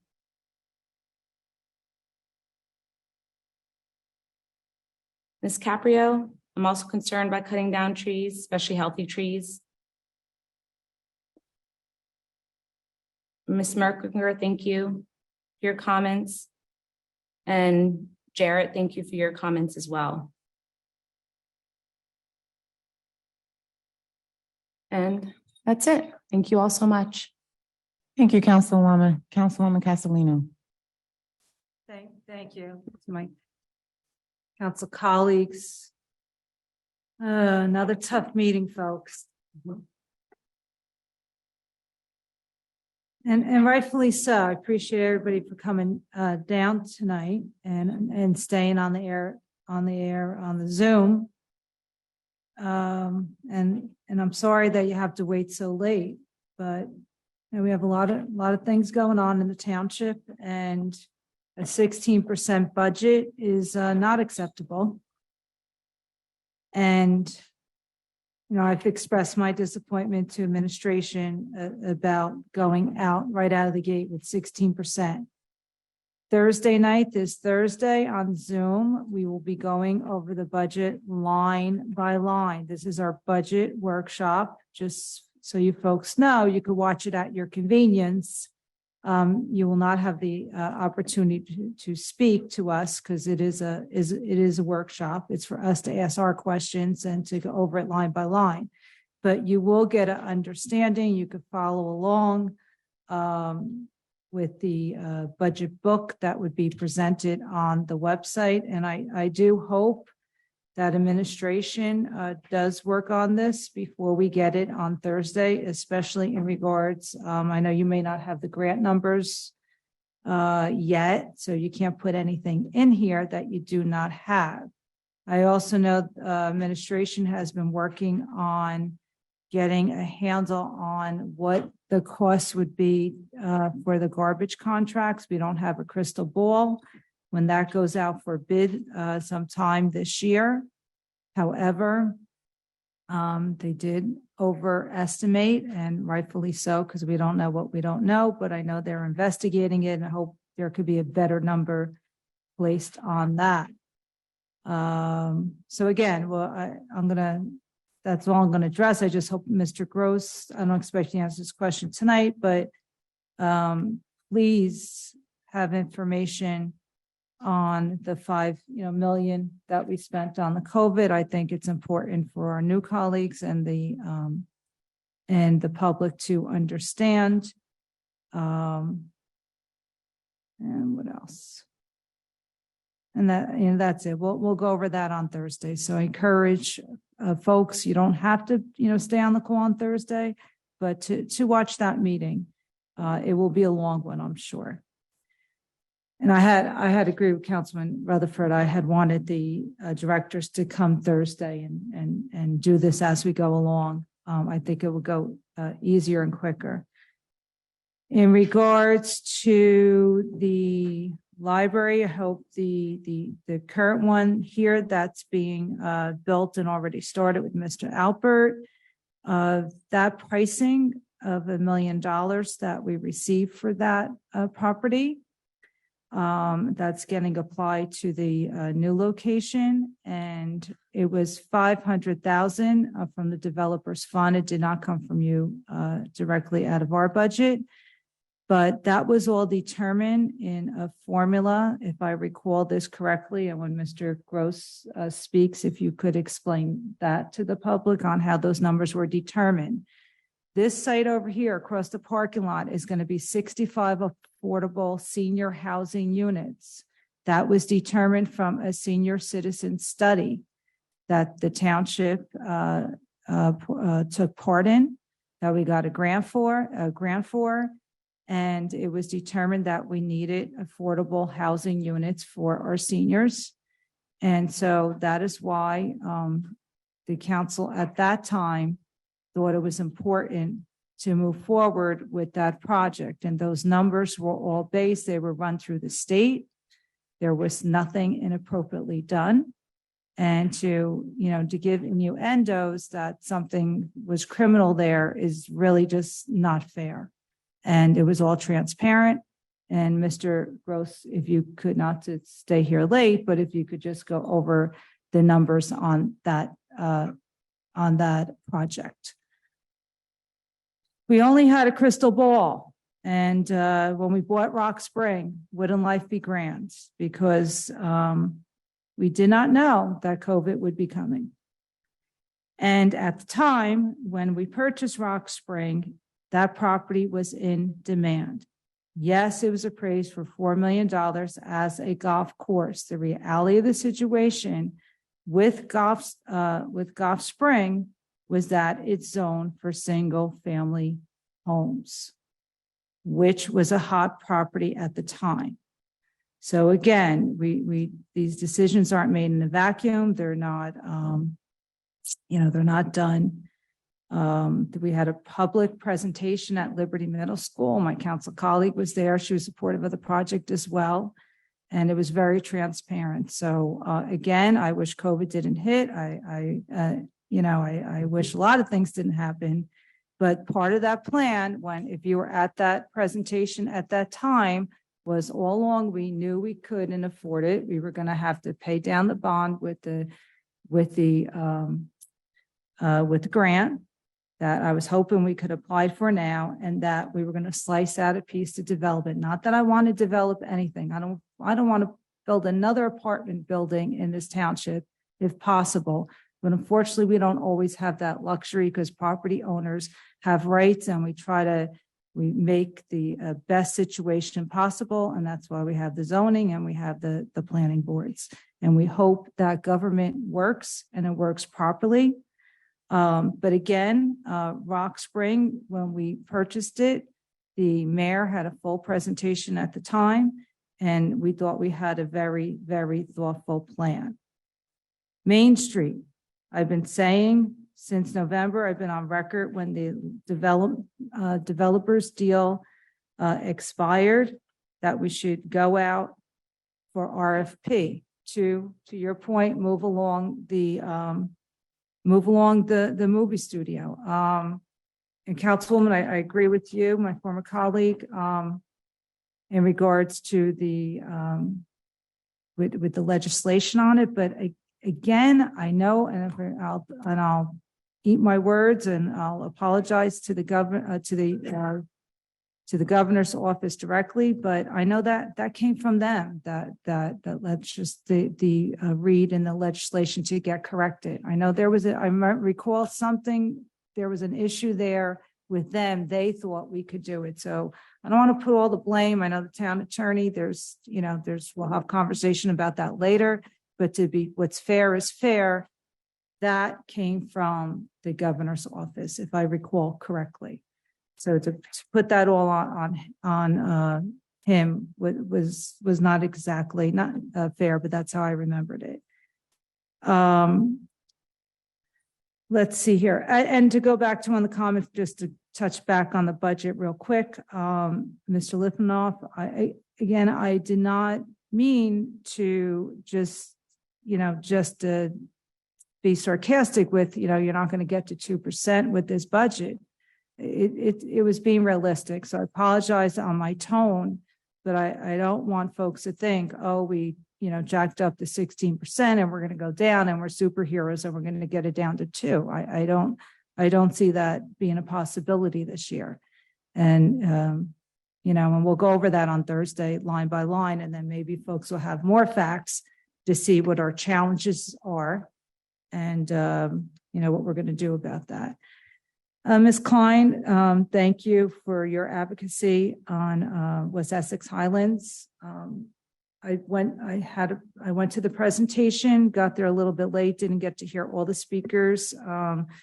I wish Ms. Bishop could have been there, the attorney that handled this transaction for us. She was wonderful in explaining everything with the meetings that we had at the time. And I got to give a lot of credit to my former colleague, Councilman Krakowiak, and our mayor, our current mayor, for they sat on the committee with representatives from the condo boards. And it was a long couple-year process before we got to that Supreme Court decision. That's a great question to go back and ask council in regards to this, what has occurred. but I'm not sure if we're going to be able to do that. I think the time of essence has expired on that for us to go back to the Supreme Court.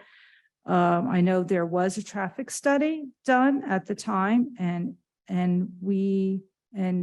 that actually it was Township Attorney's request, Mr. Trank's request, that we find someone that did not do business with that, with the property owner, because they're a big time developer that has a lot of connections within the state.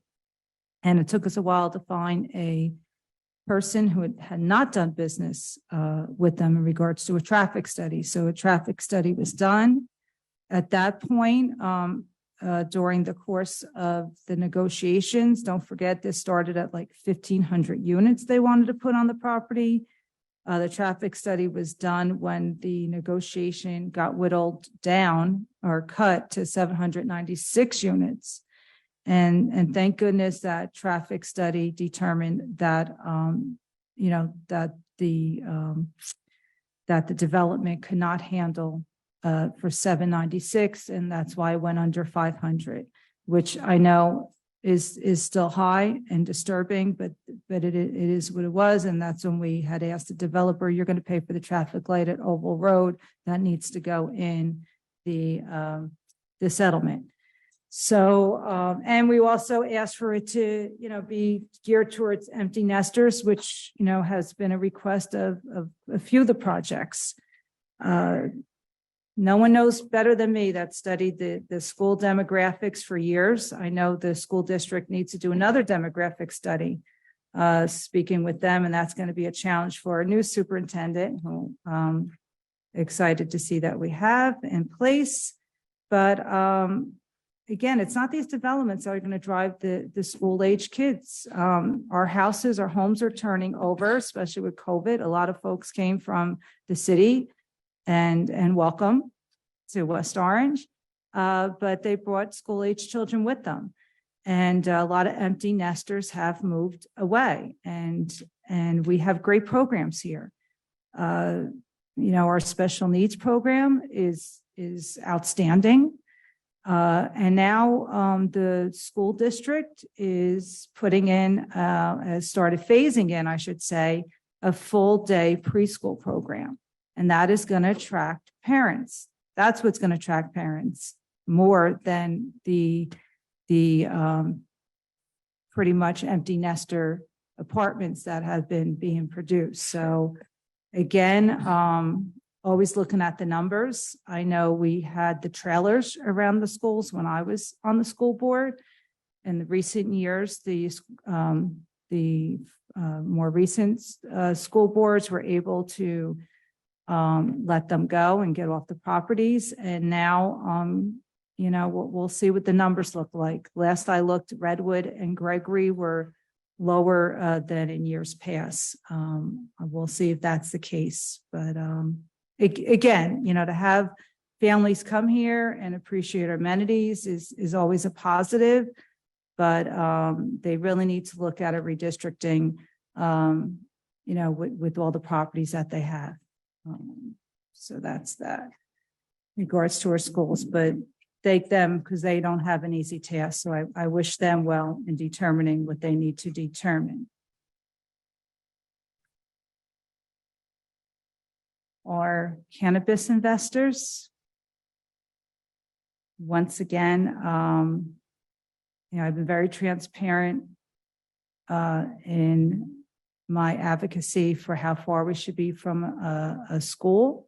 We'll have that conversation a little bit, but I appreciate, I know that has not been easy for all of you to, to deal with the process. But again, we have to do what we feel to do. And I've always been transparent about that. But I still appreciate, all what you have to go through, and we'll have that discussion a little bit later. And let's see, I didn't name everybody by name, and it's not that I don't care about each of you individually. I just know it's getting late. But again, I do appreciate the comments. Trees. So what is it now, a year or two since we replaced the former forester in regards to trees, and here we are again with the trees. So I think maybe the new forester maybe should come in and give us a presentation, unless the administration could satisfy this evening what's been going on.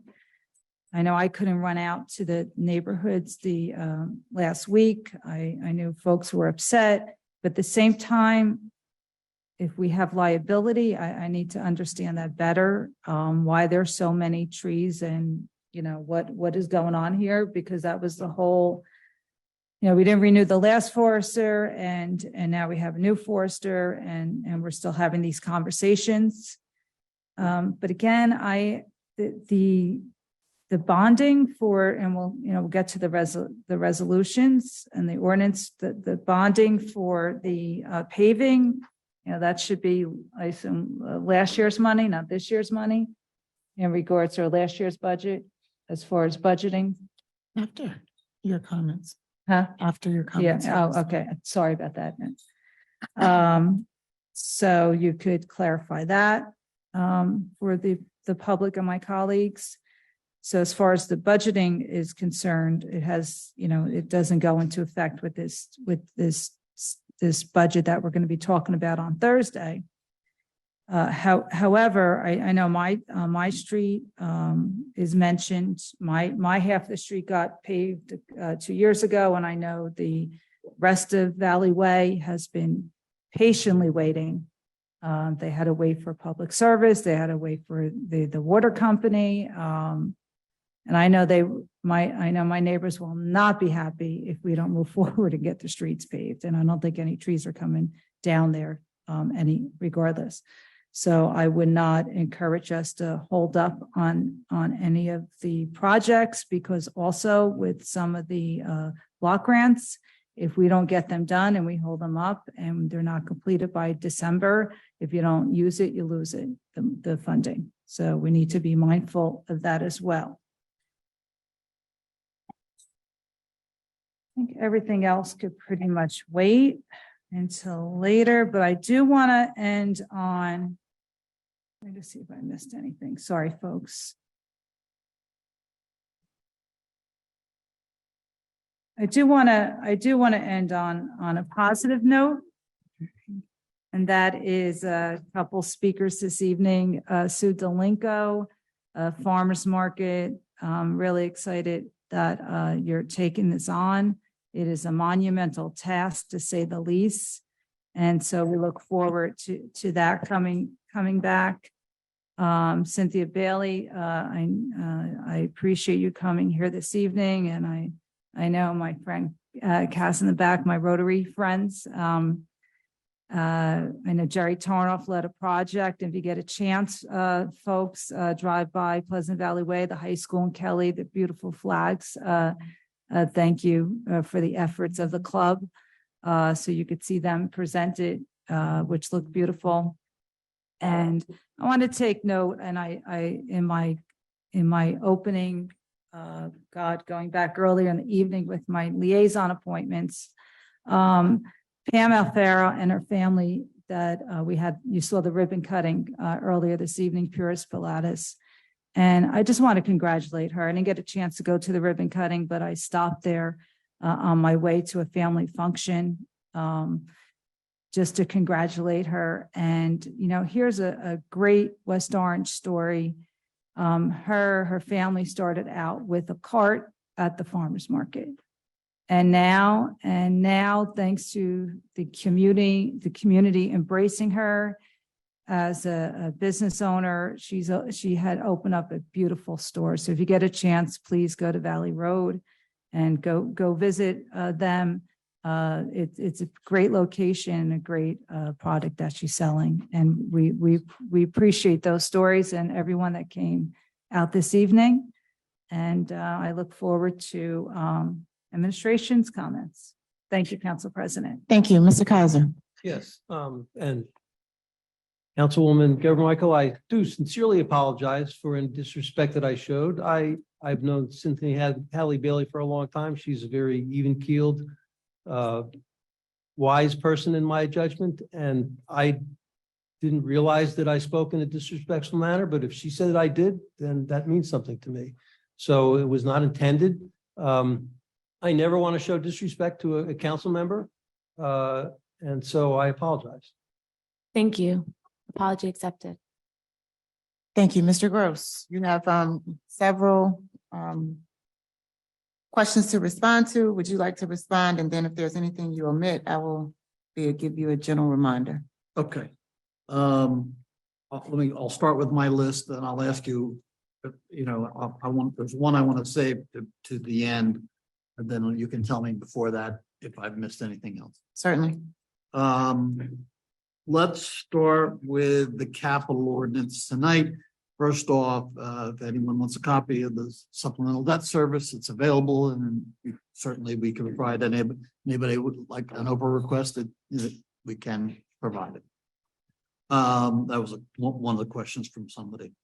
That service, we had asked for that to be provided before the budget hearing. Can we make sure we get that before the budget hearing? Let me tell you what the statute requires. Okay. The statute requires that it be prepared prior to introduction and to be available either to my office or the clerk's office. And that's what it is. If the council wants that sent to them, we're happy to do that. But that's not what the statute calls for. So that's above and beyond, and we're certainly happy to provide you with anything you need. We would appreciate it if that could be emailed to us tomorrow. This capital ordinance represents $6 million of roadway improvements to be done this summer. There are $901,000 in addition to this, which are grant funds, that if we don't do it this summer, we will lose those grant funds. So I strongly urge you to introduce this tonight and seriously consider adoption of it, because we certainly don't want to lose $900,000 in grants fund.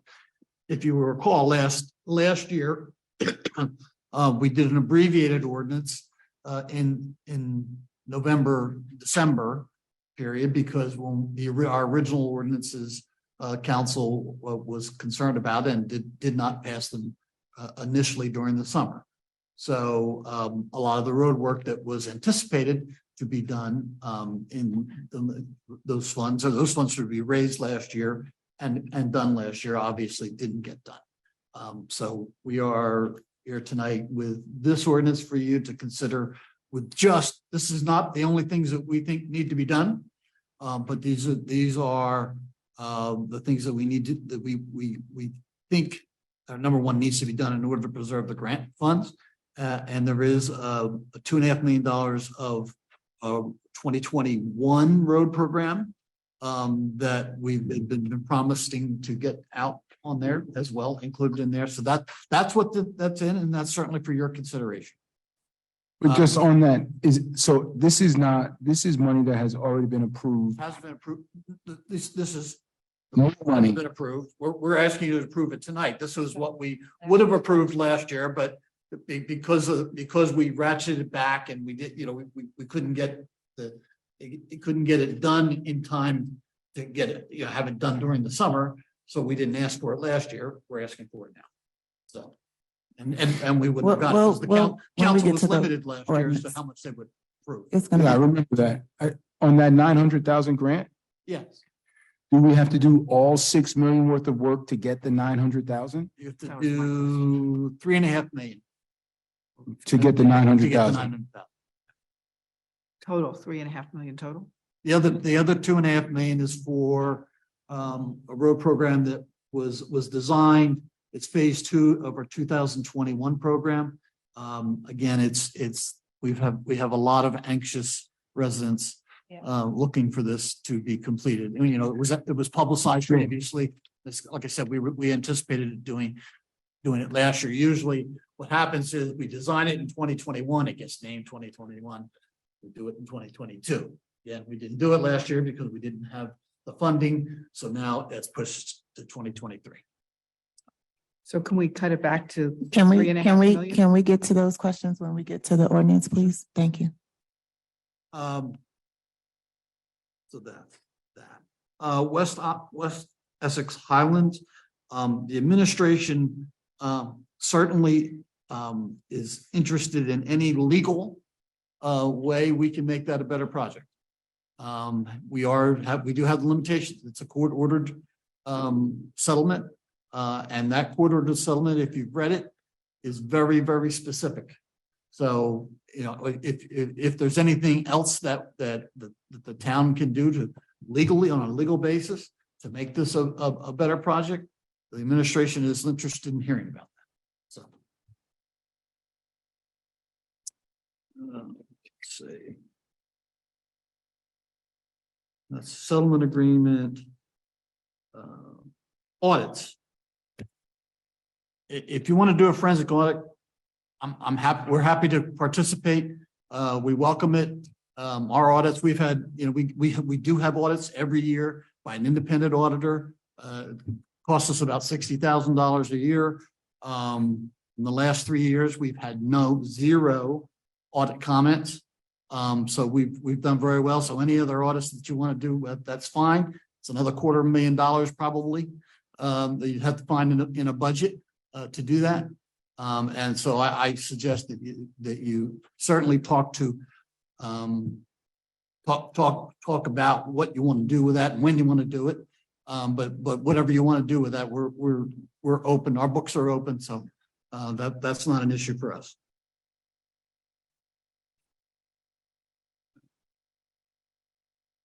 The not to exceed, we said at the last meeting on moving forward, we do that. And so there's really no follow up.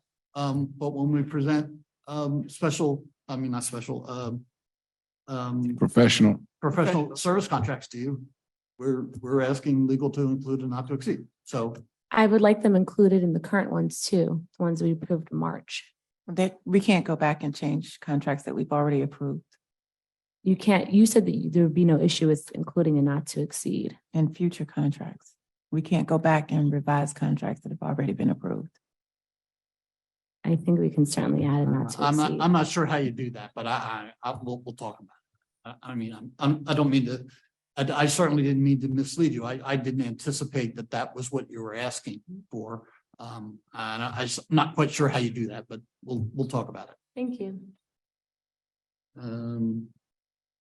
Maybe Mr. Smeraldo could talk about the library schedule and where it is and what you anticipate. Mr. Smeraldo is the project manager for the library. Council, members of the public. Yeah, where we're at right now is we're past the original due date.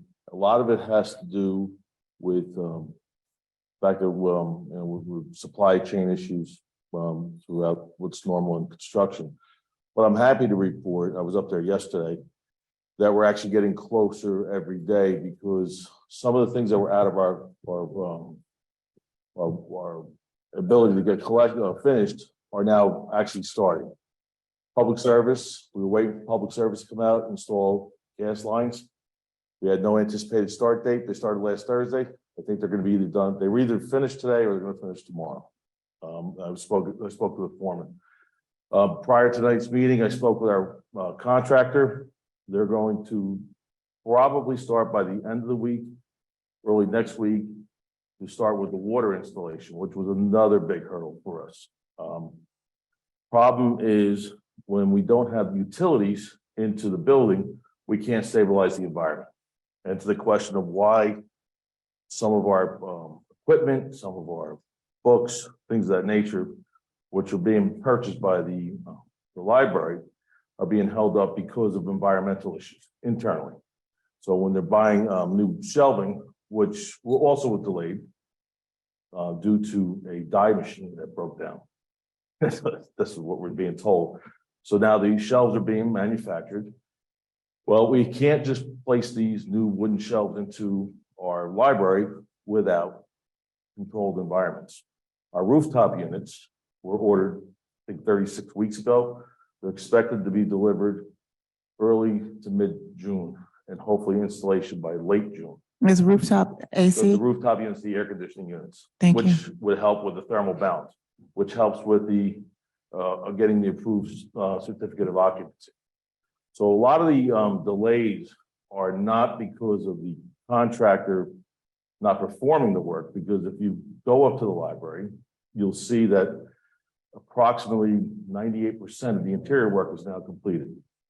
The last council meeting you approved, I think it was 4 or 5 change. One change order with 4 or 5 additions. Every single one since being approved is being worked on now or has been completed. The largest one of the change orders last time was a ventilation system, and they're working on that currently. That is about a 3-week project. They anticipate that particular change order to be completed by next week. So most of the project is complete. Everything that's holding us up is either supply chain issues or it was a delay in starting that project due to the supply chain issues. But we're getting closer and closer every day. We're hoping for no later than mid-July, because even with the rooftop units being installed, one of the problems is that you just don't install a rooftop unit. There's 4 of them, first of all. Then they have to balance every single unit with the existing units that are up there, including the new ones that are being installed.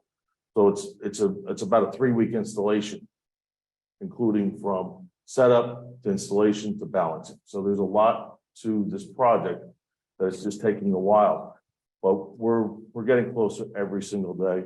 I would invite you to come up and take a look, as I did in the past. We're there all the time. As I said, I was there yesterday.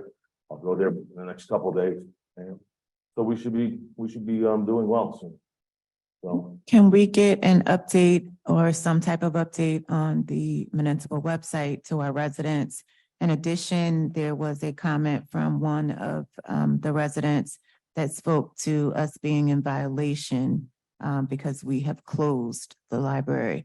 I just want to reiterate to the public that we do have computer services available at 80 Main on the 2nd floor. We did arrange with neighboring library communities for our residents to be able to utilize services at those with an exchange program, being able to use their current library cards and go to other libraries to help supplement the unavailability of our facilities. But one thing that I have not heard you speak to is the summer reading program. And again, that is very important. We know we need to make sure our children read over the summer. I'm not absolutely certain at the number of children that program services every summer, but what are we going to do in the absence of having a facility to hold the summer reading program?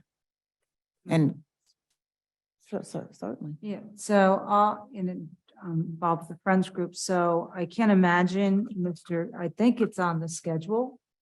And I would assume, and I'll you can find out from Mr. Cubey, but I would think they'll have it at a different location if they can't get in. So again, I don't want to go with assumptions and what we think.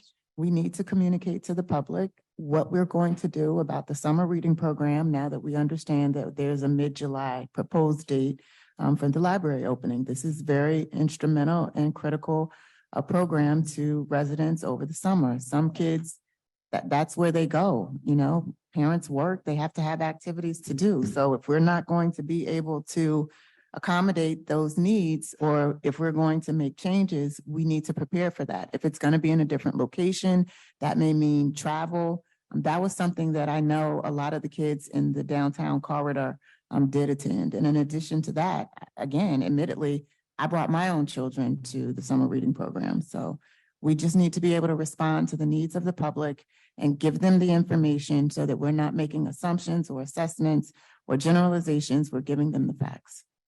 Council President, I will speak to Mr. Cubey and get that answer for you. Regarding the extension of the time, we did just recently advise our landlord over at 80 Main Street. We have extended that contract to August 31st. So the remote site is going to remain open until that point and time, and it does go and coincide with the Buckles program or any other programs that Mr. Cubey was able to put together so that the residents can be served. And then to my council colleagues, statements about not to exceed. I don't recall the actual number, maybe 16 change orders for the library we're up at this point. 16 change orders at this point. So with that being said, again, understanding and knowing that these change orders were omissions and things that were uncovered during the the renovation process. But we still need to be mindful that if we would have had a not to exceed clause, then perhaps it might have had a different outcome. Perhaps We can't, we're only speculating, but at the end of the day, 16 change orders are excessive. And we all realize that when you are doing a renovation in an old building, that you don't know what you don't know until you open walls. We're clear with that. That's why this council, this body has approved pretty much every change order 5-0. But we're aware of that, but we're also conscious of our fiduciary responsibility, and we need to be mindful of that. So that's all we're asking. Do we have a dollar amount of what we've spent to date on the library? I don't have that figure in front of me. Do we have Mr. that, Gross, Mr. we have the Gross? dollar amount? Do we have a dollar amount of what we've spent on the library? so It's far? in the change order. When we have the change orders that are presented, I don't have that figure in front of me it's right not- now. not in I'm the sorry. top What we line. spent or what we come, I can't tell you what we spent, but I can tell you what we committed is close to 6 million. How much? 6 million. 6 million. okay. Does anyone else have any additional questions regarding the library from Mr. Smeraldo? Yeah, can I make a recommendation, Council President? We used to do this with the redevelopment projects when we're waiting for them to get completed. Maybe in conference agenda, every conference agenda, at the end, there's a quick update from administration. You have the status of the library project. I don't have a problem, but I wouldn't want it in the conference agenda. The conference agenda is already packed. We can certainly put it in the regular agenda under the report of township officers. We have none at every meeting. Yeah, wherever. So you wanna I put it. think that would be appropriate to put it there. Whatever you want. Okay. Yeah, because we did that with the redevelopment project. Sure. It worked well. Every meeting, we would get an update of what was needed. So I think that Okay. would be helpful. Any other comments? And or also questions? there's minutes too, my colleagues, I know, that have been sent over. I know you have weekly Well, meetings. We meet every other week. It's, Yeah. we've been meeting every other week. But since we the get, beginning of the we project. get them from the architect, those. And we get the reports from the architects and he gives us memorandums of the meeting itself, the notes. Thank you for that, because I've been reading them. All right. Anything else? Thank you, Mr. Smeraldo. We appreciate you. Okay. Mr. Gross.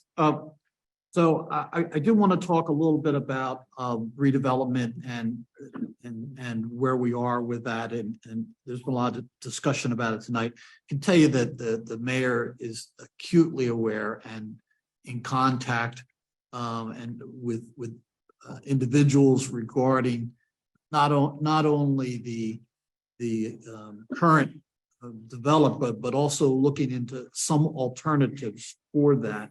She is reaching out to the State Film Commission to talk about number one, what alternatives there may be, and number two, what the status is of these changes and what they'll actually mean. So she is actively involved in that process, and we will certainly discuss with her tomorrow the discussions that we've had tonight, that we've heard tonight as well. So I want you to be sure to understand that this is something that she's actively involved in. I have two other things that I want to discuss, and that's the budget and trees. So if you have anything else, Council President, you want me to address that I've. So when you skipped over? discussed the trees, there was also a question about where the funds were appropriated for the tree removal, if it came from the emergency tree removal fund, so you can save that. If you'll just speak to why the grants aren't in the proposed budget, I know I've had a separate I'm gonna address conversation. that, Okay, we also talked about the public advocate, if his contract expired December 31st, how he is able to resign effective May 31. So if you could explain that. Okay, well, that's the easiest one. He was a holdover until a future appointment. Can you explain what a holdover is?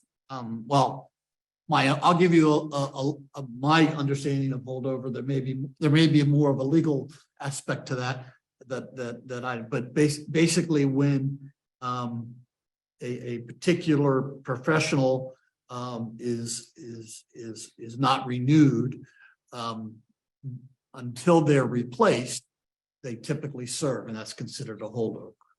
So I don't know if there's more that I need to do. That's the practical side of it. Thank you, Yeah, Mr. I mean, Kaiser. this Anything to might add? come up in executive session, I don't know, but what Mr. Gross just said is generally true. Okay, thank you. Is there a maximum amount of time that someone is allowed to be held over? Here again, it depends on the situation, depends on the language in the statutes and in the code, and it can vary from employee to employee or position to position. So without the specifics, I don't know how to answer that question. Well, in this position for the zoning board, what is illegal? I don't represent the This zoning position is board. not I the don't, zoning I board. don't know. He's the public, he was the public advocate for the township, I period. think, And the code has very specific responsibilities for that I position. might actually take a little bit to look for it. Okay, while you're looking for that, we'll come back to that. Okay, so we said the grants and emergency tree removal. And then, of course, if you want to speak to the CFO and BA, or do you want to reserve that until we get to that? I'm not ordinance? going to speak about that, but Okay, Mr. Abbott will. okay. Okay, let's talk about trees. The administration is extreme and it understands, number one, that these tree issues are very personal issues within the neighborhood and within neighbors.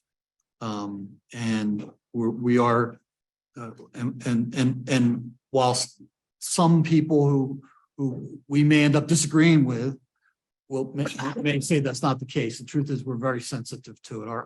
We hired we've gone from part-time forester to a full-time forester, and we're very open to doing a presentation to bring him in and let you ask him questions and see just, you know, how sensitive he is to these issues.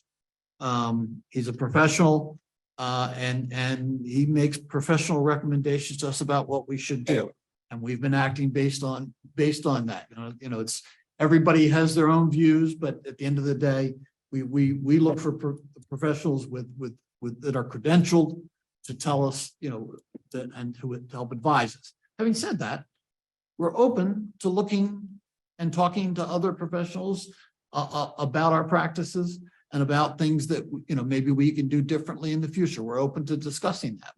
We do not want these conflicts with our residents, but the reality is that sometimes there are, and you know, we're trying to deal with them just as you were trying to deal with them. The difference being is that we've got contracts out there, and we've got expectations. We've got residents.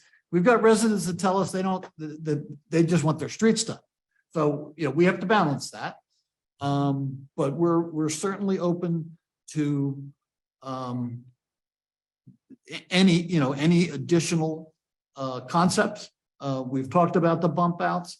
Yeah, bump outs will work in some streets, they won't work in others, because some of our streets are very narrow to begin with. So a bump out doesn't really work on all of our streets. So we're sensitive to it.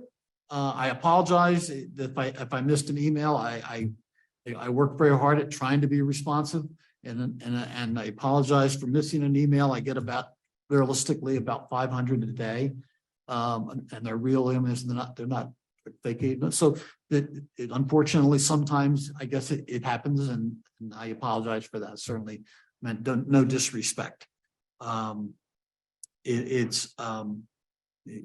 This is an issue that's very difficult, again, because it is so personal to people in neighborhoods, and there's people that are sensitive to it in both directions.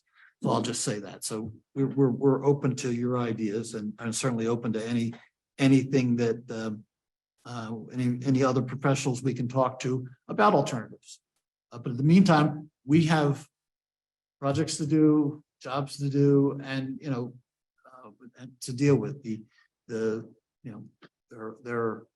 are times when we have no choice but to take down a tree, and it can be very difficult. So we're sensitive, we understand it, but the administration has to finish these projects, or has to get these projects done, or not. And if not, then if the council doesn't want the projects done, that's a different, certainly, the administration can respond to that. and we'll figure that out. Talking about credentials, someone asked about my credentials. For those that don't know. Well, before you go to credentials. Sure. Funds for the emergency tree removal. Oh, yeah. Last year and every year you pass an emergency and a non-emergency tree contract. So it's one contract. Sometimes it's called a non-emergency contract. Sometimes it's called an emergency, depending on that was let out. But the actual term is it's called an emergency and non-emergency tree removal process, and that's where it's paid out of. And it's completely it's appropriate and the way we're supposed to do this. So, Thank you. Grants in the proposed budget. okay. Let me go up before I do that. Someone had asked about what my credentials were, so I want to address that. Certainly don't want to skirt that. For those of you that don't know, I have a degree in pharmacy from the University of the Sciences in Philadelphia and practiced as a pharmacist for some 17 years before I went into government. I also have a master's in public administration from Rutgers University, and actually have a few classes that I started towards my doctorate, and I got too busy to finish that up. So, that's my educational background. As far as my public background, I've been a public official, either appointed or elected, for 36 years now. I have served as my primary responsibilities have been business administrator and chief financial officer in the towns where I've worked for over that period of time. And I've been only in 3 communities for that period of time. And if you know anything about these jobs, you know that an average business administrator is about 3 years, sometimes 3 to 5. And I've, over my career, spending in three municipalities is, I think, considered a successful career. So, being in disagreement with me isn't troubling. It is certainly something I always like to try to talk to people and try to talk through disagreements. And I expect it's part of the job. And so, that says pretty much everything as far as that's concerned. The budget.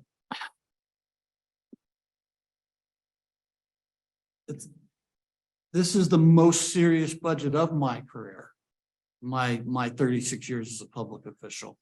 I can assure everyone in this room, everyone who's watching, this is not a ploy. This is not a straw man to put up, to knock down, to get to a lower number. These are real numbers, and they're going to have to be addressed with serious. There's no quick fix on any of these. On this, there's only 3 ways to move these numbers, and that's either to find new revenues, cut expenses, or kick the can down the road. Problem with kicking the can down the road is silly. First off, there's not an awful lot of money to use to kick the can down the road with. And number 2, if you do kick the can down the road, you will impact your bond rating. There's no question about it. The conversations that I've had with the rating officers have been very clear that while we've done very well, our fund balances are not in the areas where they would like to see them.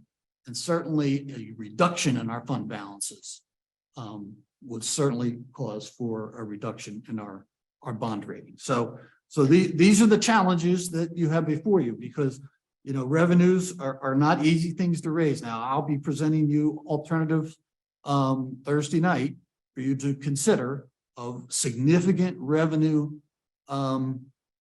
enhancements or additional revenues.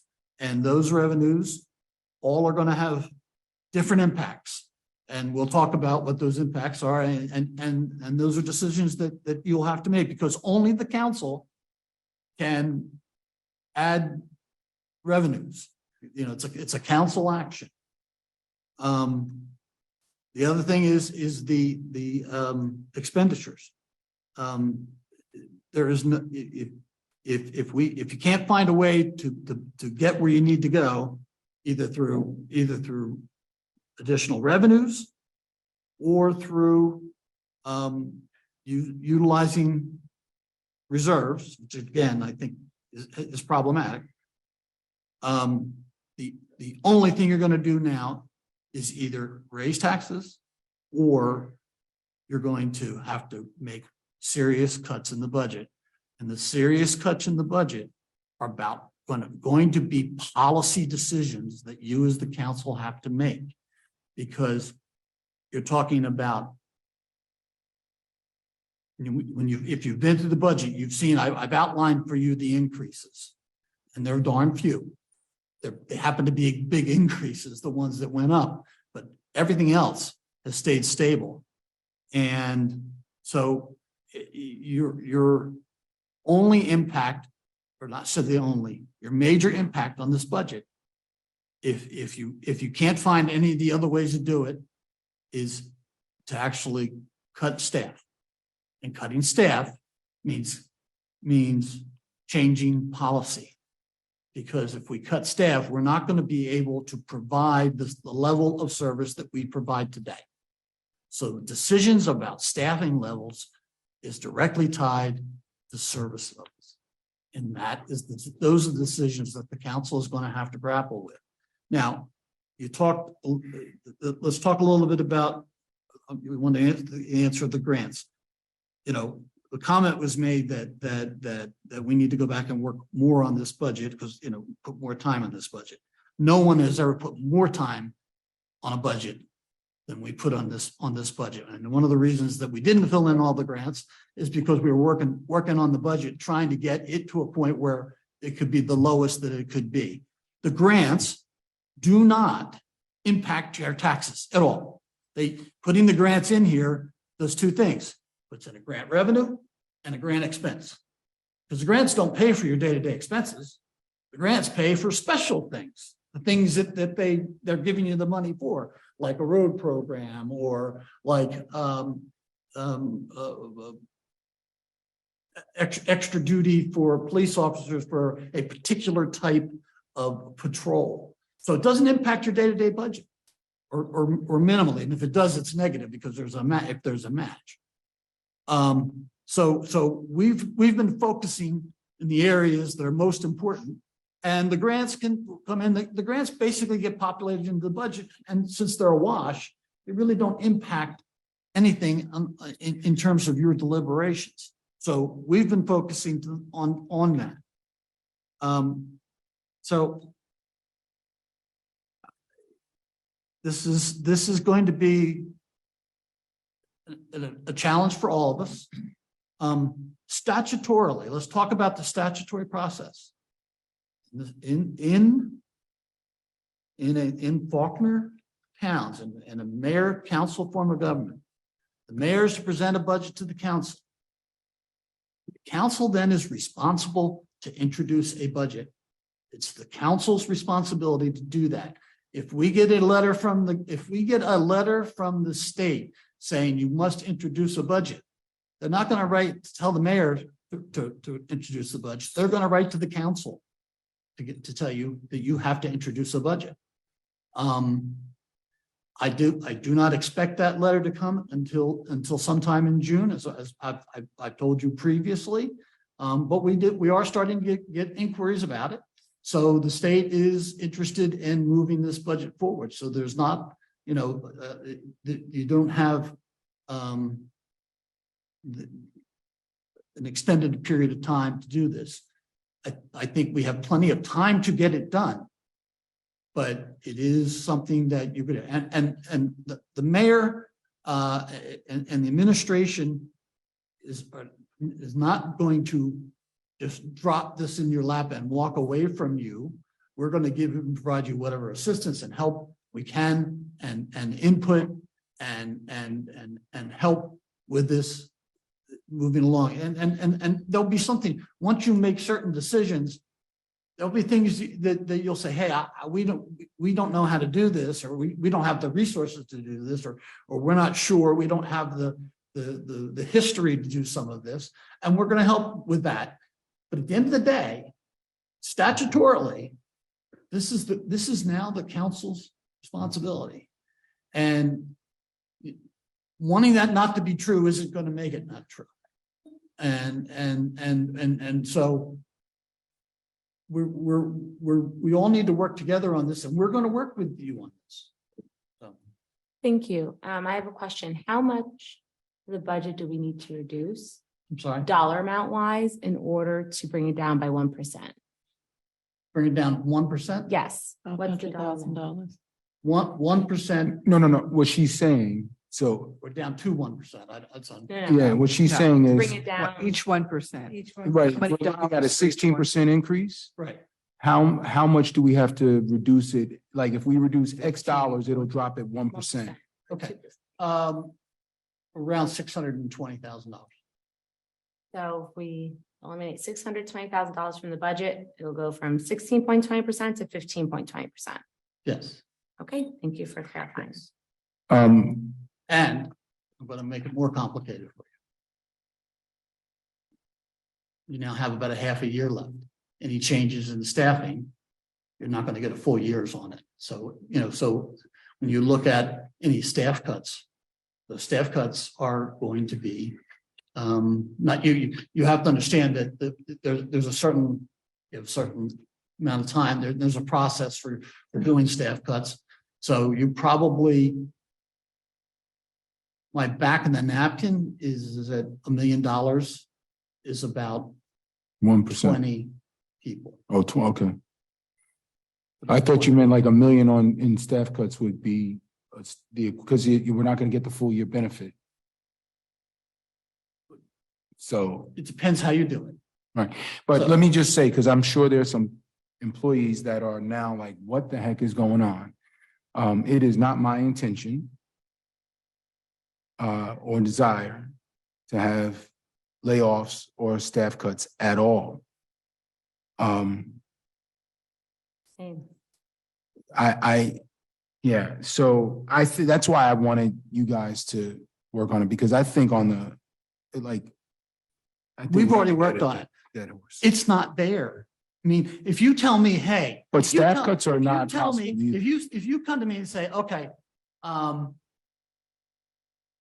we can do an X%. I can tell you how many people that is. I can tell you. I can tell you what it's going to look like. But you have to decide as a council, lack of a better term, what you can stomach. So I think there are two challenges for me. I'm not speaking for anyone else. One is I don't feel like the current budget is reasonable. I feel like what we're being asked, our starting point is unreasonable, right? And so that's why? Because why? Because we're looking at either significant cuts in headcount or a significant raise in property taxes. And reality. Well, you may say it's not reasonable, but it's reality.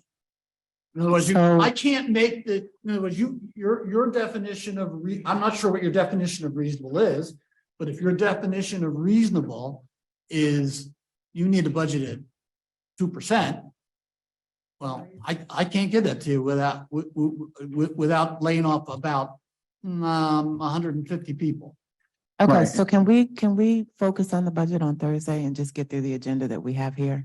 Because we do have a budget hearing scheduled for Thursday. So anyway, I wanted to. I think what I intended to do was to give you some flavor about what we're facing, and some information about the statutory process, and an olive branch that we need to work on this together and not as adversaries.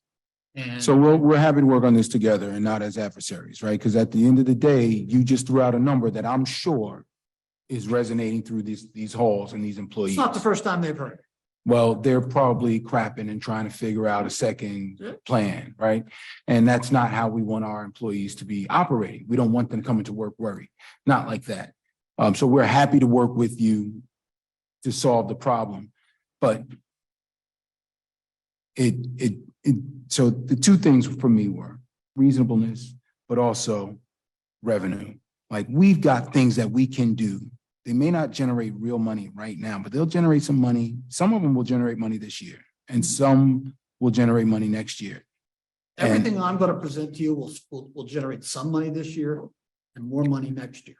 Okay, I'm gonna ask us one more time, if we can just continue our budget conversation on Thursday when we have our budget hearing. We have a full agenda that we have not even started. Well, I have one more question, though. It's related to one of the comments you made regarding I think it's 2771 or whatever the $6 million is, right? So that's on the agenda? Yeah. Can we go through the agenda and he respond to that so that we don't have to do Sure. that twice? Thank you. Okay. Madam Clerk. Okay, we'll review the consent agenda. Approval of minutes of previous meeting, public meeting, May 2nd, 2023. Consent. Report of township officers, none. Reading of petitions and communications and bids, none. Bills, December 31st, 22, April 26th, 2023, and May 16th, 2023. I'd like to pull the bills. I have some questions on them. For each month, we have 3 different months. So yes, I'd like to start. I don't have any questions in 2022, more so this year. Okay, so can we approve the bills for December 31, 2022? No. No, because there's some things in the January 1st to April 26th where the PO date is last year. So I just don't want there to be any confusion. So I'd like to go through it first. I'm sorry, I didn't hear you. Okay, I'd like to go through it first. So in the second packet, the fund total January 1st of this year to April 26th of this year, the very first PO number, PO date and vendor says Joe Fagan invoice March 1st, 23, February meeting, Zoom and camera. Just for clarification, it shows a negative 1,600 and then below it shows 1,600 with the check number. What is his rate per Zoom session? I have to look that up. I can't give it to you off the top of my head. So it's not. I'm sorry, that's inappropriate. I prefer not to do that. We Yeah. want to put our. No, the reason why I'm asking is because I noticed elsewhere in here, further down. Let me see. That again, this is under the budget township council operating expense for the taping of the meetings. The same line item for March 1st, again, February meeting, Zoom and camera, it's a different check number. So it's just confusing. Why are there 2 different check numbers for the same date, same February? Different account line? Probably in a different account. No, the PO number is the same. Invoice description is the same. It's just that there's 2 different check numbers, so I don't understand. Because they're 2 different payments. But why would he get paid $1,600 twice for a February Zoom meeting and then it says March 1st, 23? First off, February, there's multiple meetings, so maybe it didn't specify which meeting it is. I can look it up for you. I that level of detail, I can't tell you off the top of my head. But if you give me a specific, you give me the specific things you're questioning, and we'll get you all the backup for that. Okay. I just want to make sure that there aren't any typos and also I noticed that there's a PSE&G bill. There's an invoice for December 2021 and February 2022 paid for $12,665. Why are we paying invoices from over a year ago and a year ago for It really depends on when we cut particularly at PSE&G, we order something, we'll cut something that day, And sometimes they don't bill us for a long time, or when they do bill us, they'll bill us with, an old bill, because they're not always as good with the special project stuff. I can look and find out. Again, the specifics on that, I have to get you the specifics. Okay, and there's a professional services, I guess, order being paid for Trank, Isabel, and Siddiqui for $1,600 in March of 23.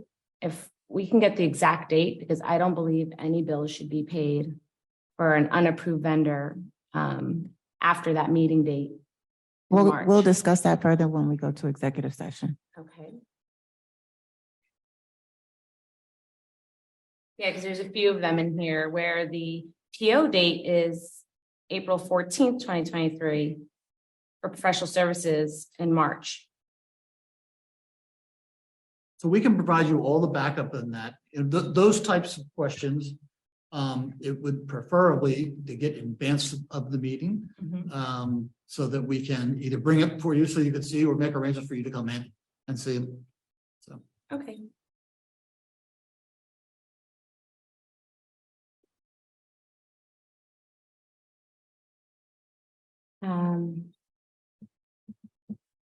Order number 2661-21, the vehicle enterprise vehicles. There were 2 buses purchased at $90,000 each, but the invoice amount is for $170,000. So the math doesn't add up. At 90 each, it would be $180,000. Okay, there may be add-ons that are included in that. So again, I'll have to get that for you. But even with the add-ons, it's less than what? There may be a grant that may have been applied. Again, it's very difficult. Are you saying it's all, So it shows, it says 2 at 90,000 each, but the check was written out for 170,000. So that doesn't make sense. At 90,000 each would be 180,000. Just there may I make sure there isn't a typo. There may have been a credit come to that. I'll have to look at that. I went through these in detail. I did my homework. Oh, no, And that's great. Quite fine. We have about 10,000 of these a year, so I don't commit them to memory, but we'll get you all of the detail.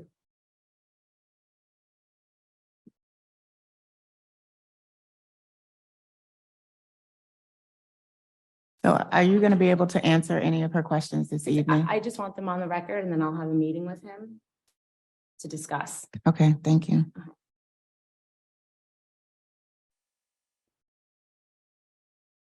I also noticed under the Budget Business Administration, OE Communications Officer, why is that an operating expense versus a salary and wage, out of curiosity? I'm sorry?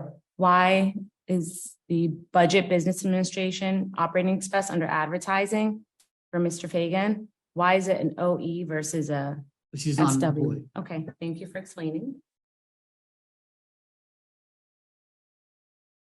Budget purchasing, OE advertising, Township of Randolph, West Orange, MCCPC 2023 membership. Can you Yes. explain that? That is our membership to their co-op. Okay, thank you so much. All for the general public's benefit.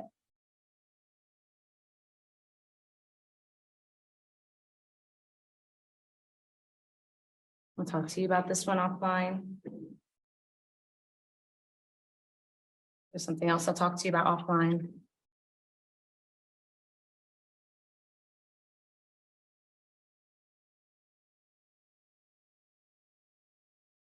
Budget Central Automotive OE repairs.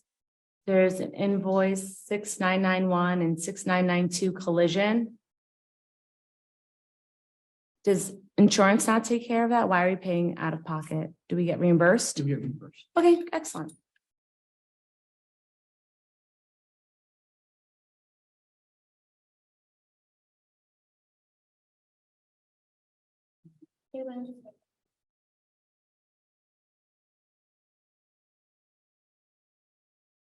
What month of bills is this? This one is for Which packet? the most recent one that we received for April 27th to May 10th. The public advocate, there's an invoice for April. Again, I understand what you guys said, but if the contract is voted down for anyone, they shouldn't be a holdover. Right away, there should have been RFQ put out. So that doesn't make sense to me. That's the same thing with him, with the Tranks contract, the professional services contracts. Well, Mr. Trake's contract is, it's not the contract, it's his term of office is totally different, but the term of office for the public advocate states as following, it's in F, term of office, the term of the public advocate shall expire annually on December 31st. So now his duties and so forth could involve matters that were going beyond the 31st. Presumably he's going to keep doing them. I don't know, but I mean,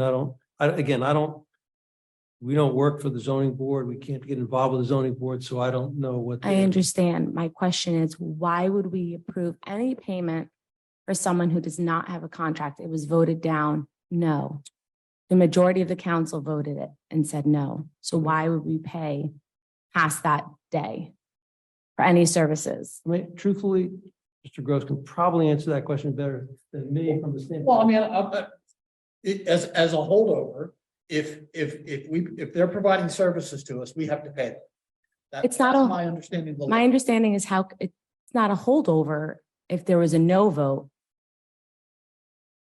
So there are two issues there. There are two issues as I see it. One is we had a proper vote that did not renew his contract. So at that point in time, he has no contract. He has no set wage, no set hourly fee, no set monthly fee, because he does not have a contract, right?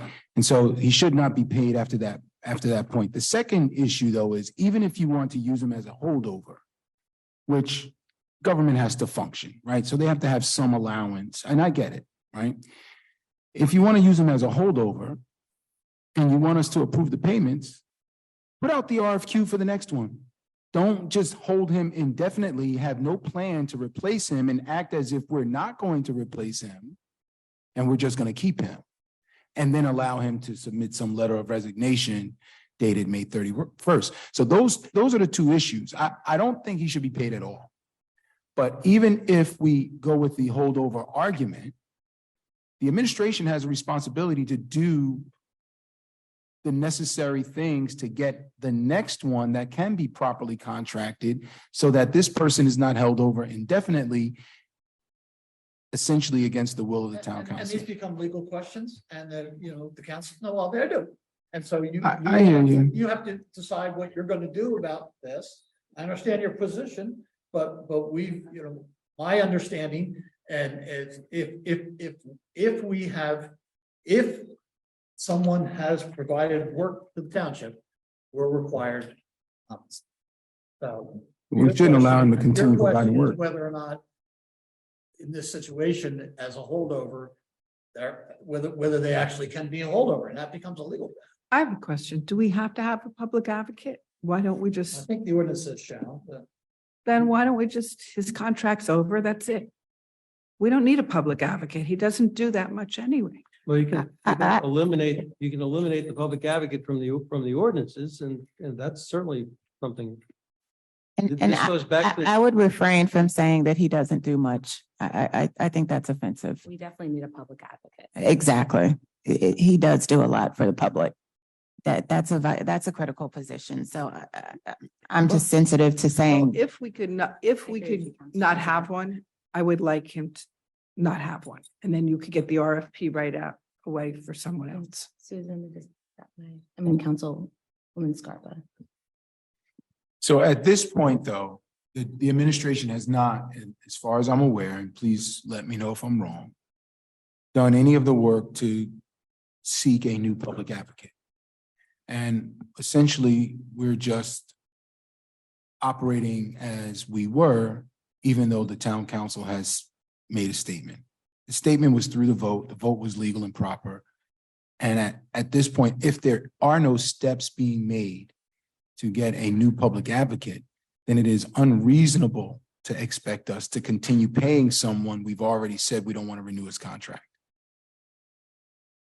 Well, I understand your position. The administration. I also, if I can, because I do want to put some clarity behind where the administration and the position and the posturing of the council is. Because even though there was a vote not to renew his contract, then there was a request to resubmit his contract. And then that was postponed or pulled.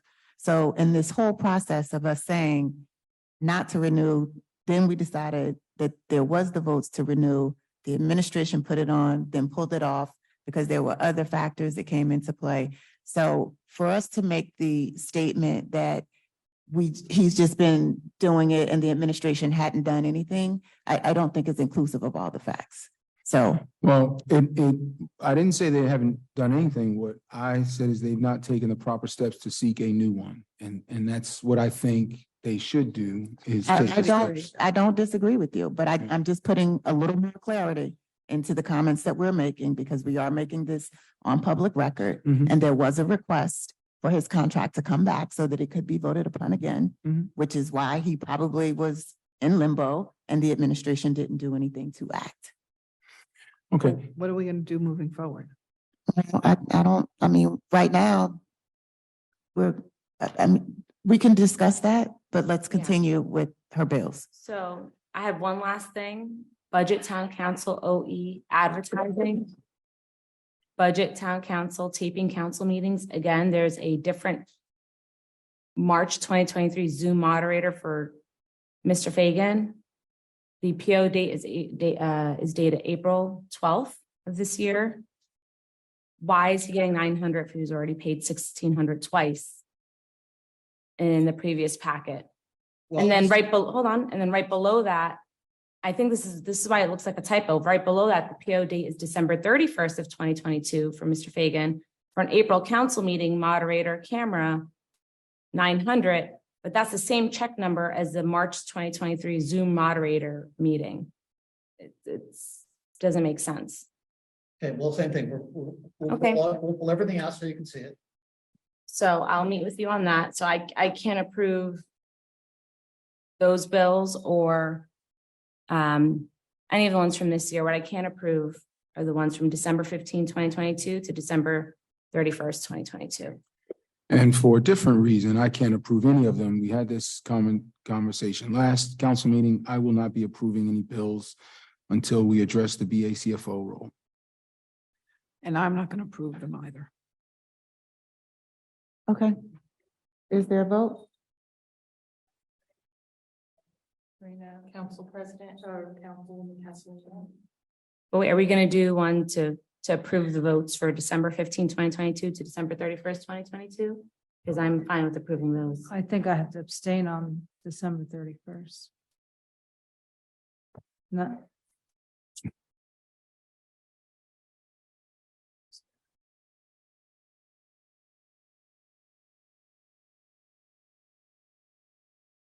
So we'll start with December 31st, 2022. I'll go in order. Councilwoman Castellino. I have to abstain. Okay. Councilwoman Geber Michael. Yes.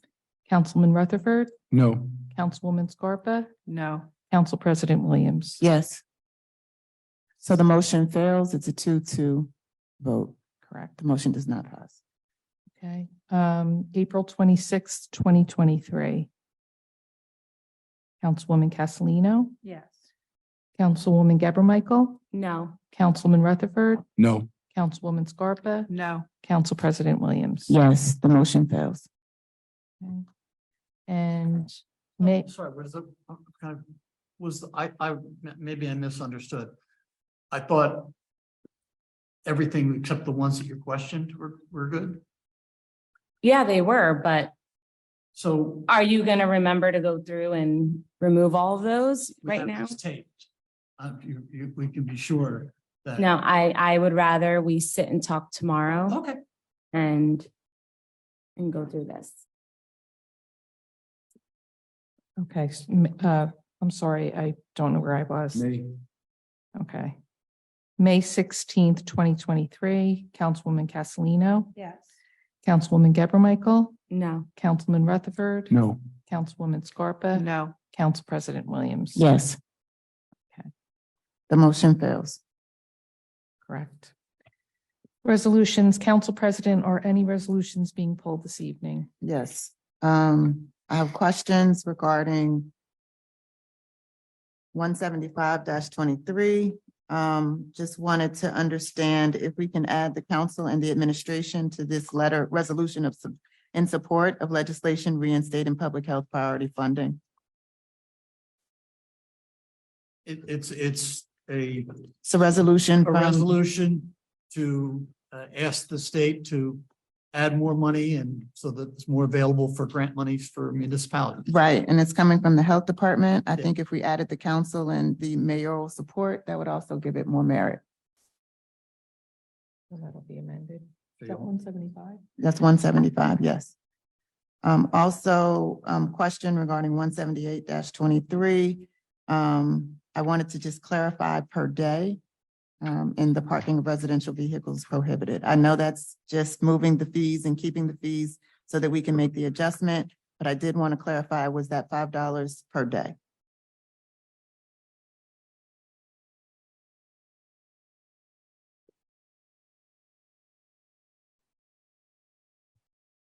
You want it amended. If it's per day, I think it should state that. It just says $5. It would be for. Let me reread it. Okay, no problem.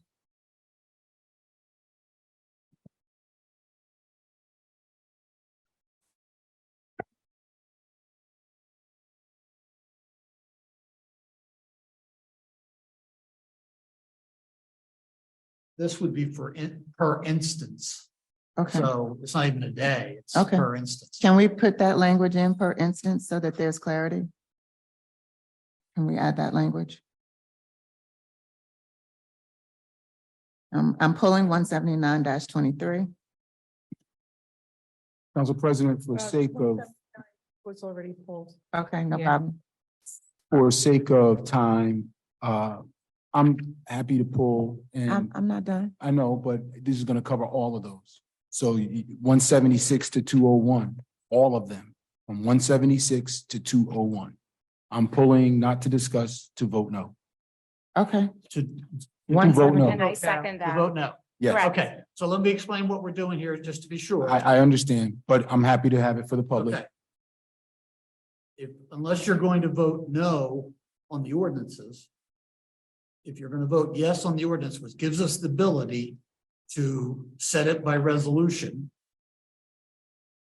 If you adopt the ordinances and don't adopt these resolutions until later, So we've adopted those ordinances. not yet, Okay. they're on for tonight. So, for second reading. So I am not voting for them either. And Okay. the reason is we have the same legal team doing this work. Okay. All right, no problem. So That's- I am not against, I've been Okay. supportive of it.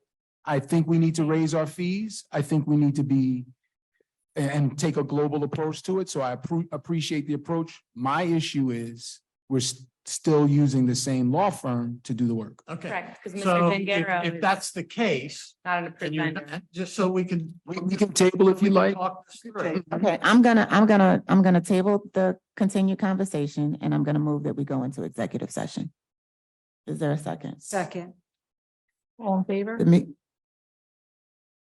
Aye. To go Oh, that's a into- poll vote? Yeah. To go into executive Yeah. session. All right, go into executive session now and come back and do this stuff, sure. Yeah, the Yeah. meeting is in recess until we return from executive session. Wait. No, I don't agree to that.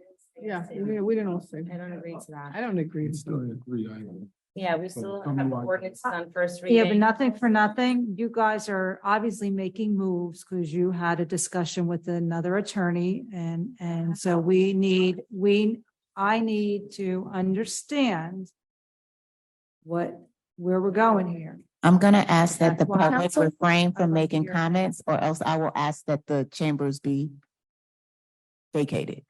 Thank you. Councilwoman, I don't know what you're hearing, where you're hearing it from, how you would hear. What I will tell you is, at no point in my elected tenure have I ever in any way, shape, or form violated OPMA, ever. Yeah, yeah. So you don't have to hope, because I'm telling you, Good to hear. I've not done that. Good to hear. So all of this, Tone. listen, I am a grown man. I can speak the way I choose. There was an attempt by this administration to intimidate me and others with these threats of somehow violating OPMA. That is an intimidation tactic. It will not work. I am rightfully offended by it. I have not violated OPMA. If anyone anywhere has any evidence that I have, put it out there. And that's fair. That's fair. However, I would like to go into executive session now because of the late hour and trying to understand where we're going. All right, But well, don't accuse me of Councilwoman violating OPMA. Castellino, your comment was very inappropriate. The reason why we're saying I'm no tired. is It's past because midnight. that's I'm not an tired. excuse though to be Well, disrespectful and to make things It's up. not disrespect. Okay, okay, Reality- we're gonna talk, I'm we're gonna, comment. okay, one moment. Reality is- Gare, One moment, please, please, please. Okay, can we just all take a deep breath and stop being judgmental, stop being accusatory? Look that way. I'm not looking I think we anywhere. all have a right to be heard. Nobody. I'm not suggesting that we don't have a right to be heard, but we do have to maintain order, and that's what I'm trying to do. So please, we can't talk over each other at all. Thank you. So I would like to finish my comment and reclaim my time because I was very respectful in speaking and stating my facts. Mr. Gengaro is an attorney with Trenk, Isabel, and Siddiqui. It's a vendor that's not approved currently. So there's no reason why that attorney should be doing any legal work for this township, as well as, I believe, Mr. Trenk. So there should be you have other approved attorneys that can do this work. We have an assistant counsel right here, assistant attorney, Mr. Kaiser. There's no need to have legal and Gengaro on most of these resolutions from 176 to 201. And that is what we're saying. It has nothing to do to what you're alluding or inspiring. And so Thank you. I've asked for us to go into executive session so that we can talk about personnel matters. We're talking about a personnel matter which is inappropriate in open public meeting. So I've asked that we go into executive session so that we can continue this discussion. It's not It's a fair to, personnel I matter. understand that, but then let's go to the ordinances if that's the case and skip around because it's not fair to. We can't the skip residents around and go to Who the, are here waiting because last time executive session was an hour and a half. To have them wait, to have people here, we're waiting to hear what we have to say about the ordinances. Right. I think we should get through the I think we ordinances should get and through then the do ordinances, then public we can session come at back the because end. all the rest have to do with the Yeah. similar subject matter, This is ridiculous. right? We need to get through this stuff. It's not fair to the people. it's not fair also to the public. information that you may or may not have that's also impacting your decision. So executive session can clarify some of your concerns. Did you make a motion? I made a motion to go into Motion executive and a session and it second. was seconded. Let's do a roll call now. What was the motion for? To go into executive session. Now, Councilwoman Castellino, yes. Councilwoman Geber Michael, No. Councilman Rutherford,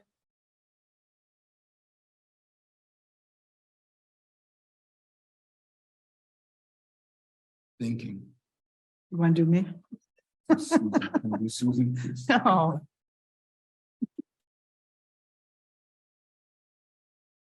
No. Councilwoman Scarpa, No. Council President. Okay, can I make a suggestion here? If you really want to go through the ordinances on second and final reading, the ordinances on first reading, you can, somebody can make a motion to take this stuff out of order and you can do it and you want. I'd like to make a motion where we focus on ordinances on first reading. And then after that, then we can go into executive session and then. Well, we have to discuss. do the resolutions. we're not We're even not done even, with we haven't even finished pulling resolutions yet. I still have resolutions that we're gonna pull. So I'm not ready to go into anything until we go through, which is resolutions. All right, my understanding was that we were going to go back to the resolutions after executive. I haven't pulled all my resolutions. I was interrupted. Okay, so Mr. Rutherford, Councilman said that he was pulling 170. If you can clarify? 176 through 201. I'm also pulling 211. Okay, I'm pulling 211, 212, 214.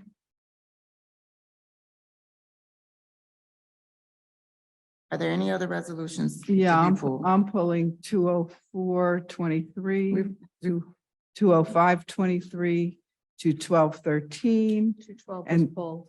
Yeah. Okay, and the bond ordinance. Clerk, I hope you got all that. I did not, so. I got it. Somebody can repeat it. All right, so we're doing 176 through 201.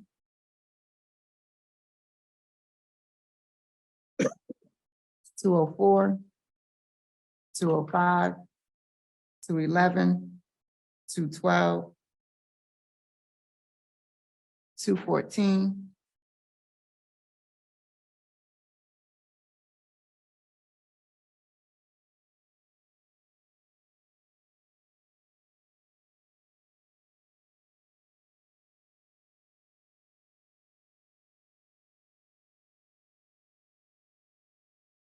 So is there a motion to approve those that have not been pulled? The three that are left. I'm sorry? The three that are left. So moved. Second. All in favor? Aye. Any opposed? The consent agenda is implemented. Okay, Okay, now, can we go into executive session? We've approved it. absolutely. Okay. You don't want to do first No, reading? let's do the first reading. It's only two. Yeah. Oh, is it three? Two or three? So let's do those. First reading, they want to do first. Okay, You said we can go in any order if we have a motion, right? And there's no public comment on it, so. I assumed that you wanted the public to be able to go home, and that's why you wanted to go through the second reading, because they require a hearing, the opportunity for a hearing. Okay. I mean, I don't. But I thought that was under what we wanted to discuss in executive session.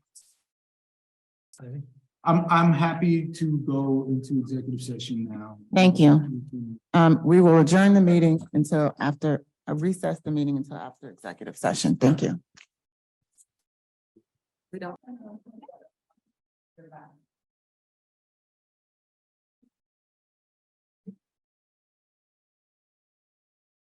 The meeting is back in session.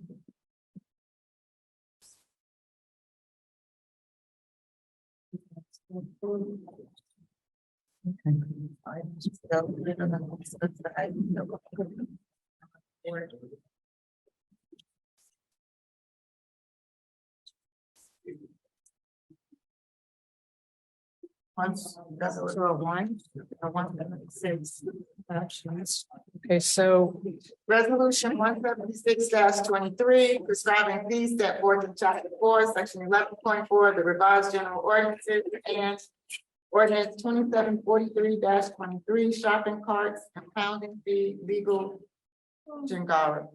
okay, so I just want to ask the question. So Councilman Rutherford pulled 176 through 201. Correct. For the same reason. Right, stating he was going to vote no. So. Can we just do them? all Yeah, at can we once? do them all at once? We did last time. Right, we did do it last time. As a second consent. Right. Right. So. Is everyone willing to do it that way? I'm sorry, say that again? So from 176 to 201, you pulled because you said you were going to vote against them. Correct, And that was the only reason you pulled it, just wanted to vote no. correct. So the last time we did several resolutions, we did it as a second consent, like all together. So is everyone willing to do that again? I am. vote on 176 through 201 Yeah. as a body, as a group. Correct. Yeah. After you do whatever you're going to do with the ordinances. Oh, so you want to do We're going to do the ordinance first, Okay. right? Because the ordinance is driving. It's driving. I'm Yeah. doing the So if same you're- thing with So the, if you're going to adopt the ordinances, then you vote on that. If you're not going to, if you're not going to. I don't even want to introduce them Well, they're already introduced. on, This is second. on second and final reading. Don't we have to Well, take the not vote to introduced introduce them on on second and final reading? You have a vote to table the hearing until the 13th of June. Thank you. Or if you're just getting rid of them entirely, just No. remember, if you get rid of them entirely. that The means- existing nothing. fees are, It'll be all over, Yeah. which means no. you won't be able to do anything until the end of June. why So, don't we so just are we leave them? taking these out of order? So we're taking the ordinances on second and final reading now, right? And if we're gonna do that, that's fine. I'm happy to table those until the next meeting with the expectation that we can have some clarity to move forward between then and now. Well, then we'll have to table the ordinances too, That's what he's talking Yeah, about. both of them. and the resolutions. Right. Oh, you want to table everything? Yeah, because I'm gonna vote no on these It's not gonna ordinances. look- Yes, table. Correct. We want them tabled. Right, because you don't want If the they're- ordinance to be defeated, because then we gotta start over. The only thing, and I got asked this question. You're not having I think we requested a separate budget hearing is gonna be separate, all on its own. Don't put the budget with anything else. Right. This year. Just have a separate budget hearing, because otherwise then I'll be okay with that. So it's not, like, we can't do all of We're not gonna this put this and in the then budget that, together. yeah. Oh, yeah, no way. Yeah, it's too No. much. Okay. I mean, I only got so many, I have Midnight. 27 left. early morning meetings left in me this year. so what ordinance are we Let's tabling just on talk a second and little bit final? about that. Assuming that we make progress, we should be introducing the budget on June 13th. Okay, Then a month later, there's a hearing. Now, if you choose to have a separate hearing night as opposed to a night when you have a council meeting, that's up to you. that's what we want to do. Okay, Yes. but you do need, assuming things go well, you do need to introduce on the 13th. Which And Got is the budget. there'll be no hearing that No night. hearing, just That's just an introduction. introduction. Right. But introduction, are you doing a presentation that night, or are you gonna save it for the hearing? I'm sorry. Are you gonna do a presentation that night? Because the night you do the presentation would be all on its own for the budget. We want a Yeah, special I meeting. can say we do the presentation the night of the hearing, yes. So can we have a special meeting? Yeah, second. Yeah. I'm sorry. So can we have a special meeting for the budget hearing? Yeah. Yes. So we're gonna add an extra day in. No, So you'll have Yes. another in It's got to July. be 28 days after introduction. Right. So it'll be July. Yeah. July. So if we do that, then when will we deal with this? This will be done by then. Yeah. This They is- want to do this the at next 13th, meeting. the next meeting. Okay. That's what I'm saying. I The want budget to will say be yes introduced if on we're doing the The budget. 13th, along with all of these, but there will be no public hearing. So it won't be time consuming. And we're gonna have another batch of fees 13th. Okay, I think, So, you know. When this you say So batch. another batch of fees, Like does that this. mean? I know, but we have I to know. read them into the record, which take half hour. You have introduction, and then 2 weeks later, you would have adoption. Right, you're not going to do the second meeting on the 13th. But the first reading, we did one by one. No. It took a half hour. No, the first reading, well, yes, we did it. I was there. We will. yeah, it's just, Because there's no hearing. yeah, just introduce, vote, and move on. Unless you want it. Okay. Okay. So I offer a motion, Council President, to table the ordinances on second and final reading, beginning with ordinance 2741 through 2769, all of them. Second. Madam Clerk. I'm sorry, I missed that whole. thing. There's a I had motion from discussion. Councilman Rutherford to table ordinances on second and final reading, 2741-23 through 2769-23. I second it. Okay, Councilwoman Castellino, Yes. Councilwoman Geber Michael. Yes. Councilman Rutherford. Yes. Councilwoman Scarpa. Yes. Council President. Yes. And then are we gonna go back to the resolutions and table the resolutions? Yes, I, Yes. So we are the tabling resolution 176 through. 201. Correct. Is that your motion? Yes. Second. Councilwoman Castellino. Yes. Councilwoman Geber Michael. Yes. Councilman Rutherford. Yes. Councilman Scarpa. Yes. Council. Yes. And just to be redundant for the public, that these are being tabled until 6/13, and this is your notification of that being heard on the 13th. Right, second and final hearing. All right, second and final reading. We also pulled 204-23, resolution authorizing the extension of the contract entitled the maintenance of various township owned parcels, including turf maintenance, litter and debris collection and disposal, weed control and fall leaf collection and disposal to Diono Road and Son Incorporated Landscaping 47 Van Ness Terrace, Maplewood, for a second year for the period beginning April 1, 2023 and ending November 30th, 2023 for the same services in the amount of $184,500. Councilwoman Scarpa pulled that. I pulled that one. Yeah, I pulled that one. The four of them related to the trees. I just think we have to take a more strategic approach to the road work that we're doing. This one in particular, I thought the prices were outrageously high per hour. And there was only one bid, and I wanted to know why there was only one bidder that. Well, this is That an bid on- extension of a bid that we did last year. So this is the second year for that. This is an incredibly good price.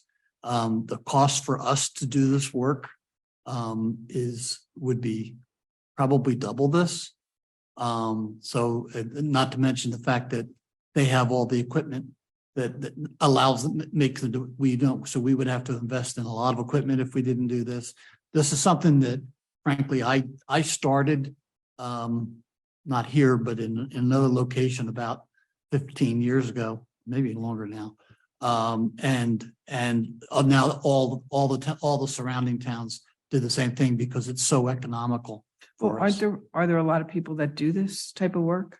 There was only one There's a bidder that handful. bid on the project. There's a handful. And usually that's the case when they know they're going to get the job. That's why I was wondering why there were no Okay, other. we need to put that to bed. Nobody knows they're going to get the job. These things are open public bids. But why would only one company bid on it?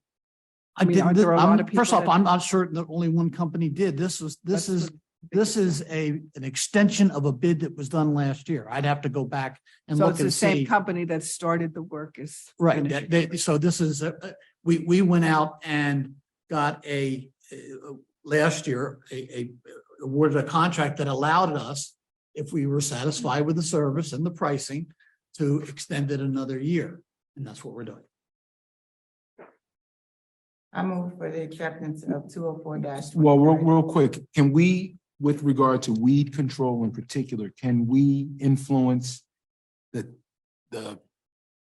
types of products they're using for that? Like, one of the concerns that was raised to me was the toxicity of the chemicals that are used. And, and it's coincidental, this actually wasn't raised by that resident, but I just came across something this week that talked about how, when we put these things in the ground, it affects all of the life in the ground, which affects the quality of the dirt and affects all these other things and blah, blah, blah, blah. I can't tell you that I know on a granular level that this happened with this contract. I'll certainly find out. It is our tendency and we talk about this all the time. So I will be very surprised if we're not doing that. To the extent that we can have an impact on it, we certainly will. If we need to, we will attempt to. It may become a change order issue because if it's more expensive, that may be something we have to do. Yeah, well, more expensive is probably not the better way to go this year.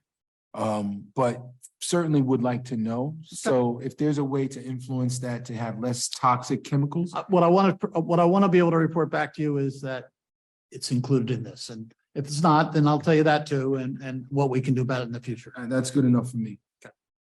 So again, Is there a second? Well, just a quick question. So when, to his point, but when they're able to put a bid in, don't they have to be state approved to be able to put a bid in? State approved. Well, I'm saying with the chemicals involved, like aren't. Let's be compliant. There's no That's question. what I mean. There's no question that they're Yeah, compliant. like, isn't there What regulations Councilman is that- saying is that that protects- you can aim for higher standards. And generally we do. So that's, I mean, I've had these conversations with people in public works. So I Yeah. can't tell you that tonight on this contract, but we'll certainly find out. Okay. is there a second? Yeah, they have to meet the minimum standards, no question Yeah. about that. Second. Been moved and properly seconded. Councilwoman Castellino? Yes. Councilwoman Geber Michael? Yes. Councilman Rutherford? Yes. Councilwoman Scarpa? No. Council President Williams? Yes. 205-23, resolution authorizing approval to submit a grant application and execute a grant contract with the New Jersey Department of Transportation for the Morris Road, Sussex Road, and Hunterdon Road Improvements Project. Councilwoman Scarpa, you told us? Yeah, I just feel that there needs to be a more strategic and a better planned approach to all of this road work and all of the trees. We just need to sit down with engineering and we need to have a better, more well thought out plan. In order to get grant money, we need to apply. So I mean, we certainly can, as part of our process, as I committed to you, as we learn more and figure out more ways to be protective, we will do that. But we have a deadline, and if we don't, then we're not going to get these grants. So we have to apply. I move for the acceptance of 205-23. Second. Councilwoman Castellino? Yes. Councilwoman Geber Michael? Yes. Councilman Rutherford? Yes. Councilwoman Scarpa? Yes. Council President Williams? Yes. 211-23, resolution authorizing an appraisal of the Equestrian Center on Woodland Avenue. I pulled that to vote no. I am not in support of an appraisal on the Equestrian Center, given the increase in the municipal budget. I second that. No. Well, can we have a conversation about this? So I don't want, I'm in there too. We are in no position to buy anything else until we offload some of the stuff that we've already purchased. And so doing the appraisal now would be spending money for an appraisal that there's no interest in purchasing the property. However, what happens if we vote this down now? You can just reintroduce later. Is that correct? It's not forever, right? All right. So, yes. All right. Yeah, we can vote it down. No, I just don't think we could afford it. Yeah, we can't, but I don't. I will clarify because I did have a discussion with the mayor, and the mayor will come from the environmental open space funds. Council So it President, doesn't- can you? Oh, I'm sorry. The money will come from the open space funds, but my conversation is just that this is bad timing right now. We've got 13 parcels that we need to do something with. We are not in the business of keeping horses, selling horses, and or real estate. So right now, it's just not a good time for us to have an evaluation. I think everybody agrees with that. Yeah, and my concern too was the condition of the building. I mean, obviously the appraisal is going to tell a little bit, but I mean, have, we done a preliminary study on it or walked it with Zayabeth or? No, but whatever we buy is going to require some. Yeah, it's going to need work, just like Rock Spring needs work. Just for public's information, even though the money would come from open space gets their money from property tax. Absolutely, Yeah. absolutely. So it still comes from the residents. So I move for You don't have to do anything. I Yeah. can call for a motion and nobody says anything and then it Okay. just fails. So all right. is So there a motion to approve 211-23? Seeing none? the motion fails. 212-13, resolution authorizing a contract for the project Wheeler Street Roadway and Sanitary Improvements Project to be awarded to Regio Construction Incorporated, 416 East Central Boulevard, Palisades Park, New Jersey, 07650 in the amount of $685,520. I pulled this because I just feel like we need to figure it out. Sanitary improvements projects awarded. Do we have this? Is this something that's urgent? Can we wait? Yes, no, it is important that we get this done. Can you explain to me why? What, I mean, exactly. The existing conditions are such that it will become emergency work if we don't do it. So it really doesn't give us any information in the resolution as to what work is really being done. It just says Wheeler Street Roadway and Sanitary Improvements Project. What exactly is this? I will see if I can get the engineer on the phone. At 1:30 in the morning? Can we table it We'll this table it to the till next meeting? It's a month from now. I talked to her and she was emphatic about that this needed to get done. Okay, get her on the phone. Well, it's, yeah, because it's a block grant, which again, always triggers time. Well, where does sensitive it say it's a block grant? in the letter on the first page. She says she's awake. Okay. Yeah, community development block grant. He's watching. I apologize, Hmm. but we need to understand what we're approving. Hi, John. Hi, Zay, how are you? I'm doing good. Thank you for being awake. Can you explain, I know you're watching, so I'm not going to give you the premise. Can you explain this project, the importance of this project? The Wheeler Street project is actually to replace the existing sanitary sewer that portion part of it actually collapsed. They don't understand. Can you have her call on the Zoom? It also needs to be built by actually August 31st of this year. We're having trouble understanding. Is she in the meeting? What name is she under? Are you on the meeting? Joe will let you in. Already, sir. Okay. What name is she under? What name are you under? Best. Say it again. Raise your hand, Zayabeth, so you could see. Can you raise your I hand? think she said Beth. Yeah. Zayabeth, are you there? Yes, I'm here. Thank you. We can hear you now. Hi. Hi. The Wheeler Street project is actually not only roadway improvement, but also the sanitary sewer improvements for the existing 24-inch sanitary sewer line that serves the Rena House. And it also runs all the way to Northfield Avenue. A portion of that sanitary sewer is actually compromised. That's the reason why we started designing this project. In addition to that, this is a CDBG block grant project that we obtained for approximately $308,000. The grant amount for this project is to expire August 31st of this year, which means we need to start hitting ground soon so that maybe we could request an extension if needed, if not complete the project by August 31st and replace the existing sanitary sewer and also do the roadway as well. Thank you. Are there any questions, colleagues? Nope. Okay, thank you. I move for the acceptance of this. I second. Councilwoman Castellino? Yeah. Councilwoman Geber Michael? Yes. Councilman Rutherford? Yes. Councilwoman Scarpa? Yes. Council President Williams? Yes. I also pulled 214-23, resolution to authorize the purchase of electronic management hardware software through the New Jersey Cooperative Purchasing Alliance. Smeraldo, I wanted to know with the integration of this new electronic management hardware, what departments will have access? How many persons will have access?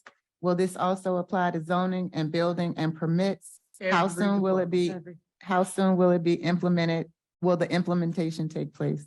This is going to be our new backbone and it's going to run through every department. This is going to allow us to do things like have construction permits applied for online so that they don't have to come into the office.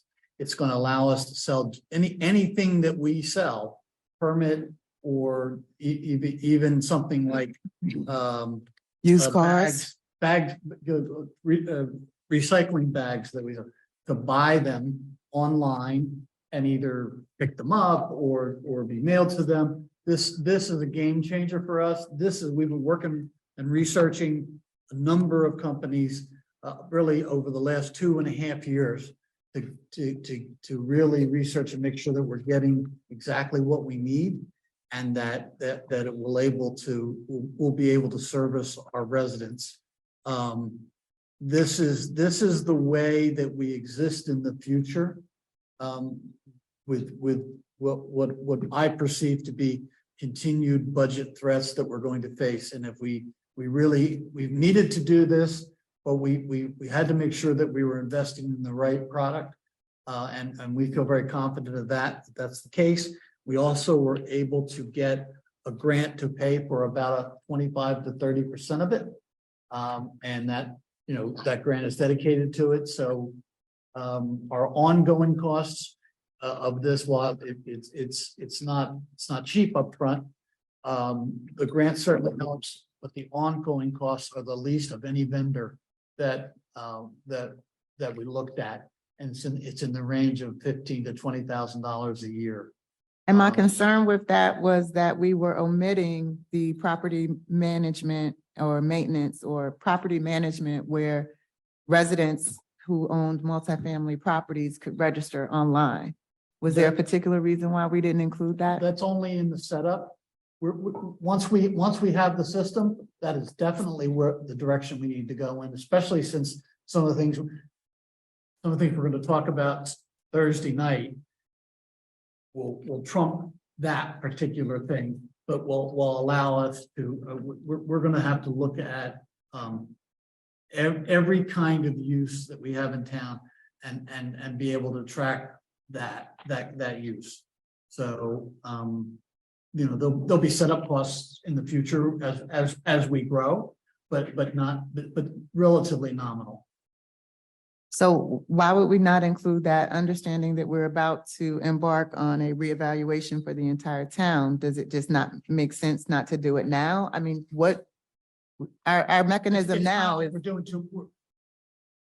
we don't want to take on so much that we can't get it done, because then that will be problematic for us. So this is not, once we're into this, that's just the next step. It's, it's what, but if we take on too much now, we end up, everybody wants to get that going. And before you know it, we get watered down and ineffective. We're not going to move progressively the way we should. Okay, thank you. Understood. I move for the acceptance. I'm sorry, colleagues, are there any more questions regarding 214-23? Minority owned, woman-owned business to fulfill that contract. Thank you. I move for the acceptance of 214-23. Councilwoman Castellino? Yes. Councilwoman Geber Michael? Yes. Councilman Rutherford? Yes. Councilwoman Scarpa? Yes. Council President Williams? Yes. Ordinances on first reading, 2771-23, bond ordinance providing for various 2023 capital improvements by and in the township of West Orange in the county of Essex, state of New Jersey, appropriating $6 million, therefore, and authorizing the issuance of $5,714,285 bonds or notes of the township to finance part of the cost thereof. Is there a motion to introduce on first reading? I motion You to making the introduce motion? on first reading. Second. Councilwoman Castellino? Yes. Councilwoman Geber Michael? Yes. Councilman Rutherford? Yes. Councilwoman Scarpa? Yes. Council President Williams? Yes. I have a question. So we've heard that, the budget is a guideline, doesn't have to be followed exactly. This $6 million, do we have to use it this way? You have to use it on roadways. We have to use it on roadways. So if, let's say we don't spend it, I can take that and you put it towards another road. Yeah. Okay. But I can't buy IT with it. Right. Right. It has to be. Now, if I want to do that, then I got to come back to you and reclassify it. Reclassify the ordinance, say that we're going to move this. This is no longer going to be roadways. It's going to be IT. So we talked earlier about what portion of this had to be done. You said roughly about 3.5 million, Yes. which means we've got about 2.5 million that doesn't have to be done right now. Can we reclassify that 2.5 million and use it for something else to provide If you some? decide not to do the original intent, Yeah. yeah. Yeah.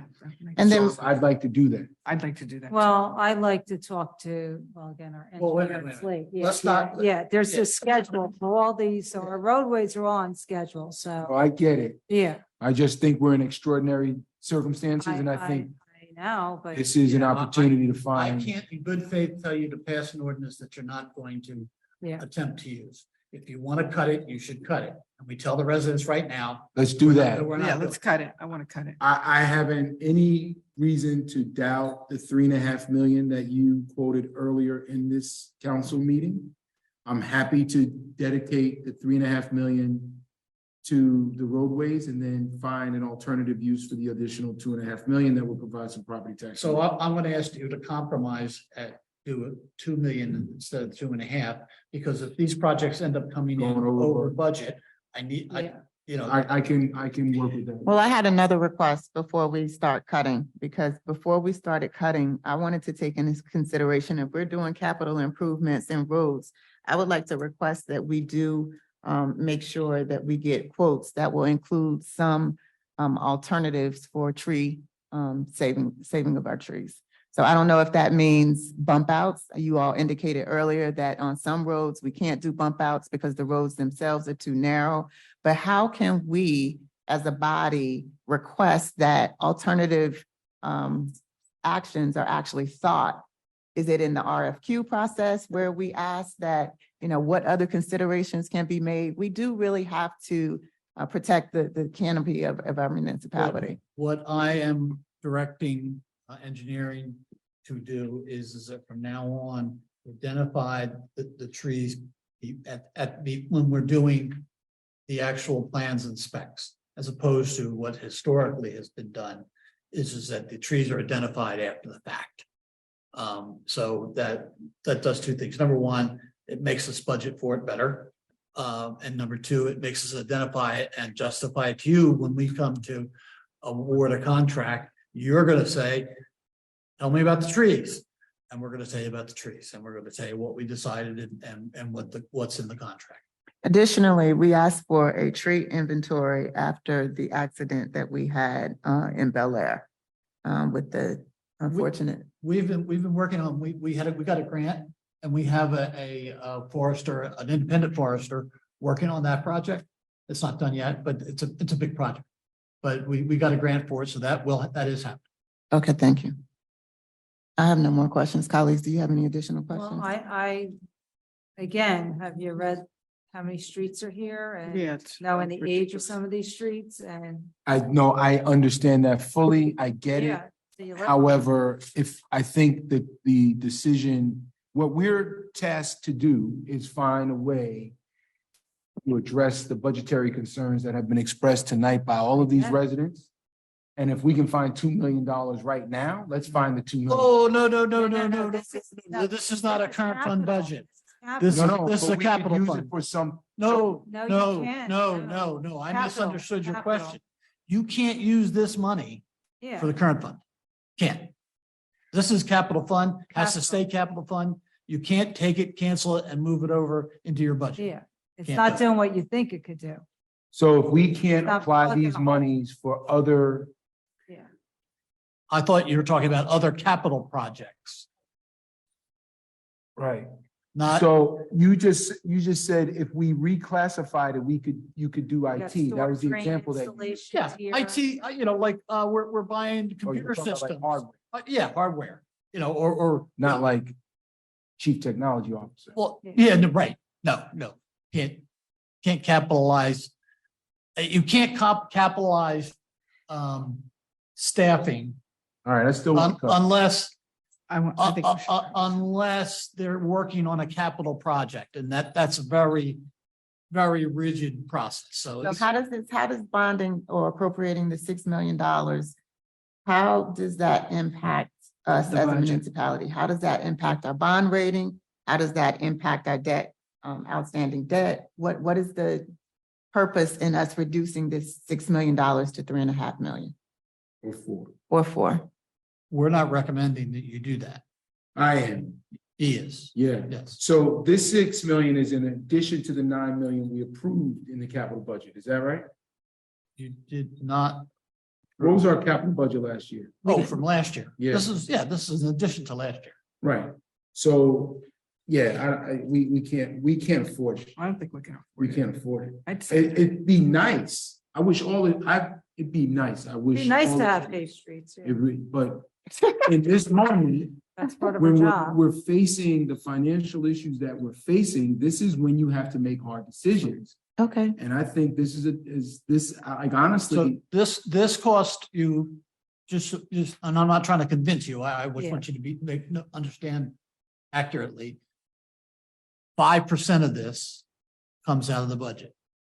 So roughly a little less than $300,000 as it stands now. So if you cut out $2 million of it, so that you're so you're talking about the 20-year life of the bond, right? Is that what you're talking about? What do you mean by 5%? No, you have to do a down payment. You're required to you can't, in most circumstances, there are, it's like anything else, there's always exceptions. In most circumstances, you can't borrow 100% on what you're buying. Right. You have to put a down payment. You have to put at least 5%. So rough numbers, it's a little less than $300,000 on 6 million.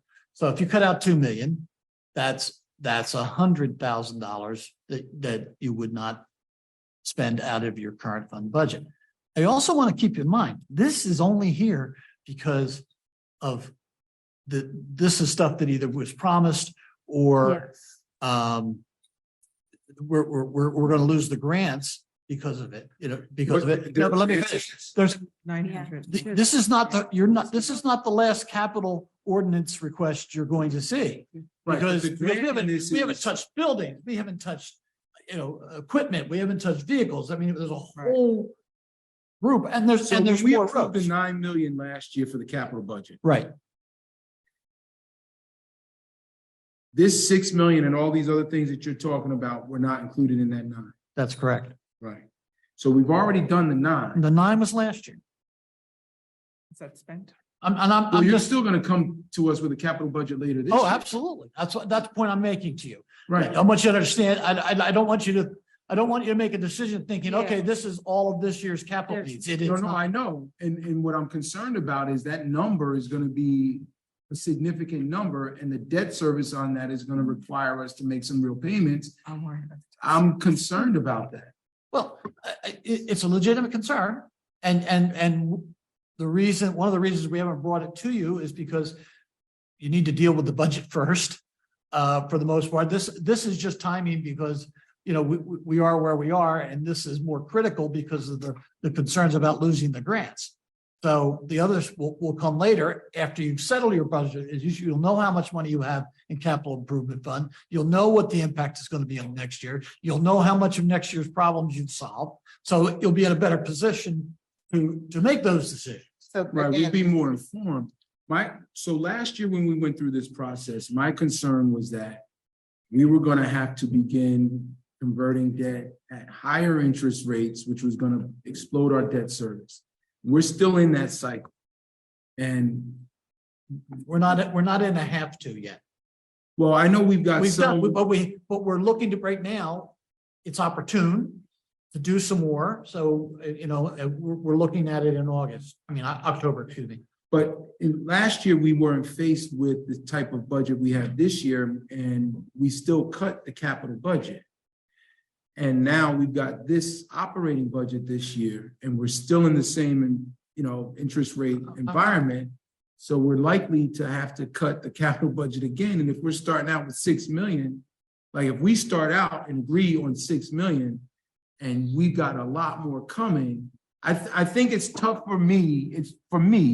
It's hard to make a decision on this 6 million, not knowing what the full scope of the capital budget is going to be, and where we're going to end up with our operating budget and what interest rates. Some people think they're gonna come down. I don't. What's the timeline Yeah, on this? we need. sorry? We need to know What's what the timeline on this? Well, we need this, we need most of this now, because we, in order to, so if you're gonna, So why don't we, okay, so I'm gonna recommend we pass it on first reading. We already did. Oh, at the second reading, I'm getting tired now. We just tonight passed it on first reading. We introduced it, yeah. Yeah, okay, so, okay. if you're so- gonna make a change, you gotta make it tonight. So I'm not supportive of a change. I move that we accept it for the $6 million. I think we need to cut it. So we need to cut it to the minimum amount in order to still get the 900,000 grant. I agree. That's 3.5 million. I But agree. can we have a vote, please? For, okay, so I for, won't vote for this whole 6 million. 6 million. I want us to change, I offer a motion that we modify the amount of this, what number is this? We're on, it's 2 in a month. 2771, I believe. 2771 from 6 million, appropriating 6 million to appropriating 4. But again, I need to understand that because here's the issue. Does she take out from the various projects? Does she? She can figure that out. Well, not Well, that. no. She can't. She said we need to do them all. We need to. Well, this isn't the sanitary sewer. So the No. sanitary sewer is. But there's storm drain installation, curb, sidewalk. So what aren't you getting? So Get can the she curb. scale down across the board? Like, are you asking her to scale down? across the- Again, this. The I'm- 2.5 million is gonna come out. Here comes the question. Or two- Do we two. have enough support to reduce, or do we have support to move forward with the 6 million? So I think that's the first question before we talk about reducing. Do Well, we have answering your support? question though, Councilwoman, I think that decision is best left to them, whether they, pro rata or somehow adjust each project, or if they decide to prioritize which roads needed or which parts of the project needed most urgently. I'm happy to let the professionals decide how, but I think we've got to put some guardrails on spending. You have 6 or less. And I think that's gotta start right now. Can this be tabled? When No, is it's it? gotta be no. tonight. Well, there's Gotta a be time on the on the 900,000 grant, so. Yeah. So if we have enough support to keep it at 6 million, can we just clarify that right now? Because I'm hearing 3 votes to support 6 million, and I'm hearing 2 to not. I need 4 to adopt. Not only need 3 tonight, but you're gonna need 4 at the end. Exactly, right, because bonds four. require 4. I'm gonna approve it tonight and then we'll have better information for the second reading. But if we do that though, and then we decide to come back to If this 4, fails, I'm gonna stay at 4. I need you to pass something tonight, even if you do 2 of them. But, and adopt, although that's 6. not a good idea. I think at least what I'm hearing, my council colleague is not happy with 6. I'm not happy with 6. I can't do 6. I don't want to lose the 900,000. You're gonna lose 900,000. So So why I'm don't happy we to do 4, but I think we've got to start making tough decisions when it comes to the money. Especially when we're taking on this debt. So I think if we don't do it now, then we get to second reading and it doesn't get 4 votes, we're gonna have to start over, right? If we get to second reading and it doesn't get 4 votes, you will lose grant money. That's why Right, we so don't want let's to not use the do that. grant. Right? Because Take after it you down. adopt it, I can't spend it for 20 days after it's Approved? advertised. Oh, okay. So it's a process. So I think this is where we have to make Compromise. tonight the compromise. Yeah, I think we just I have to don't want take to it lose the down. grant money, but I don't want to go 6 million either. And if we could get it done for 2 million and not lose the grant money, I'd do that. Yeah, what's the least amount we could take it down to and keep the grant money? Yeah. That's, you said 3.5. Did you read the street? Did you read what's getting done I did, here? I you? did. I also read the budget. Trees and the way, the haphazard ways that we're doing this. I think we need a more slower, more strategic approach to all of this work. And we have real financial concerns. Yeah, so do I. So again. No, not we like that. I mean, the township has Yes. real financial Yes. concerns. Yes. Yeah. so Taking we- on debt in this It's economic tough. climate. It's a hard decision to make. I know. The equestrian center is hard But too. once you get off schedule with paving, it's gonna cost you more down the road. Well, look, It's gonna we cost may you get more. off schedule and we may end up.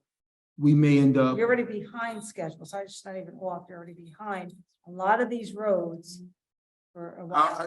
Councilwoman, I hear you. I understand. I think it's much more important to make sure that seniors can stay in place, to make sure that we don't have to cut And I do. head too, count and but all of this kind of stuff. The grand scheme of things isn't gonna, It's an additional It's 2 not- million in debt and after a while, these numbers are gonna be big numbers. well, then all the more reason we gotta, get that. We gotta find money everywhere. Okay, so do we have a consensus to reduce it down to $4 million? You have 2 votes that will not vote for 6. I said, do we have a consensus to reduce it to $4 million? We do it to 3.5? $4 million. I thought you said. $4 million, please. So your question is flawed, Council President. You have 3 votes, which is all you need tonight to keep it at 6. You don't have the 4th vote to get it ultimately done. Both of you all just said that you would be willing to reduce it to $4 million. I'm asking, do I we said I'd have? rather do it to 3.5 if that's possible. Well, they need the wiggle room. Yeah, in case you have all. Do we have the Okay. consensus to Yes. reduce it to $4 million on first reading? I support that. Okay. I'll go Thank for it. you, Madam Clerk. I need a This is to second. reduce it. to This is to reduce it to So we're not $4 keeping it million. at 6. Yeah, you need an offer to amend. Second. Councilman Rutherford did that first. I need a second. Second, Now I take a vote. thank you. Councilwoman Castellino, No. Councilwoman Geber Michael, No. Councilman Rutherford, Yes. Councilwoman Scarpa, Yes. Council President Williams. No. The motion failed. So, by failing that motion. We understand. Yeah, we know. We understand. We know our job. We understand. You do? Okay, I'm glad, because we just walked away from 900,000 and Perhaps. 4 million worth of road work, because I'm not changing my vote. Okay, we're fine. We're I'm fine. not I think that's like, 2772-23, an ordinance amending chapter 5, section 34.3, section 34.4, section 34.5, and section 34.6, and chapter 25, section 24.2 of the revised general ordinances of the Township of West Orange, licensed cannabis entities. Is there a motion to approve on first reading, or are there any amendments? Is there a motion to introduce on first reading? If we introduce on first reading, can we still make amendments? Can we? You were Okay. going to do that before. I'm sorry. You were going to do that before, but it would have to be a separate motion to amend it. Wait, can we pull this? Do you want to pull it? Yeah, I mean, I want to vote no on this. I think we should do a workshop, have a workshop. I asked for a workshop. I said earlier, I agreed to a workshop. I agreed to a workshop because we can't do this back and forth. We do a workshop open. Do we? Yeah, I don't consent to this. I know, but 1, 2, 3. We've been working on this for 2 months. Yeah, but you We've had the can't whole- work in a Yeah. silo, and working in a silo, when I specifically called and asked you what changes, and you couldn't disclose to me that one of your changes was from 200 feet to 500 feet. And we furthermore have not had any map study done to indicate that there is no harm. 200 feet is nothing, and every resident. Again, you indicated that you had a map that stated that none of our entities would be harmed if we extended this distance. I'm gonna And that is second not this. true. That is absolutely not true. I don't want to torch these. poor so I didn't we think should be first. clear about what voting on this now means. There are some existing businesses in town that could be harmed. Absolutely. And not only that, we're giving them a time limit where they cannot control when the state grants them access. That's unacceptable. This was never in the original ordinance. Never. This was never discussed openly and publicly. Well, And I asked so for a that- public meeting at the last council meeting so that we could do this in public, in front of the public, and allow them to consent to some of the changes that we are making. We should not be impacting harmfully any of these entities that we have given and a letter of support to. In addition to the language where this ordinance is written, it does not protect those 7 entities at all. They can all move forward. So They can't move forward. What was discussed in public at the last meeting was making sure that they were grandfathered in. And the language in the ordinance does not. Excuse me, grandfather Council them in. President, please stop interrupting me every time I speak. What was discussed at the last council meeting was that they would be grandfathered in, and there were questions about whether that was actually happening or not. And that is actually not happening. Thank you. Right? So if we're going to protect them, Mr. Moon should have put the language in to grandfather. It's not that we didn't discuss it, it's that the language is not in there in a way that's substantively based on what we've already told Mr. Moon. This was not presented by Mr. Moon. This was presented by Moon has Councilwoman handled Scarpa. And This is- document was She created edited by the document Scarpa. that he created. No, this is what she presented. It's based on what it's his he document. created. But you we're put not in gonna additional changes in language.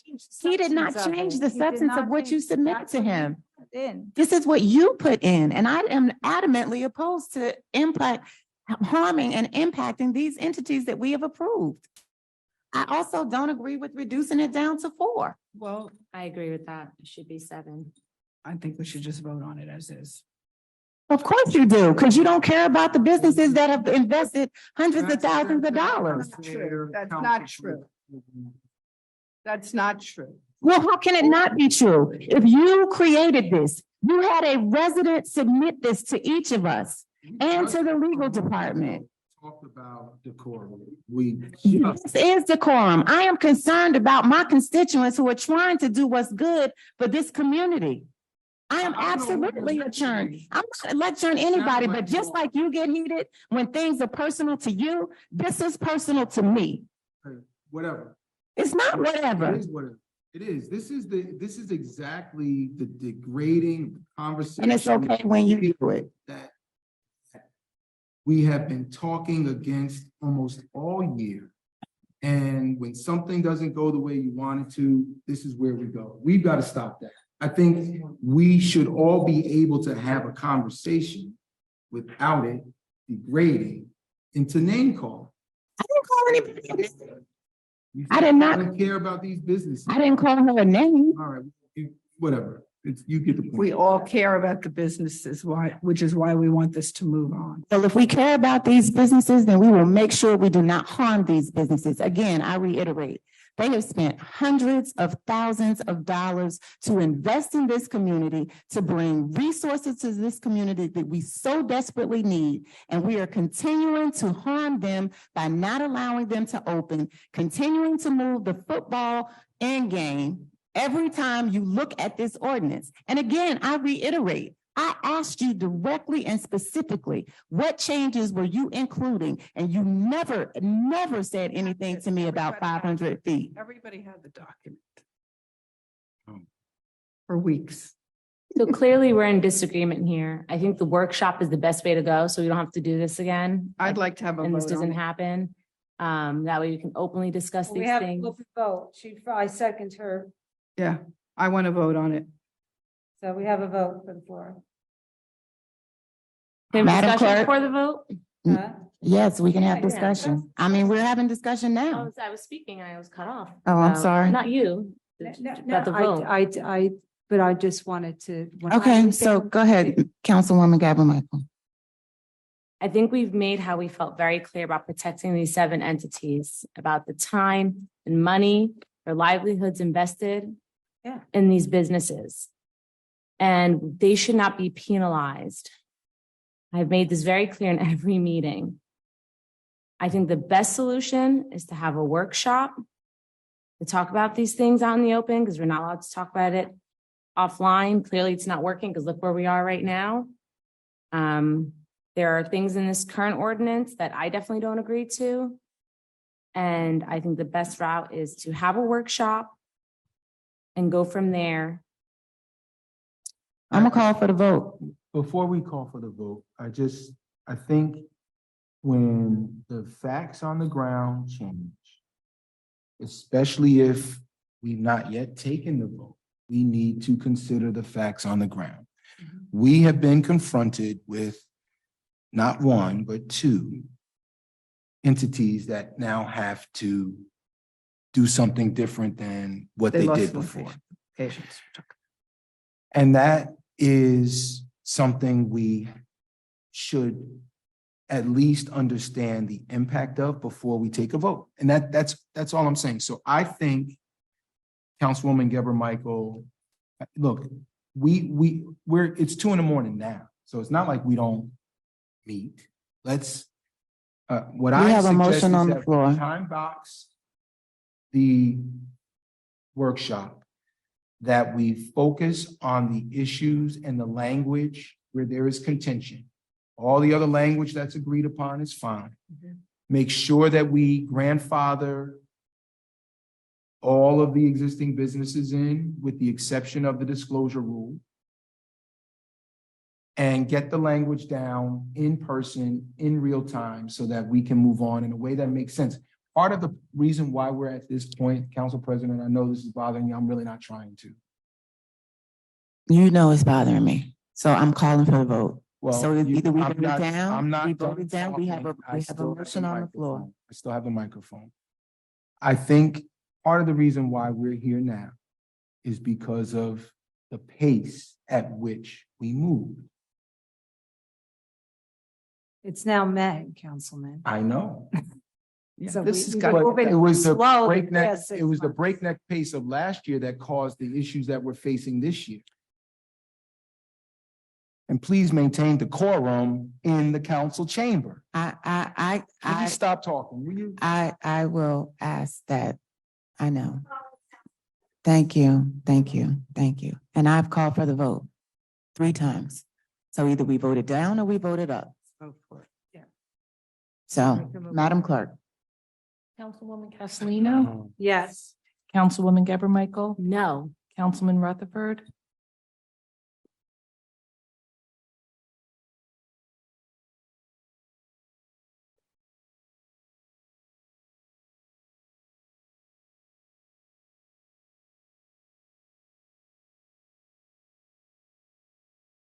No. Councilwoman Scarpa? Yes. Council President Williams? And you know I'm on the absolute no.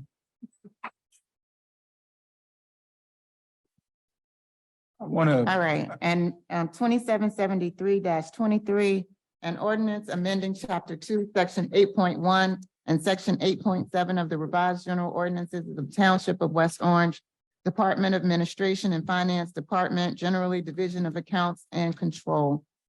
Now, Council President, Mr. Abbott would like to. Yes, Mr. Abbott, please. Good evening, or good morning, I guess it is now at this point. Mayor McCartney asked me to address honorable council and the public today on this. So our ordinance is entangled with the Faulkner Act, which I know you're each aware of by now. It's not the fact that Mr. Kurtz is CFO and BA that can be done. He did it for 12 years in South Orange. It's our ordinance, which even if you take Mr. Gross completely out of the equation, still needs to be repealed because it's still in conflict with the Faulkner Act. There are certain control functions such as auditing, the account control and such that cannot be under the direction of the business administrator. So the service CFO and BA can't do both things. The ordinance as presented allows for the CFO to still be the business administrator if you let pass this ordinance. Saves, we've estimated approximately based on Mr. Sayer's salary, full loaded salary with family medical plan, pension payments, and so on. It's about $265,000 a year that you save by having Mr. Gross do both jobs. If he goes back to CFO only, then he's going to collect the same salary he collects today because that's how his contract is drafted, and we're going to have to hire a business administrator in that neighborhood. So once again, it's not the CFO that creates the conflict, it's the actual ordinance as it exists. All we need to do is to have somebody named as the controller who handles the audits and have Mr. Gross do the CFO.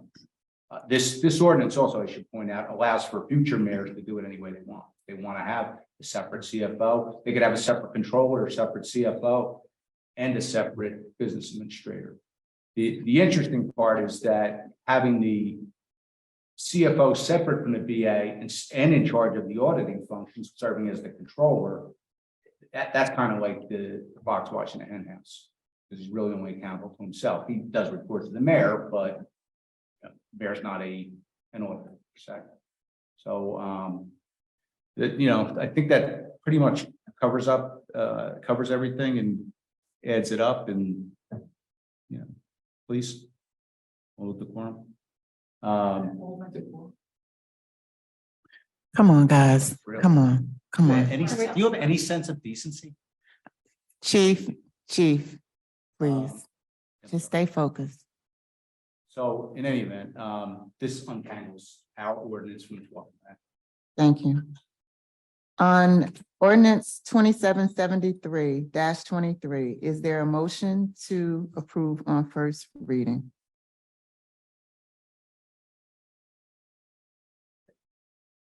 No?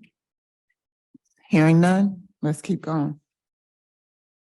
I think we have some pending matters, new matters, and council discussion.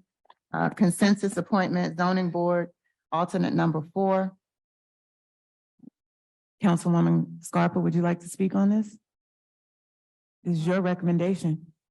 Yeah, just that I think he's definitely more than qualified. He has impeccable credentials, Princeton, urban planning. He's been a planner. He has a track record of working with our pedestrian safety. He was instrumental. Robert Daniels was instrumental in getting sidewalks where no one else could. And I think he's unparalleled. Is there any other comment?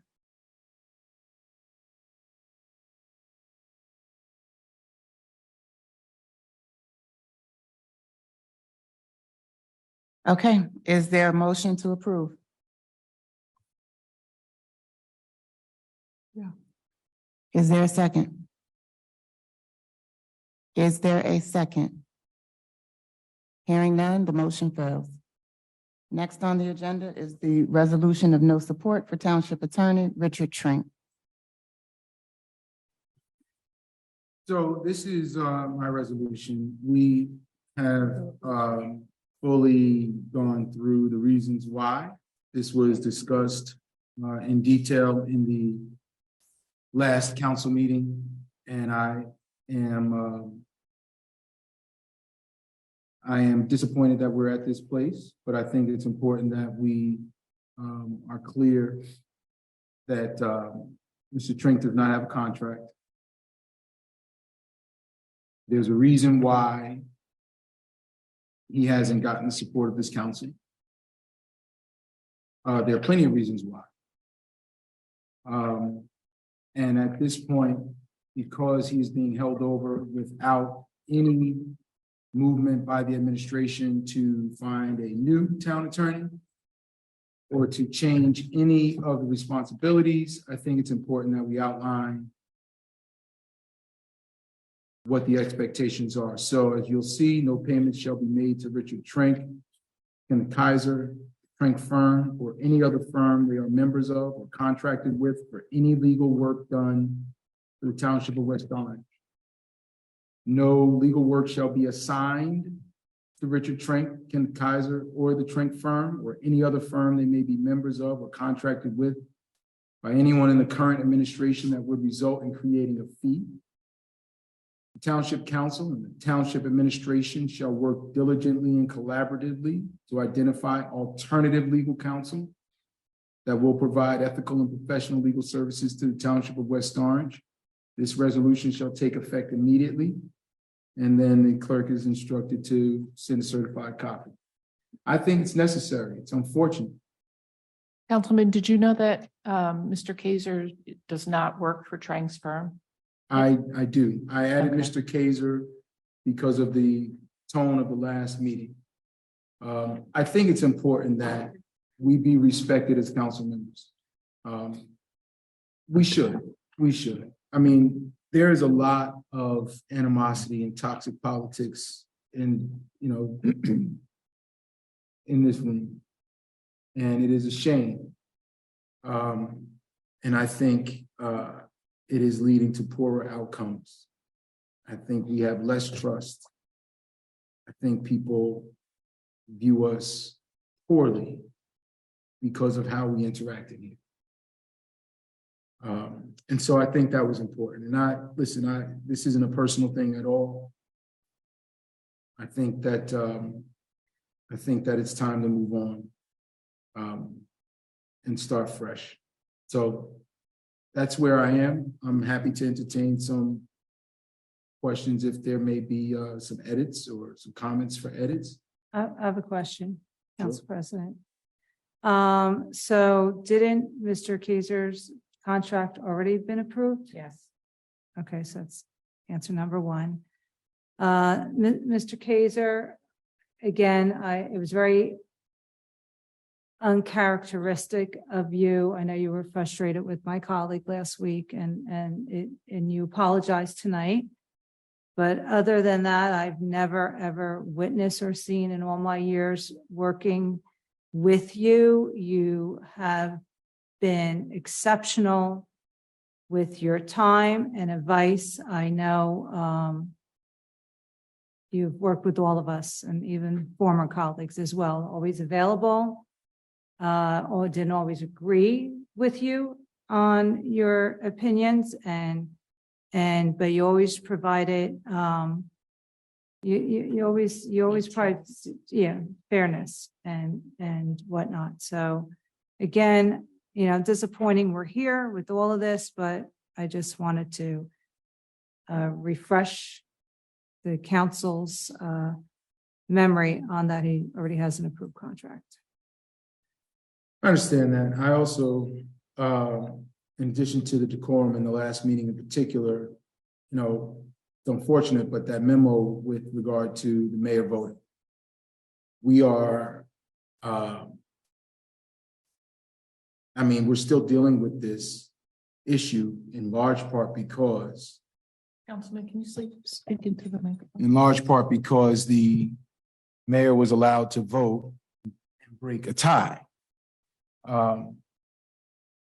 That was bad legal advice. I'm sure it's not indicative of your career, and I'm not trying to disparage you at all, Mr. Kaiser. And this is really mostly about Mr. Trank.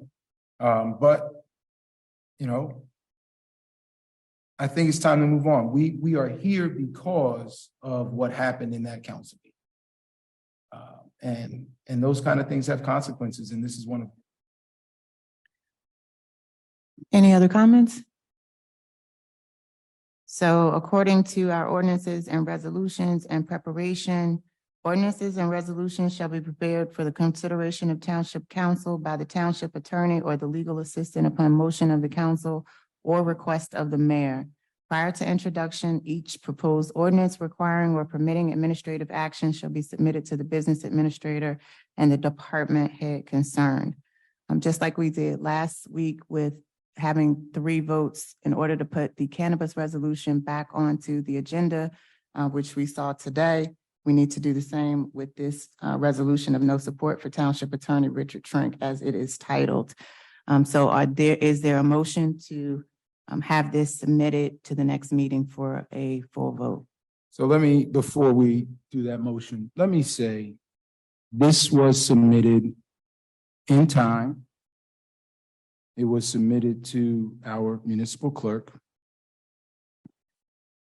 It was sent to my council colleagues, some of whom were able to open the attachment, some of whom were not. The attachment was then resubmitted. It's out now here printed out for us. And what it appears, Council President, is when things that you like or approve of are presented, then you're willing to put them on. And when things you don't like or approve of are presented, you don't. And you find a way to do it. And I think that's sad and unfortunate. And I think it is an abuse of your seat as council president. I don't think we should move the goalposts for how resolutions get added because we don't like what the resolution says or the person that presents it, or for any reason. I think in order to maintain the public trust, we have to be consistent with the way we apply the rules. So if there was a concern on your behalf, the only response I got was from Councilwoman Castellino, who said she could not open the attachment. It was only after I responded to that our town clerk said she couldn't open it either. I immediately sent it to her in PDF format. Maybe I missed it and it's entirely possible, but I didn't get a communication from you stating that you had any issue with any of this or that anything that I had submitted was not in proper form or order. And so to learn that tonight seems disingenuous. Now, whether it gets voted on tonight or at the next council meeting, the reality is I'm not going to stop. I have been very clear about the reasons why Mr. Trank no longer enjoys my confidence. And those are valid reasons. And that's not going to change. So you can obstruct or you can delay, but it's not going to go away. I'm done. Okay. Thank you. Council President, since I'm a subject matter of this resolution, Are you sure you want to give us instruction? As I've indicated to the council, I'm not going to be here much longer anyway, so it doesn't have any practical effect for me. But what you all need to understand is this is a proposed resolution. It has no legal force or effect. It is simply it's the council's or those who vote for it, their sense, their wish, I'm looking for the right word and not finding it, but it doesn't do anything as a matter of law. It's just an expression of intent.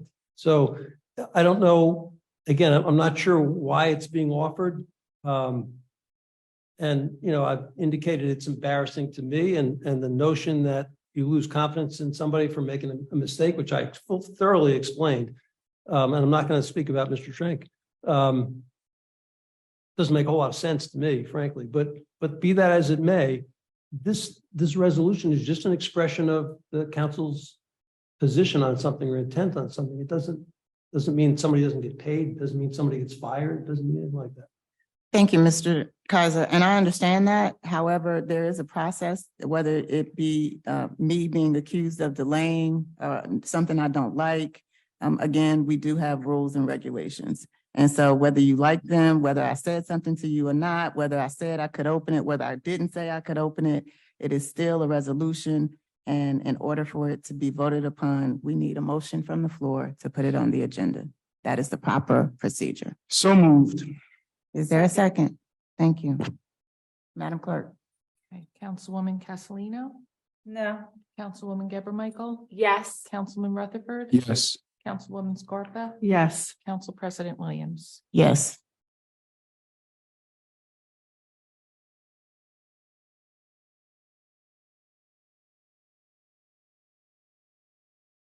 Next, resolution to defund legal defense for COVID vaccine mandate litigation involving West Orange police and firefighters. Council President, given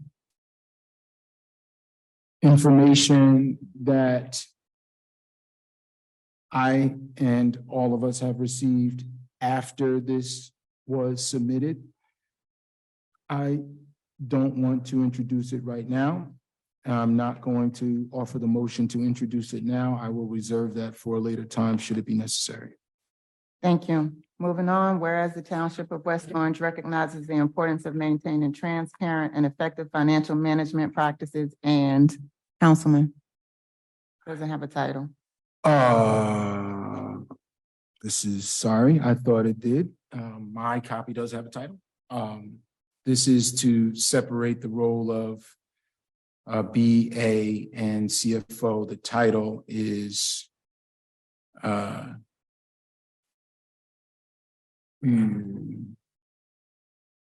Yes, separation of CFO and BA role. And this is to require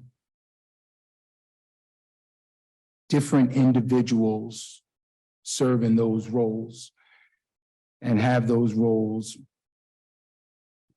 each report to the mayor, not have one report to the other. Can you read the proposed resolution, please? Whereas the Township of West Orange, just want to make sure it's consistent. Whereas the Township of West Orange recognizes the importance of maintaining transparent and effective financial management practices, and whereas the Township of West Orange seeks to ensure the highest level of professionalism and accountability in the management of its finances, and whereas the Township of West Orange acknowledges that the roles of Chief Financial Officer and Business Administrator are distinct and require separate areas of expertise and responsibility, now therefore be it resolved, the Township Council of the Township of West Orange, that be it resolved by the Township Council of the Township of West Orange that the roles of Chief Financial Officer and Business Administrator shall be permanently separated. No one individual shall be allowed to serve in both roles simultaneously. Further, be it resolved that the Township Council of the Township of West Orange directs the Township Clerk notify the appropriate parties of this resolution and take any necessary steps to implement and enforce the separation of the roles of CFO and BA. This shall take effect immediately upon adoption. Is there a motion? Council President, I just want to make sure that people understand, that everybody understands with respect to this. What's being sought is to do something by resolution that frankly, I think could only be done by ordinance. And not only that, the ordinance, if this were an ordinance, it would be inconsistent with the Faulkner Act, and the Faulkner Act would rule, and this ordinance, I believe, would be ultra virus and ineffective. So Mr. Kaiser, when did you see this resolution? When did you first see it? today. Well, maybe it was yesterday. Yesterday. Yeah, I had the same problem. Somebody sent it to me days ago, and I couldn't open it either. It doesn't open as a PDF document. Didn't open at all. Okay. So I don't know why, but there's a little blue box that appears, and when you click on it, it says no preview available. It says nothing. So what was sent today was a PDF document. I think the clerk sent it to me, right? Yesterday. I sent I don't know why some of you weren't able to open it. I know others were. I sent from the same exact computer, the same exact document to the clerk today. And I just find it interesting that the feedback for these three come in the council meeting and not prior to the council meeting, which has been the case for every other resolution so far. You know, Claire. And this isn't just about you, Mr. Kaiser. Claire Silvestri came up before and commented that I didn't comment on something I can't remember exactly what it was, but I have helped council members in the past prepare resolutions or ordinances that they wish to introduce as a council person. I've always asked, and consistent with what she said, always asked that unless there are two council members who are in support of it, and I stuck it at two because there's no violation of the Open Meetings Act. One can talk with one other. So as long as there were two people in support, I was willing to draft in a proper manner that document because I thought that it could perhaps get another vote and therefore or needed two votes to pass by consensus. You've called me in the past, but very infrequently. For the most part, you guys haven't called me. Nobody's asked me to do anything like that. So if you had asked about stuff like this, I would have given you some of the same advice I've just given, outside, but. I'm sure you can appreciate that the nature of the resolution and the posture I've taken with regard to the legal department, it's kind of right. Like, how do you ask the legal department that you don't want working to work? But still, it doesn't change. That doesn't change the fact that the resolution is only an expression of intent. It doesn't accomplish. It doesn't have any real result. It just expresses your intent as a council. Whoever voted. That's all it does. And clearly, if you're gonna do something that's structural for the government, that's gonna be a permanent thing, not just a temporary thing. It's got to be an ordinance. It's legislation and it requires a public hearing. So, I mean, I think everybody knows that generally. But when I read this, my first reaction, governed by ordinance and not an action that can be accomplished by resolution. I didn't add to that note that I don't think you could do it anyway because it'd be inconsistent with the Faulkner Act, but I do think it's inconsistent with the Faulkner Act, and you can't do that. Did you know that I was the one pushing that? Did you know that it came from me? What do you mean? That these three ordinances, or these three resolutions rather, came from me? I believe I did, because I was told that, I think that when you sent it to me, it was indicated it was from Roadway. So if you thought that you felt that way, as according to the notes that you just read, you didn't think to alert me? That wouldn't be. I hadn't been able to read any of this stuff until today or yesterday, whenever. So I didn't call then. No, it was fait accompli. Right. So, my same statement for the first one stands. I understand that politics is a toxic and dirty business sometimes. I think it is important for this township to separate the role of CFO and BA. And I think we need to do that now. We've been made aware of the conflict and we should address it quickly. And if there was some feedback onto a better, with regard to a better way to do it, I would have appreciated that feedback before we came into council chamber. Now, I knew I wasn't getting it. We had a conversation on Friday and I knew I wasn't going to get feedback. It's okay. I don't mind. I'm not embarrassed. I'm not hurt. What I want everyone to understand is this is something that I think is important for West Orange, and I'm not going to let it go. So whether it gets done tonight or next time or the time after that, it's going to get done. Thank you. Is there any new business? Yes, can we select the cannabis workshop date, please? While we're all here. All right, so we have on the 18th, which is Thursday of this week, as well, our hearing for the budget. We have again a budget hearing on Wednesday, the 24th. We have the following week is Memorial Day weekend. I would suggest that we not do anything for the following week, the 29th, the 30th. On the 31st is the following Wednesday. There is an event that we just discussed. That's at Edison for the AAPI. So that night is not a good night. There's already something on the calendar. So we can go into June 1st. I will not be available the first 2 weeks of June. My son's getting married the first week, and definitely not discussing cannabis that week. And then I'll be away the following week. So that takes us to the week of the 12th. So we have the council meeting on the 13th. That's our next council meeting. Is anyone available on the 15th, that Thursday? Are there advertising? Do we have to publish this a few days in advance, or can we do it next Tuesday, the 23rd? I'm not available.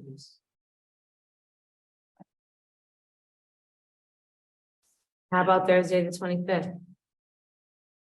I'm not available. What about Monday? Yeah, Monday. Is that not enough time to notice? Yeah. No, it's plenty of time. It's 48 hours required to notice. Monday, the 22nd, there's the police. That's tough. The Monday, the 22nd is tough. So what about Thursday, the 25th? Do we have something on the 25th? I don't have. I'm not available. No, I do. Sorry, I do. Okay. Can't do the 25th. So it looks Saturday? No, well, Saturday, the 27th is Memorial Day weekend. 20th? Oh, on this Saturday? No, I'm not available either. 27th is Memorial Day. How about June 4th, the Sunday? She's away Third. for her son's wedding. Right, I'm sorry. That's okay. That's also the weekend of I mean, you The guys street could get fair. together without me. You don't need me. on Cannabis. Everybody knows where I stand, so I mean, Well, no, we don't. you don't. No. Not once we make changes. You're not here the third? Saturday. The third is the street fair. Or Saturday, Oh, that's June right, it's 10th. street I want to be here for that. How about Saturday, June 10th? I'll be in Florida. Could be in Florida. So we're back to the week of the 12th of June. The 13th, we have our first council meeting in June and only. What is June 1st? It's a Thursday. Thursday, June 1st. Do we have something like that? Oh, you're not here that week. You're not here. Couldn't we do it before the council meeting, like a little earlier? I mean, how long is this gonna take? No, We pretty much know where we stand. On the 13th, June 13th, before the council meeting? No, we'd have to come in at like 4, We come Earlier. at 4. but everybody can. I can come at 4, but I know not everybody can. I don't get out of work till 4:30. Yeah, I work here, but still. So can we come in at 4:30 and do the cannabis hearing? I wouldn't be able to that then. Can we come in at 5 o'clock? We will have an hour and a half. Plenty of time. How much is there to say? Really? Can we do 5? What day is this now? The 13th, which is our council meeting at 5 o'clock. I can't guarantee because I have my. But you can, granddaughters. but can you call in at least?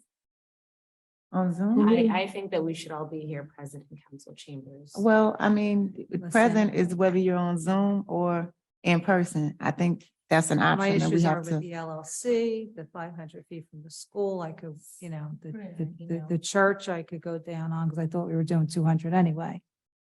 Why are we trying to do it right before the council meeting if the ordinance is not going to be ready for us to vote on it anyway? Okay, so Why not let's- look at like the 15th or Well- the 14th, you know, like what's. Wednesday, the 14th is Historic Preservation Committee meeting.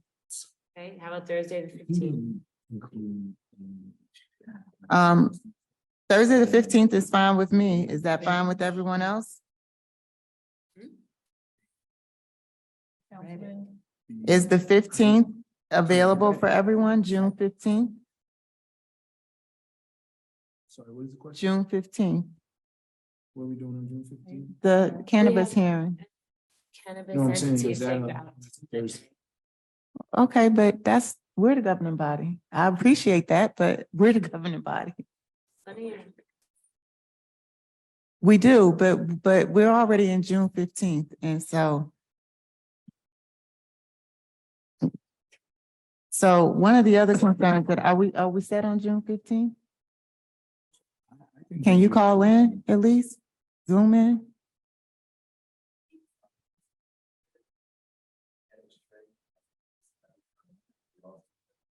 All right. So, the other thing that I wanted to bring, to attention under new business is the request that we have. Hold on. yes. Did we decide on that date? No, we didn't. Oh, are we going to or no? Well, we can, I mean, I'm Let's available finish the June. one thing. So I'm fine on the 15th of For June. 6? Okay, June 15th at 6 p.m. Choice. All right, June 15th at 6 p.m. We're decided. We're Okay, all thank in you. agreement. The other concern that I have is the request from the library. They've asked for us to reconsider a location for them. They have an impending deadline of June 2nd. The concern that I have is what would be the process for them to, or for us to review. I'm sorry. go ahead. What would be the process for us to review any amendments to their application? This body is supposed to continue to review any changes, and they have a deadline of June 2nd. We don't have any of their documents to review, so we need to take that into consideration as well. You have like a special Zoom hearing before then, once you get the documents to decide, is that a possibility? We all can come in person. We have to vote before June 2nd. Well, their deadline is June 2nd. So if we're going to do an amendment, if we're going to do an amendment to their location, it's going to have to be such that we will have to prepare the amendment. We will have to review the information. We will have to prepare the amendment.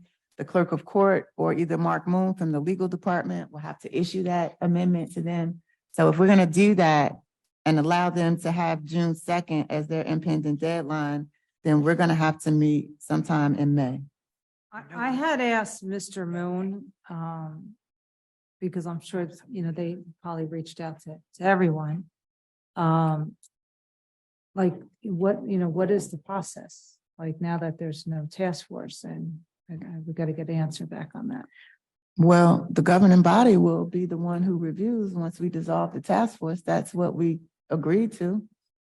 When we dissolved the task force, we said everything would have to come back before this governing body, and we would But be the that's decision all the makers. paperwork, the operating agreements, all that. Well, the Yeah. only amendment that he is asking for is a location change. I don't think it's necessary for us to review all of his paperwork for just an amendment to a location change. I think what's important is that we see the lease agreement that will now be amended. But would it be a lease or another letter of intent? Well, we don't know until he submits whatever he Yeah. submits. So, I mean, right now, the process is that they can submit a letter of intent or a lease agreement.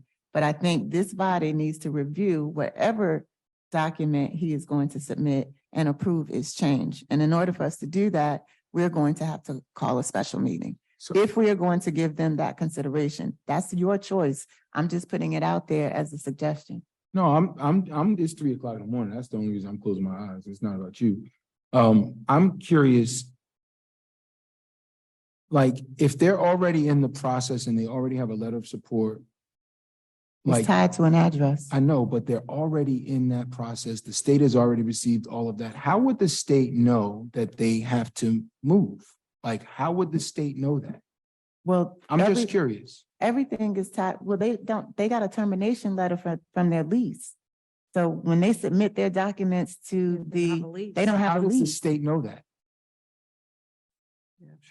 Yeah. So And I don't think any of those entities would be willing to risk and I will jeopardize. tell you, there are entities in the state of New Jersey that have lost site control and have not updated the state. Well, the library isn't one of them, and they are coming That's to fine. us. I'm just saying they've done that because they weren't sure about where they were going and they didn't want to slow down the process. And it was my understanding that that wasn't necessarily a violation. Now, I don't know the CRC like some of you do, but that was my understanding that wasn't necessarily a big deal. Our letter of support is specific to an address, and they have come to us, full disclosure, asking that we do things the right way. So what I am asking my council colleagues is for their consideration on giving them an opportunity to cure and amend their location, which means that each of us will have to review whatever documents, changes that they submit. I second that. You've already gotten support for that. That's not. But we have to agree on a date to do that. And if we want it to be virtual, as Councilwoman Gabor Michael has suggested, then certainly we can do that as well. Is there any issue with us having a virtual meeting, special meeting, as opposed to coming into council chambers? I mean, whatever expenses are, they have to pay for. Other than that, there's no reason you can't have it. So that means that if we're going to do a Zoom meeting, Has to be recorded. it has to be recorded, and we'll have to have a moderator. So that means that you're suggesting that they pay for whatever the fee is for that month. Whatever, whatever it costs for that. Well, I mean, I can relate, because when we do planning board and zoning board, the applicant has to pay for the Zoom. So And I think whether you agree or not, I just think it's not appropriate to respond at this time. Like, this time is not for public comment. So I understand that you don't agree, but you got to let us work it out. I mean, but you're talking, which is a distraction. Yeah. So are we going to do a meeting in time to get them the paperwork they need by June 2nd? So again, they have not indicated, outside of what we heard their legal representative indicate, that they are ready to go. So we did not give them any indication that we would even be willing to accept. So at this point, today is May 17th. I think in order for us to be able to give them what they're asking for, then we need to set perhaps a meeting for maybe the 24th, a virtual meeting. That's next Wednesday. That gives them 7 days to submit whatever changes that they're going to submit. And then it gives them another additional 9 days to get everything submitted to the CRC. And so, and can you make the 24th? Virtual. I'm trying to think, we have something else the 24th. On the 24th. I mean, I'll is, make it um, happen. Oh, we have a Oh, budget hearing. the budget Yeah, we have a Yeah. budget hearing. We have a Okay. budget hearing. So, Let's but check this calendar. can we come in a little bit earlier for the budget hearing then, since we're already here on the 24th? Yes. Oh, we're supposed to go.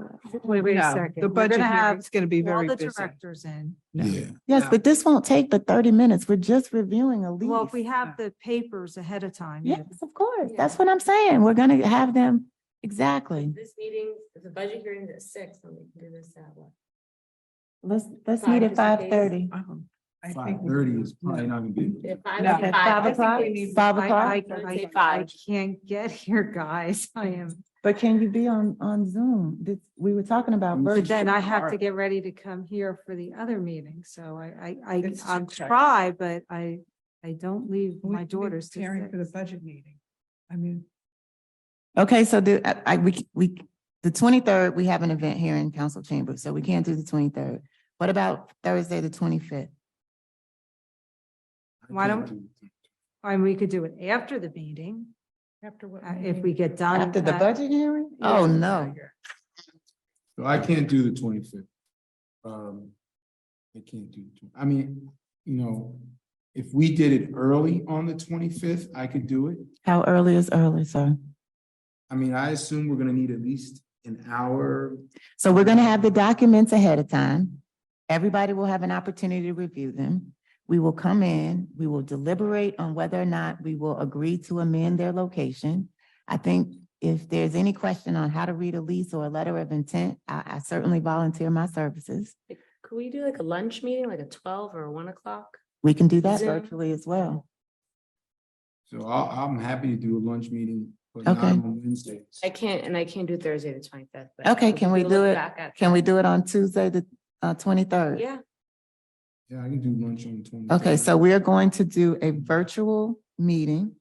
Okay, she has school. I'm at school. Yeah. Can you get out? Can you come take lunch at 12? What time do you Yeah, have It lunch? depends on the day. No, I'm at Liberty. Oh, I still have kids. I have therapy. Okay. Is there any day you can do a lunch meeting?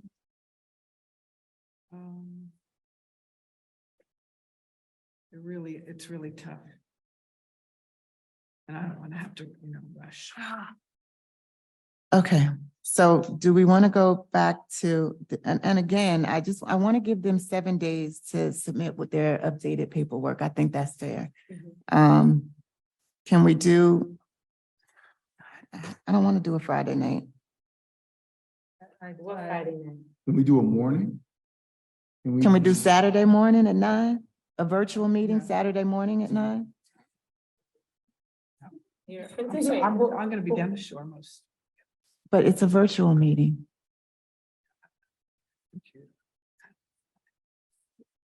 You can call in, it's virtual. Well, can you plan to not drive so we can get this done? I mean, can we make some accommodations for these people? Is what I'm perplexed. I really am. If we want to help them, we want to help them, and we have to make some sacrifices. We'll do it one day after work. I mean, I don't want to tie up the weekend. I'm going to be down the shore. I don't know where I'm going to be. So Monday, the 22nd doesn't work for what reason again? Were you not here? You're here on the 22nd. Monday, the 22nd wasn't not necessarily a day that didn't work. That just wasn't giving them a week to get the documents to us, to get everything signed. We need the documents and we need to give them time. Like, again, their attorney said that they are ready, but they didn't say they had them in hand. They said they are ready. So they're not going to sign anything or move forward until they have a commitment from us that we're willing to reconsider or amend. And so now we've agreed that we're willing to amend and we should give them time. I mean, even with the letter of intent, it may take until next week for them to get everything signed. Even a lease. All right, so the 26th. We're not gonna sign anything. They have to get the lease signed, yes. And then we approve it after they get the lease. After they submit their amended documents to us, we will either We approve know or what the deny. location is, 1-3 Washington Street. right here by Washington School. It is the last building they said, or the first building. It's not close to Washington School. It's on the border of Orange, close to the Star. By the store. That's where all the kids to school. I don't think that's a great location. Okay. It's right in the heart of the Washington School District. Control yourself, please, for the 15th time tonight, please. I am talking to you like that. Control yourself, act like an adult, learn how to be quiet in the council chamber while we're doing the work, please. Yeah, you are showing exactly how crass you are. Council President, please, if you guys can't be quiet, clear the room, clear the room. I'm talking to you. I am, you know, I'm looking at you and talking to you. Okay, well, I am. Thank you all. I appreciate it. Emotions do run high, but he No, said it's just something pettiness first. and childish behavior. Don't do it. Be an adult. Be an adult. No, you can't. Not in here, you can. No, you can't. Thank you, thank you, thank you, thank you. Okay, so we were back to trying to identify a virtual date for us to review their lease So documents. why don't we do it during tomorrow? Just email everybody. I'd like to make a motion to go home. Do what tomorrow? Oh, before you do that, I have an announcement to make. Can I do that? Sure. At 1:24, my fifth grandchild, my third grandson No way. came into this world. And I'm waiting for my sixth grandchild, my third granddaughter, Scarlett Lynch, hopefully today. Congratulations. So this is the first announcement of their entry into this world. Wonderful, So- congratulations. Under the category of, nah, we really know what's really important. Personal privilege. All right, guys, so we're not gonna be able to go back to this entity and give them a date so that they can get their documents to us? No, we're not done. I mean, it's already 3 a.m. Yeah, my brain. It's fine. I am adamantly opposed to leaving this council chamber without a date to I give agree. this entity an opportunity to amend. Certainly. We've done, votes by email previously to have them email the information to the council. Everyone review it and everyone send in their vote to me. That sounds good. Let's do that. Okay, so then if that's the case, I want to set some parameters to how that's going to work. Okay. And if we're going to do that, then we're going to have, everyone has to respond by the 25th of May. Perfect. Are you all clear?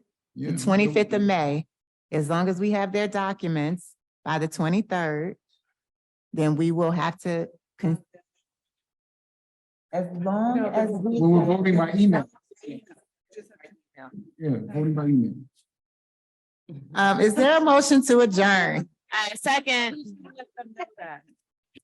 Right, who's gonna let them know that they need to do this?